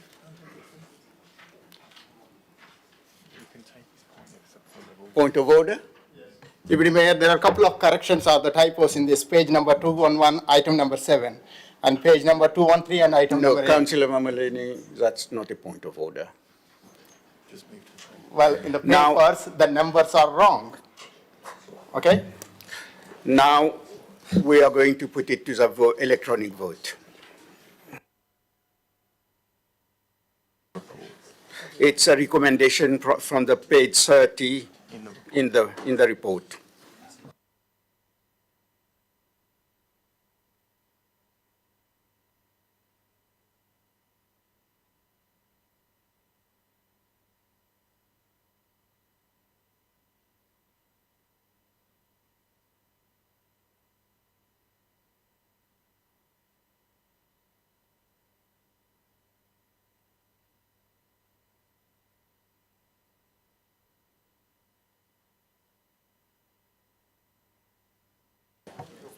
Has everyone voted?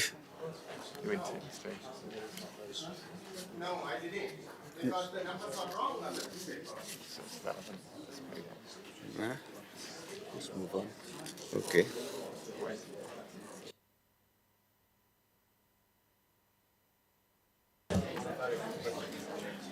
That's carried. Budget is carried.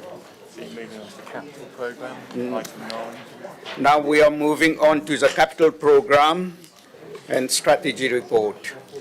Councillor Gavin James. Councillor Gavin James. Oh, that's fine. Yes, thank you, Mr. Mayor. I'll be very quick on this. We've touched on the budget overall. This is the capital programme update and strategy report. Obviously, the big item there is in relation to the inclusion of some more money for the leisure park to start the improvements, which is centred around the new swimming facility or sports facility. I'm not going to say any more than that. I'd ask Cabinet to support, members to support the strategy as set out in the paper. Thank you. Seconder. You like to speak? Seconder, reserve my right to speak. Reserve the right.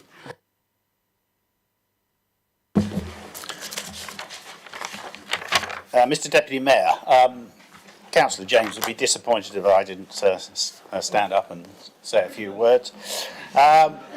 So what stands out from this report is the extent to which this Council's capital funds are projected to shrink over the course of the 4-year MTFS. Our overall available reserves are forecast to reduce from 75.29 million in 2024 to 16.36 million by 2028, of which just 11.44 million will be available to support the future capital programme. And of course, as it is acknowledged in the report, the greatly reduced capital reserves will have a substantial adverse effect on the money we earn from this capital, currently over £5 million per annum, and hence income to pay for services. So there are already red flashing warning signs here. We support the need for a new aquadrome and modernised leisure park, and of course these will be both very costly and unlikely to generate much, if any, income in the short term. But fast forward, what happens if the initial estimates for the aquadrome are too optimistic? When the tenders come in, or the operator wants more out of the development financially than expected now? or there are cost overruns when building gets underway. Clearly, we have to contemplate the possibility, given the erosion of our capital resources, the possibility of this council having to borrow substantially for the first time. What is concerning is the lack of anything about the possible proceeds of the redevelopment of the rest of the leisure park beyond the aquadrome, and the opportunities to generate early receipts to help meet this capital expenditure while bringing in promised great new leisure attractions for our residents. As the report states, in 2022, we carried out a soft marketing exercise which identified numerous potential leisure occupiers interested in taking space on the site. Are they still waiting to hear from us, or have they gone away?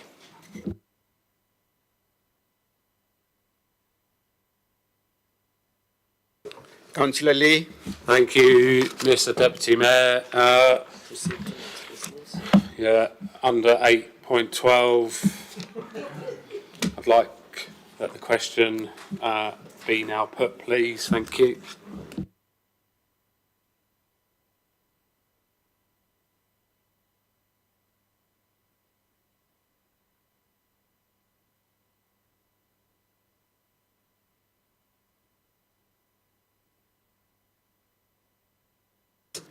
Can I call on the seconder, please?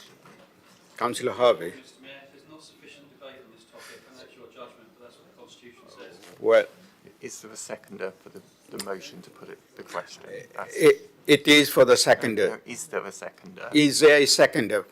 For the, Mine. yes. We've got a seconder to Councillor Jones. Okay, so So- they're voting to then put the question, so there'll be no more debate on it. So just explain that. So we are not going to have any more vote. Is there? No, you're asking them if they want to continue the Yeah. debate. So they're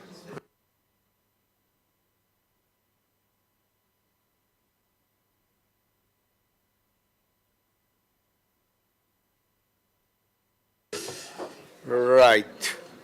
Please, quiet, please. I am asking whether the questions is going to be put.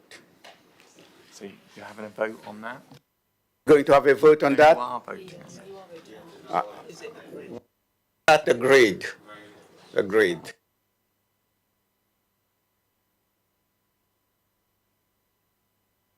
We're going to do electronic voting. Right. We can do a show of hand. So those who want the question to be Yeah. on whether the question is put, that's what you need to explain. Yeah.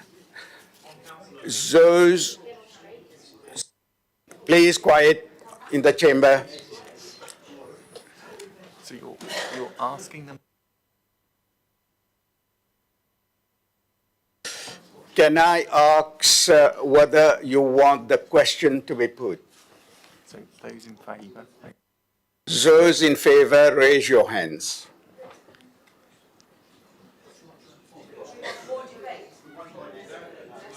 Those against. Those against? Do you want to carry on with the debate? It's lost to carry on with the debate. This is lost, so we carry on with the debate. Councillor Cubitt. Yes, good evening. Firstly, what a farce this evening is, and the Conservatives putting those 6 amendments. But very, very quickly, do you know what? It's extraordinary. As Councillor Municipal, I've always loved saying, do you know what? You can't have it both ways. One of the reasons why you have done absolutely nothing in the last 15 years is because you haven't done anything. You just haven't done it. And the reason why we're doing things is because we are doing what you guys promised to do and never did. So we're going to build an amazing aquadrome. It's going to be so well instructed that it's going to be a D-bomb. It's going to be on budget. It's going to be ahead of schedule. It's going to be everything. And we're going to max the value of the leisure park. And we're going to deliver the best leisure park that Basingstoke and the whole area is going to aspire to. And you can't do that without having an impact on the capital. So on the one hand, you say you want to support the aquadrome, you want to support a whole host of things, but you then are prepared to get out the box to actually take the risk, to do the things that our residents want us to do. And that's what we're doing. And so I find your contributions completely meaningless.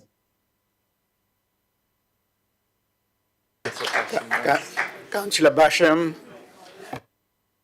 Thank you, Mr Deputy Mayor. I just wanted to point out, as Chair of Audit and Accounts Committee, this paper went to Audit and Accounts Committee, the question of the capital drawdown, we talked about internal borrowing.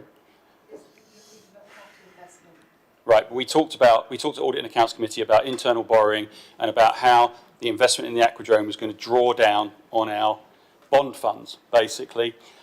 It was covered at that meeting that the drop in investment income as a result, the resultant decrease in investment income was covered in the MTFS. And it was also covered in that meeting that the council will have a replenishment of those funds policy whereby capital receipts on, for example, properties will be fed back in until that is reinstated. So I don't really understand why Councillor Isaac is asking questions he knows the answer to. Thank you.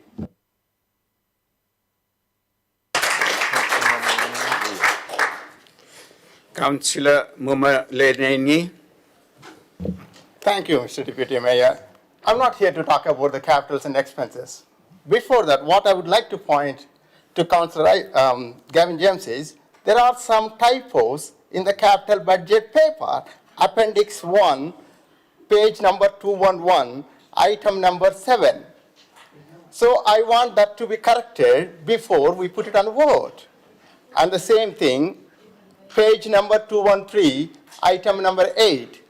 This has gone through several filters. Of course, we are all humans. We do the mistakes. We're all together as a team. Is it not, Councillor James? And I don't take the names. But what the things that I do are there. I'm just pointing out these errors before putting it to the chamber. And I was caught out. Thank you, Mr. Deputy Mayor. Councillor Harvey. Thank you, Mr Deputy Mayor. This is an important debate because this is an important decision that we're making on some of the most important services that our residents are going to get with a brand new leisure complex. That's a key part of this proposal. The bit I find ironic is that we spent the entire evening talking about increasing expenditure, and we have increased expenditure in the budget, and then we're against it. You can't have it both ways. You can't have a debate in one half that talks about upping the expenditure of this council and then suddenly decide, oh my goodness me, I've suddenly found my fiscal button and I need to press it. The reality is here, in 2015, this council entered into an agreement, a 6-month exclusivity clause, and a wonderful set of God knows what agreements with New River Retail. And 7 years later, 7 years of stagnation on the leisure park have resulted in where we are now with the aquadrome, where we are now with lots of other facilities that we're going to be debating to do with that leisure park. Those years of stagnation and aspiration that were never ever going to be realised, those lovely glossy CGIs, particularly the one with the cable car coming down through the middle past the, right through the middle of the park, with the outdoor amphitheatre, with the water feature, with the cooking facility, with, I can't quite remember what else was going on. Oh, sorry, forgive me. That big shopping designer outlet centre that was supposed to be on the leisure park as well.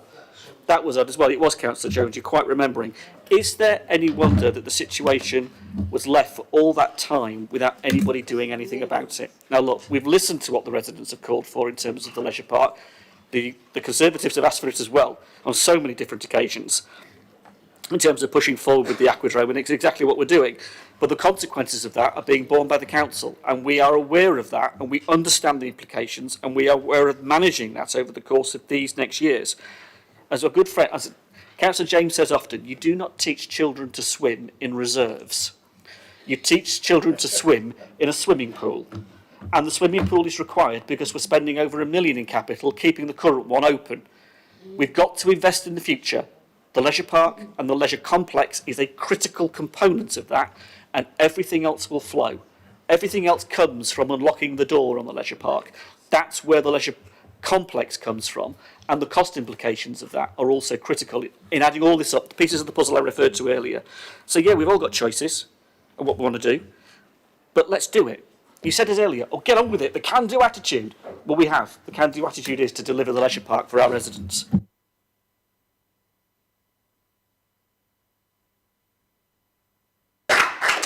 Councillor Faulkner. Councillor Faulkner. Yeah. No?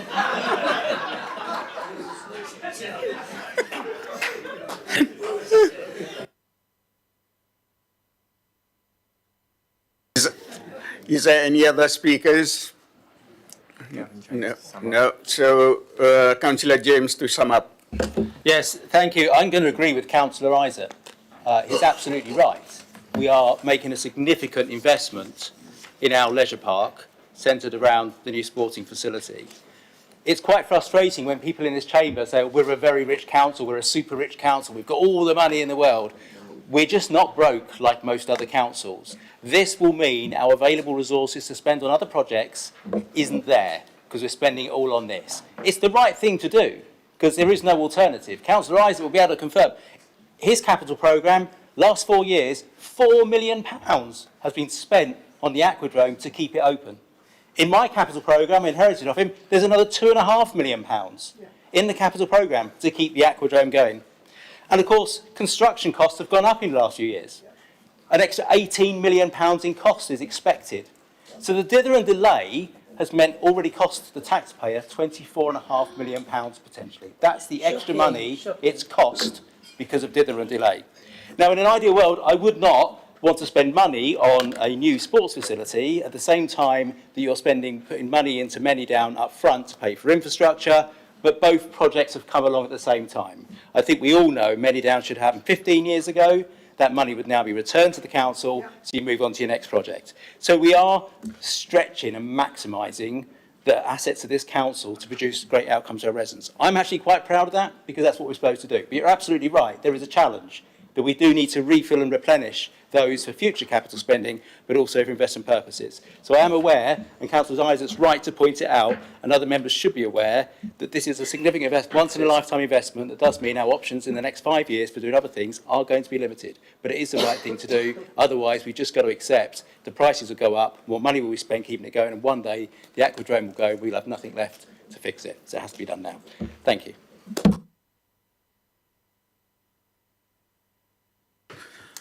This is an electronic vote for the budget.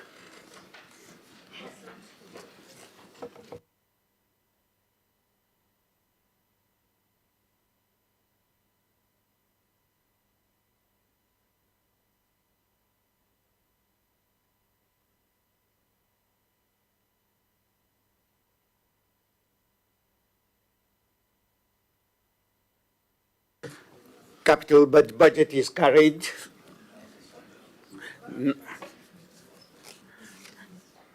Now,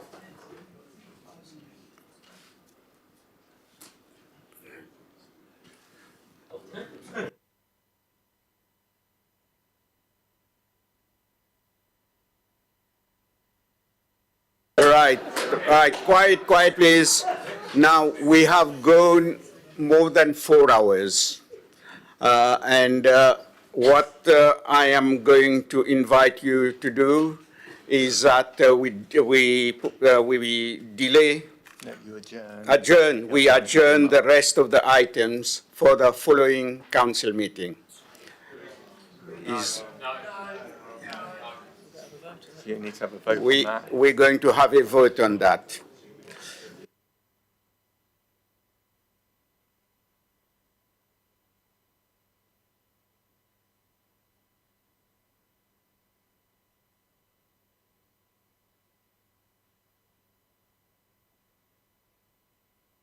So it's electronic voting, 4 to adjourn, against to carry on.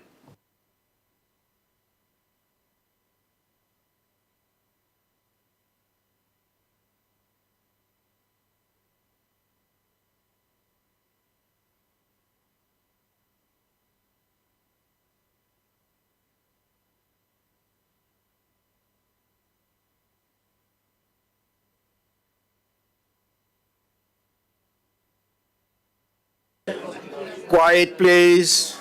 So you voted not to adjourn, which means you need to carry on. So you voted not to adjourn, so we have to carry on.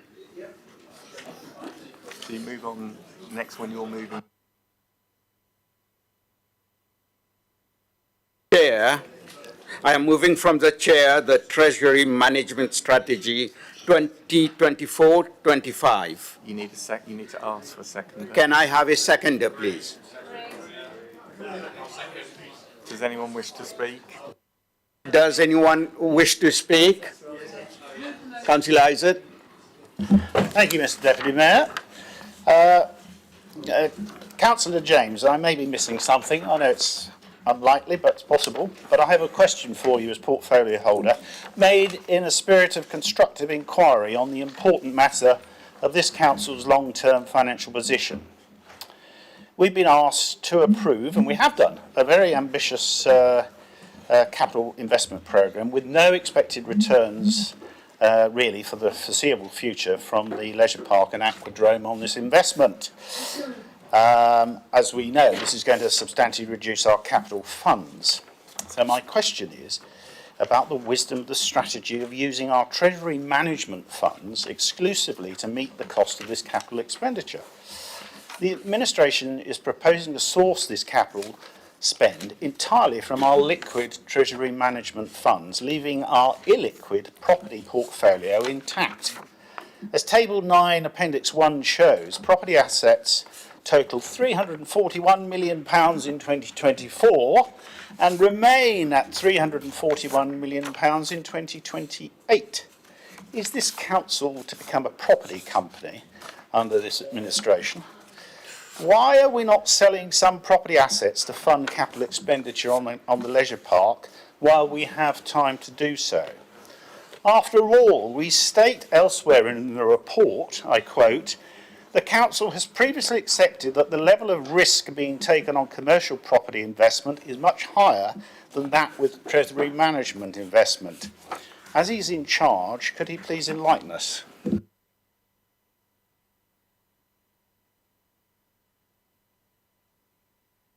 Councillor James.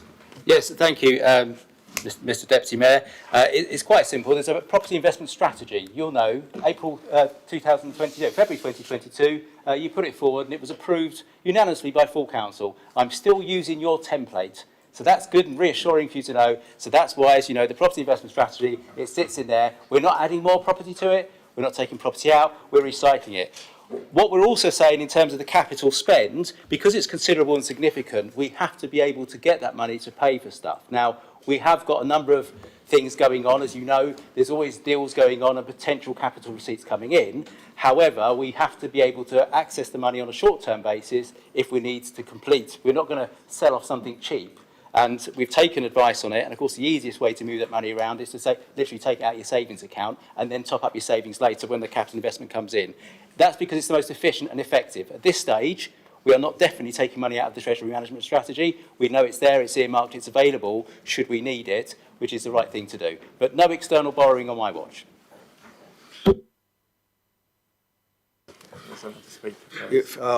Councillor Basham. Thank you, Mr. Deputy Mayor. I have a question, or I think there's been an oversight in the Treasury Management Appendix 2 strategy, Treasury Management Strategy for 2024-25 on page 278. Audit and Accounts Committee's worked collaboratively with Section 151 officer to introduce an independent review of our investments on a cyclical basis. At the last, I may have missed it elsewhere in the paper, but at the last Audit and Accounts Committee on the 29th of January, the committee recommended an alteration to section 10.2 to reflect that Audit Committee will have an annual opportunity to request an independent assessment, and that there will categorically be such a review in 2024-25 municipal year because one hasn't happened for at least 3 years. That's in the minutes of the Audit and Accounts Committee meeting from the 29th of July, the 29th of January, that were published earlier this week.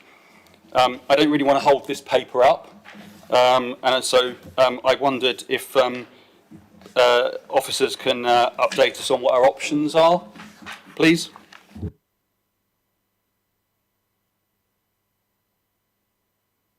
Yes. Can I ask the section 151 officer to answer the question asked? Yep, so if I refer to page 255, paragraph 11.3, it does say that the periodic review will be taking no longer than 5 yearly intervals, in addition to reviews undertaken annually by the appointed TM advisors. It is intended that a review will take place in 24-25.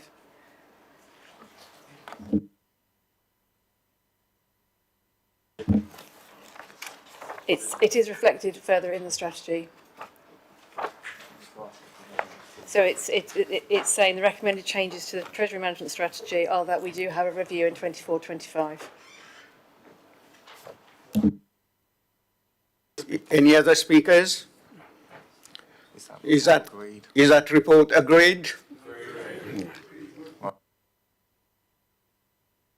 Item 11, I move it from the chair. Can I have a seconder?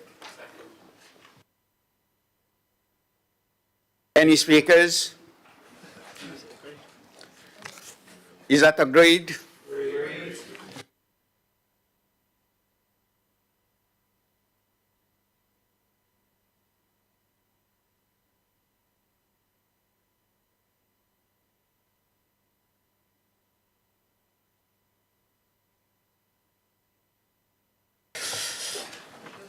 Before we move on, I am going to put on that we're not going to go beyond 11 o'clock.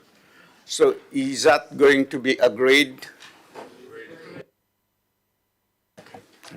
So then it's Councillor Lee, would you like to propose? Yeah. Councillor Lee. Thank you, Mr Deputy Mayor. Members of the Council, I'm going to be frank with you. If you choose to ignore or vote against this motion today, then we will be on a slippery slope that ends in the loss of our ice rink. Over the course of many years, there has been a significant shift in the quality of the rink and the building itself. The stands have been deemed structurally unsafe and cannot be used anymore. Changing facilities where we expect young children to get ready are mould-ridden. The floor around the rink is so uneven that there has likely been more falls off the ice rink than on it. There is no lift for disabled people to get to the refreshments upstairs. And then there is the rink itself.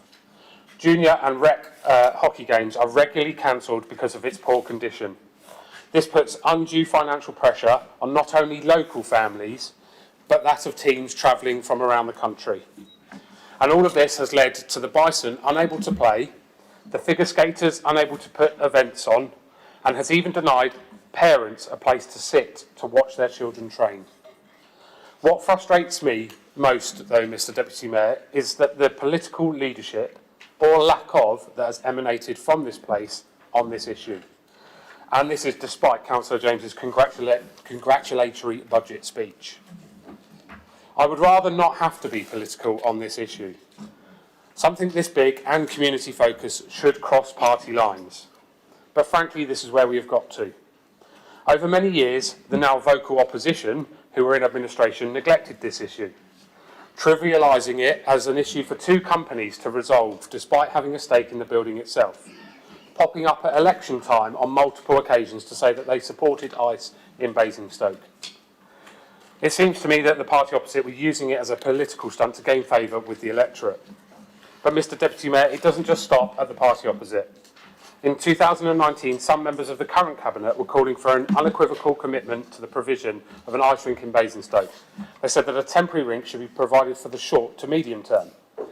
The need for a replacement and temporary facility was evident then, and that need has not changed. Whilst the people in charge may have changed, the response in public and the actions in private remain the same. What has happened to that unequivocal commitment? Now, Mr Deputy Mayor, I recall a conversation with one parent who told me about an away team being overheard wondering why Basingstoke can be so good when they have such a terrible facility to train in. And I am paraphrasing slightly the words there, as they can't be repeated here. The reason, Mr Deputy Mayor and members of the Council, is because of the top quality coaches and staff that work on both figure skating and ice hockey. GB level coaches that we cannot afford to lose. These coaches have nurtured the talent of many people over the years, including a number of GB ice hockey call-ups and multiple medals for figure skating this year alone. They've taken in children, young adults and those older than me who suffer from mental health issues with ADHD and other ailments and disabilities, and provided a safe space for them to train, to be someone and something, to enable them to live their dreams. And if you attended the recent Cabinet meeting, you will have seen how much this matters to families. We cannot keep ignoring it. So, Mr Deputy Mayor, this motion seeks to try and put an end to the constant merry-go-round of words without action. Regardless of if the council chooses to build a replacement rink or if Planet Ice fix the current one, we will still need a temporary ice rink. We need to safeguard what are essentially small businesses by ensuring there is a space for the skating coaches to have somewhere to work from. Now, having spoken to many parents and those involved, they don't need anything fancy. The group has the skills to be able to help shape what that looks like. That is why we need to get them in to talk to officers so that we don't try to overscope something. 1 minute. At the same time of delivering something though, Mr Deputy Mayor, we must remember that there is a reason why we are where we are with this issue. Things have, without doubt, been said or done in the background that have led to today.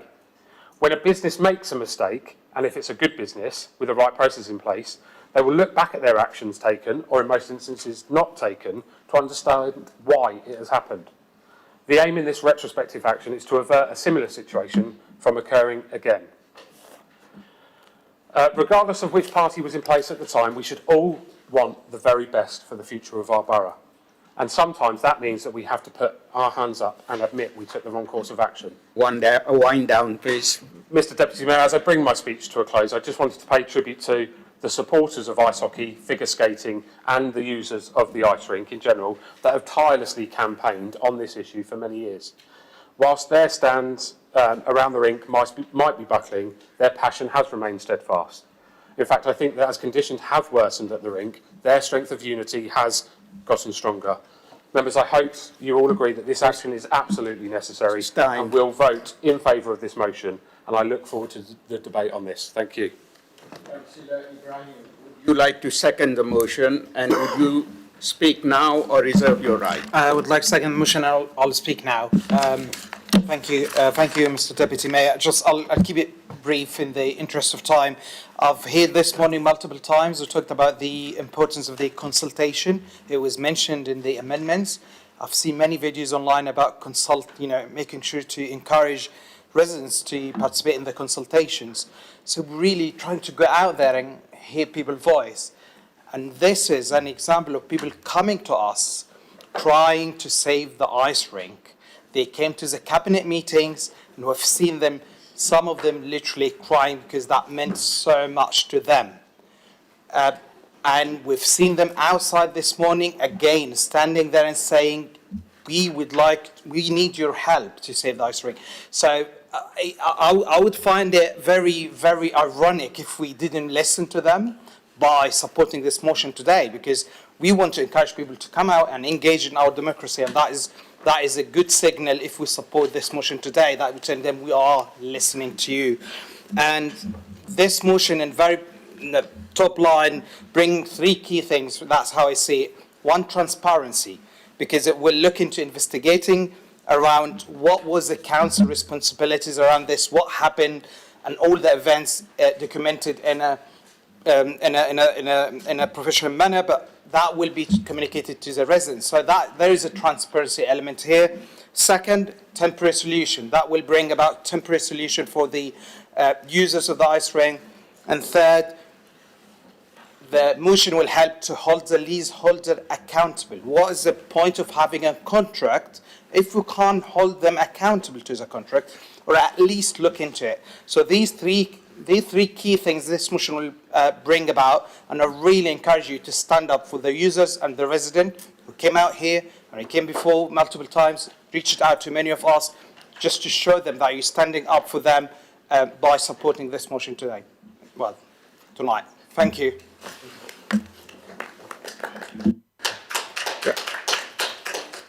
Councillor Gavin James, and please keep in mind about the time. Well, yes, keeping in mind the time, I'm minded to support this motion so we can go to Cabinet because we'll have more time to have a proper debate. And to kick that off, I'll just say from the outset, there's a couple of bits that I think need to be reflected on. First of all, the consultation, the investigation, the independent investigation that's been requested. In terms of commissioning that piece of work, it may not be done in the timescales you want because there's a procurement process to go through. What I'd also say, and something we'd like to hear about at Cabinet, is whatever information it gives us, whatever faults and mistakes have been made in the past, we can't change them. So it's not going to change where we are. I've stood here a year ago moaning about how we've spent £1 million on consultants and not got anywhere. This is £100,000 of consultants that will not go anywhere. So I think it's just worth reflecting on whether that you think that's a priority for the taxpayer, but we're happy to hear that argument. In relation to the replacement rink, you're right, a lot of work was done in 2019. We have done some more work since to see what can be done. I've got to say at the moment it is looking pretty expensive, but quite happy for CEP to look at that. There will be consequences in terms of we'd probably have to amend our budget. But the biggest problem we've got with the temporary rink at the moment, as you well know, is there's two absolutely critical questions you have to ask yourself. And if you can't answer them, we can't really work out a price. The first question is, when would you like the temporary ice rink to start? And secondly, how long would you like it for? And at the moment, we can't answer those two questions. So we can give you an idea of the cost. We won't know the true cost until we've got a closure date for refurb or whatever it is. So just remember that. And finally, legal, I can assure you, we have done our due diligence in terms of what we are allowed to do. I don't want to breach any confidential, go commercially sensitive, but there is a well-trodden line between our property service department and our legal department and how we're working with the lease. Happy to give you an update in private session on that at some point if you want to meet up. It's limited how much I can talk to the formidable Sally Cashman about. I've met Sally before, had a conversation with her, and it's frustrating that we can only tell her what we can tell her at this stage. But so those are the three things that I'm happy to take into Cabinet where we can have a proper debate with a bit more time than we got tonight. Councillor Howard Sorrell. Thank you, Deputy Mayor. I just wanted to stand in support of this motion. I think it's a really, really good thing, and I'm glad that you've brought it to the council. Thanks, Alex. Yeah. Councillor Dillo.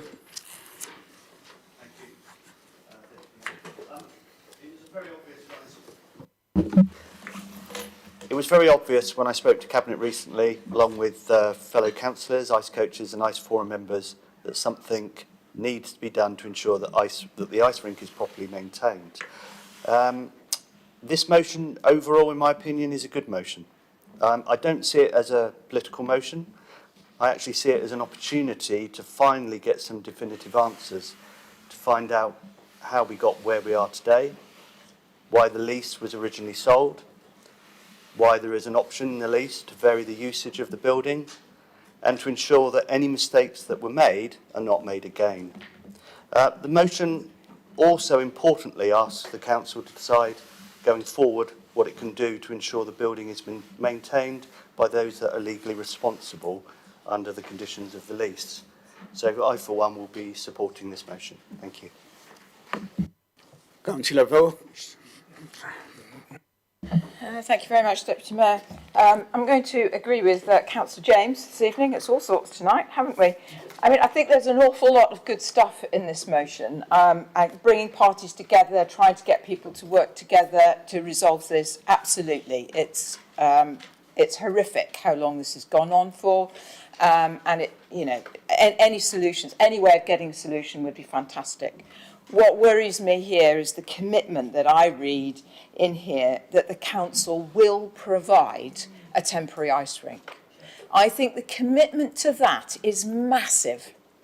I think if there's an option to explore how we might be able to, with other partners or any kind of caveat like that, makes it more supportable for me.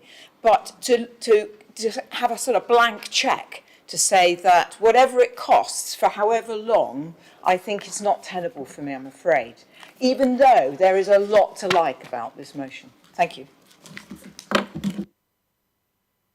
Councillor Harvey. Thank you, Mr. Mayor, Deputy Mayor. This is really hard. Alex and I have spoken about it. Gavin, we've all sat around the table and talked about this since we came into administration in May. We picked up promises previously that were no doubt well made. I get the point that was made.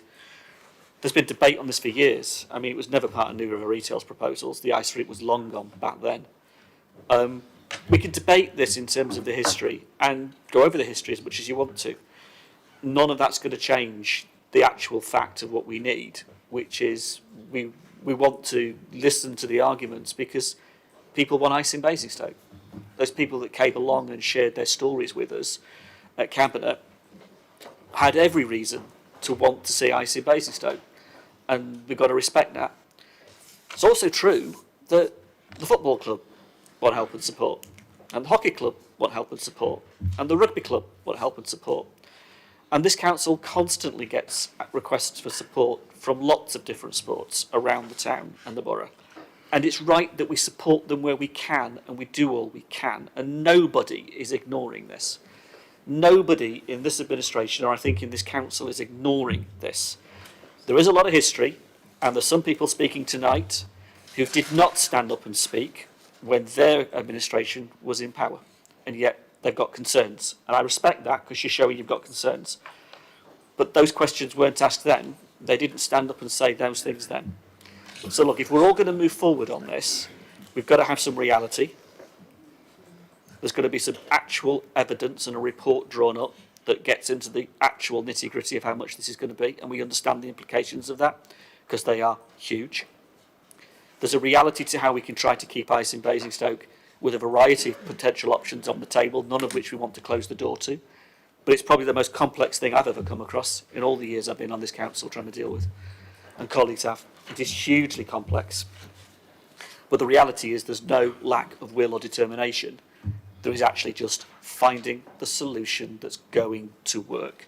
So if we take this motion, and if this motion comes to Cabinet, there's going to have to be flexibility on all sides to achieve a result that we all want. And there's lots of words in here that could be better. I completely agree. I think there's lots of words in here that could be better. But I agree with Councillor James in terms of the direction of travel we need to think about.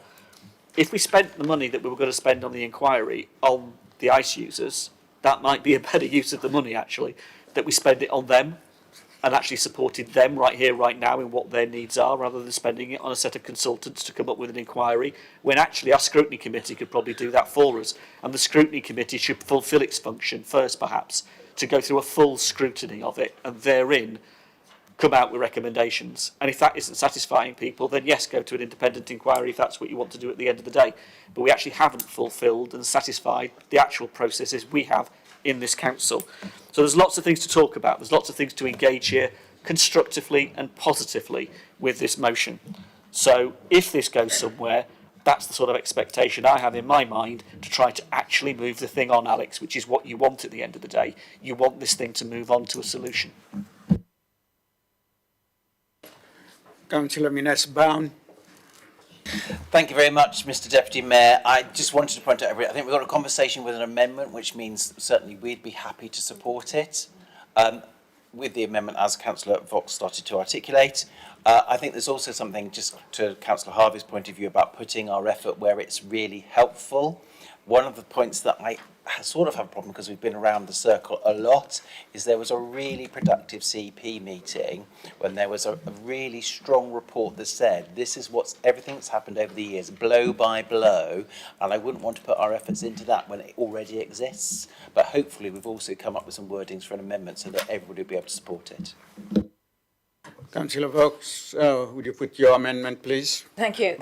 Councillor Lee, I was hoping that you might be prepared to, with your seconder, really look at, I think, 1, 2, 3, 4, 5, the fifth bullet point, and where it says submit a report to the June 2024 meeting of CEP on how the council will provide the necessary temporary facilities. Would you be prepared to change the wording just a little to say on how the council may be able to provide the necessary temporary facilities? I mean, preferably working with other people as well. I mean, rather than the council taking full responsibility, but it's the change from will to exploring how. I think it would be really helpful. Thank you. Councillor Lee, will you accept that? Thank you, Deputy Mayor. I mean, it's, I guess, a bit of semantics on the wording. I would say, and this is what I was going to raise as part of my response at the end, the 2019 motion that I was talking about was deemed out of order by officers because it, from what my memory serves me, is that it basically committed the council to funding that wasn't agreed. This has passed that test and is on the order paper, so it's deemed as not committing funding, in my opinion. You know, I'm happy for the change in semantics, if that's what it takes, but it's actually been past the test already in terms of whether it commits funding or not. I would also, Deputy Mayor, if I can, I'd like to just quickly respond. I'm happy for it to go, if my seconder is as well, to go via scrutiny first, and if we don't come out with the answers, I think that's a fair and reasonable offer there. You know, in terms of yours, you know, it really is semantics, but it has passed the test already.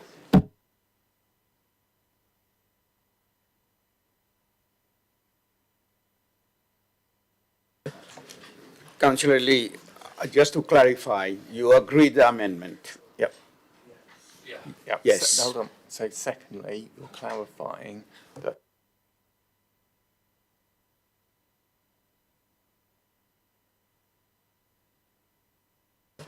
the motion does not commit, but asks the cabinet to consider that.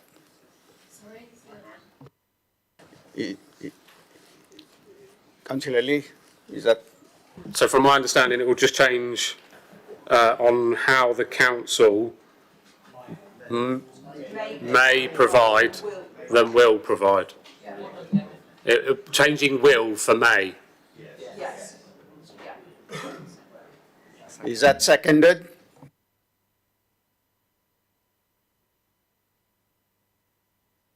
Is that agreed? The amendment, I mean. as amended. Is there any other speaker on the as amended? Okay. No. Does Councillor Lee want to sum up? Councillor Lee, would you sum up, please?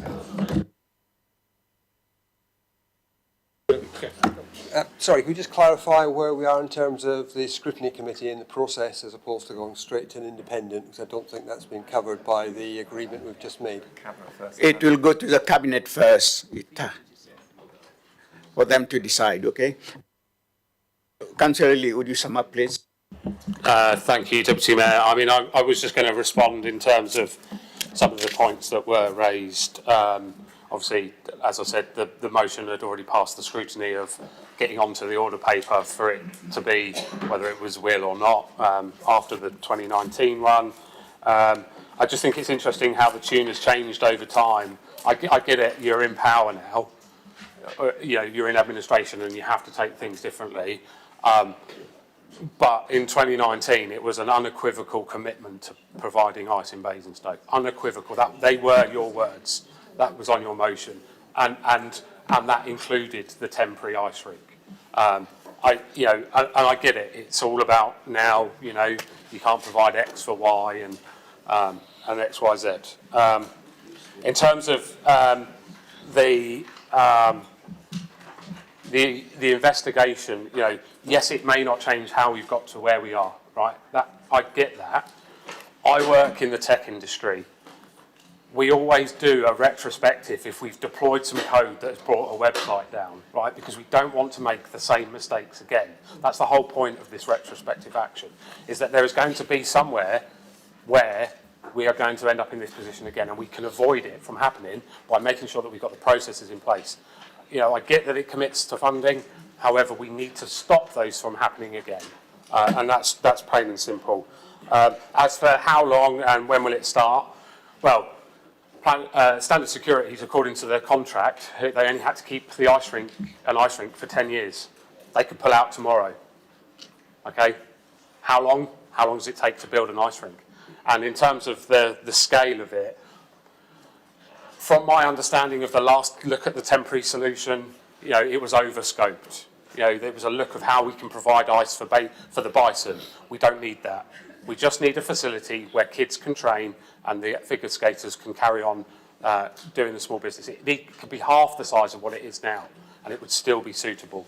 And that's why you work with the ice users to deem what is usable, what is required, and then scope it based off of that. And that's all, Mr. Mayor. Thank you.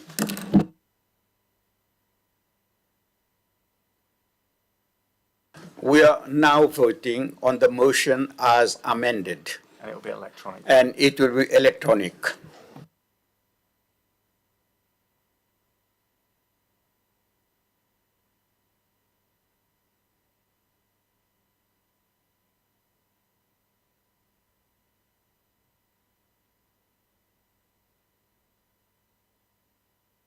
The motion is carried.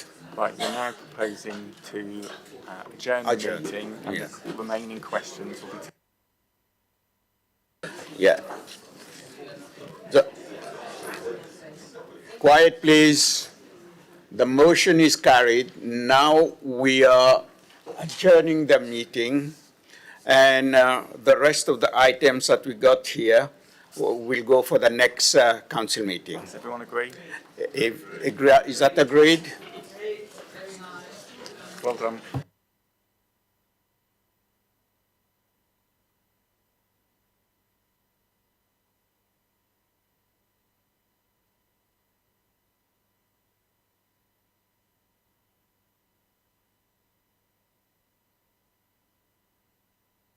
Good night, everybody.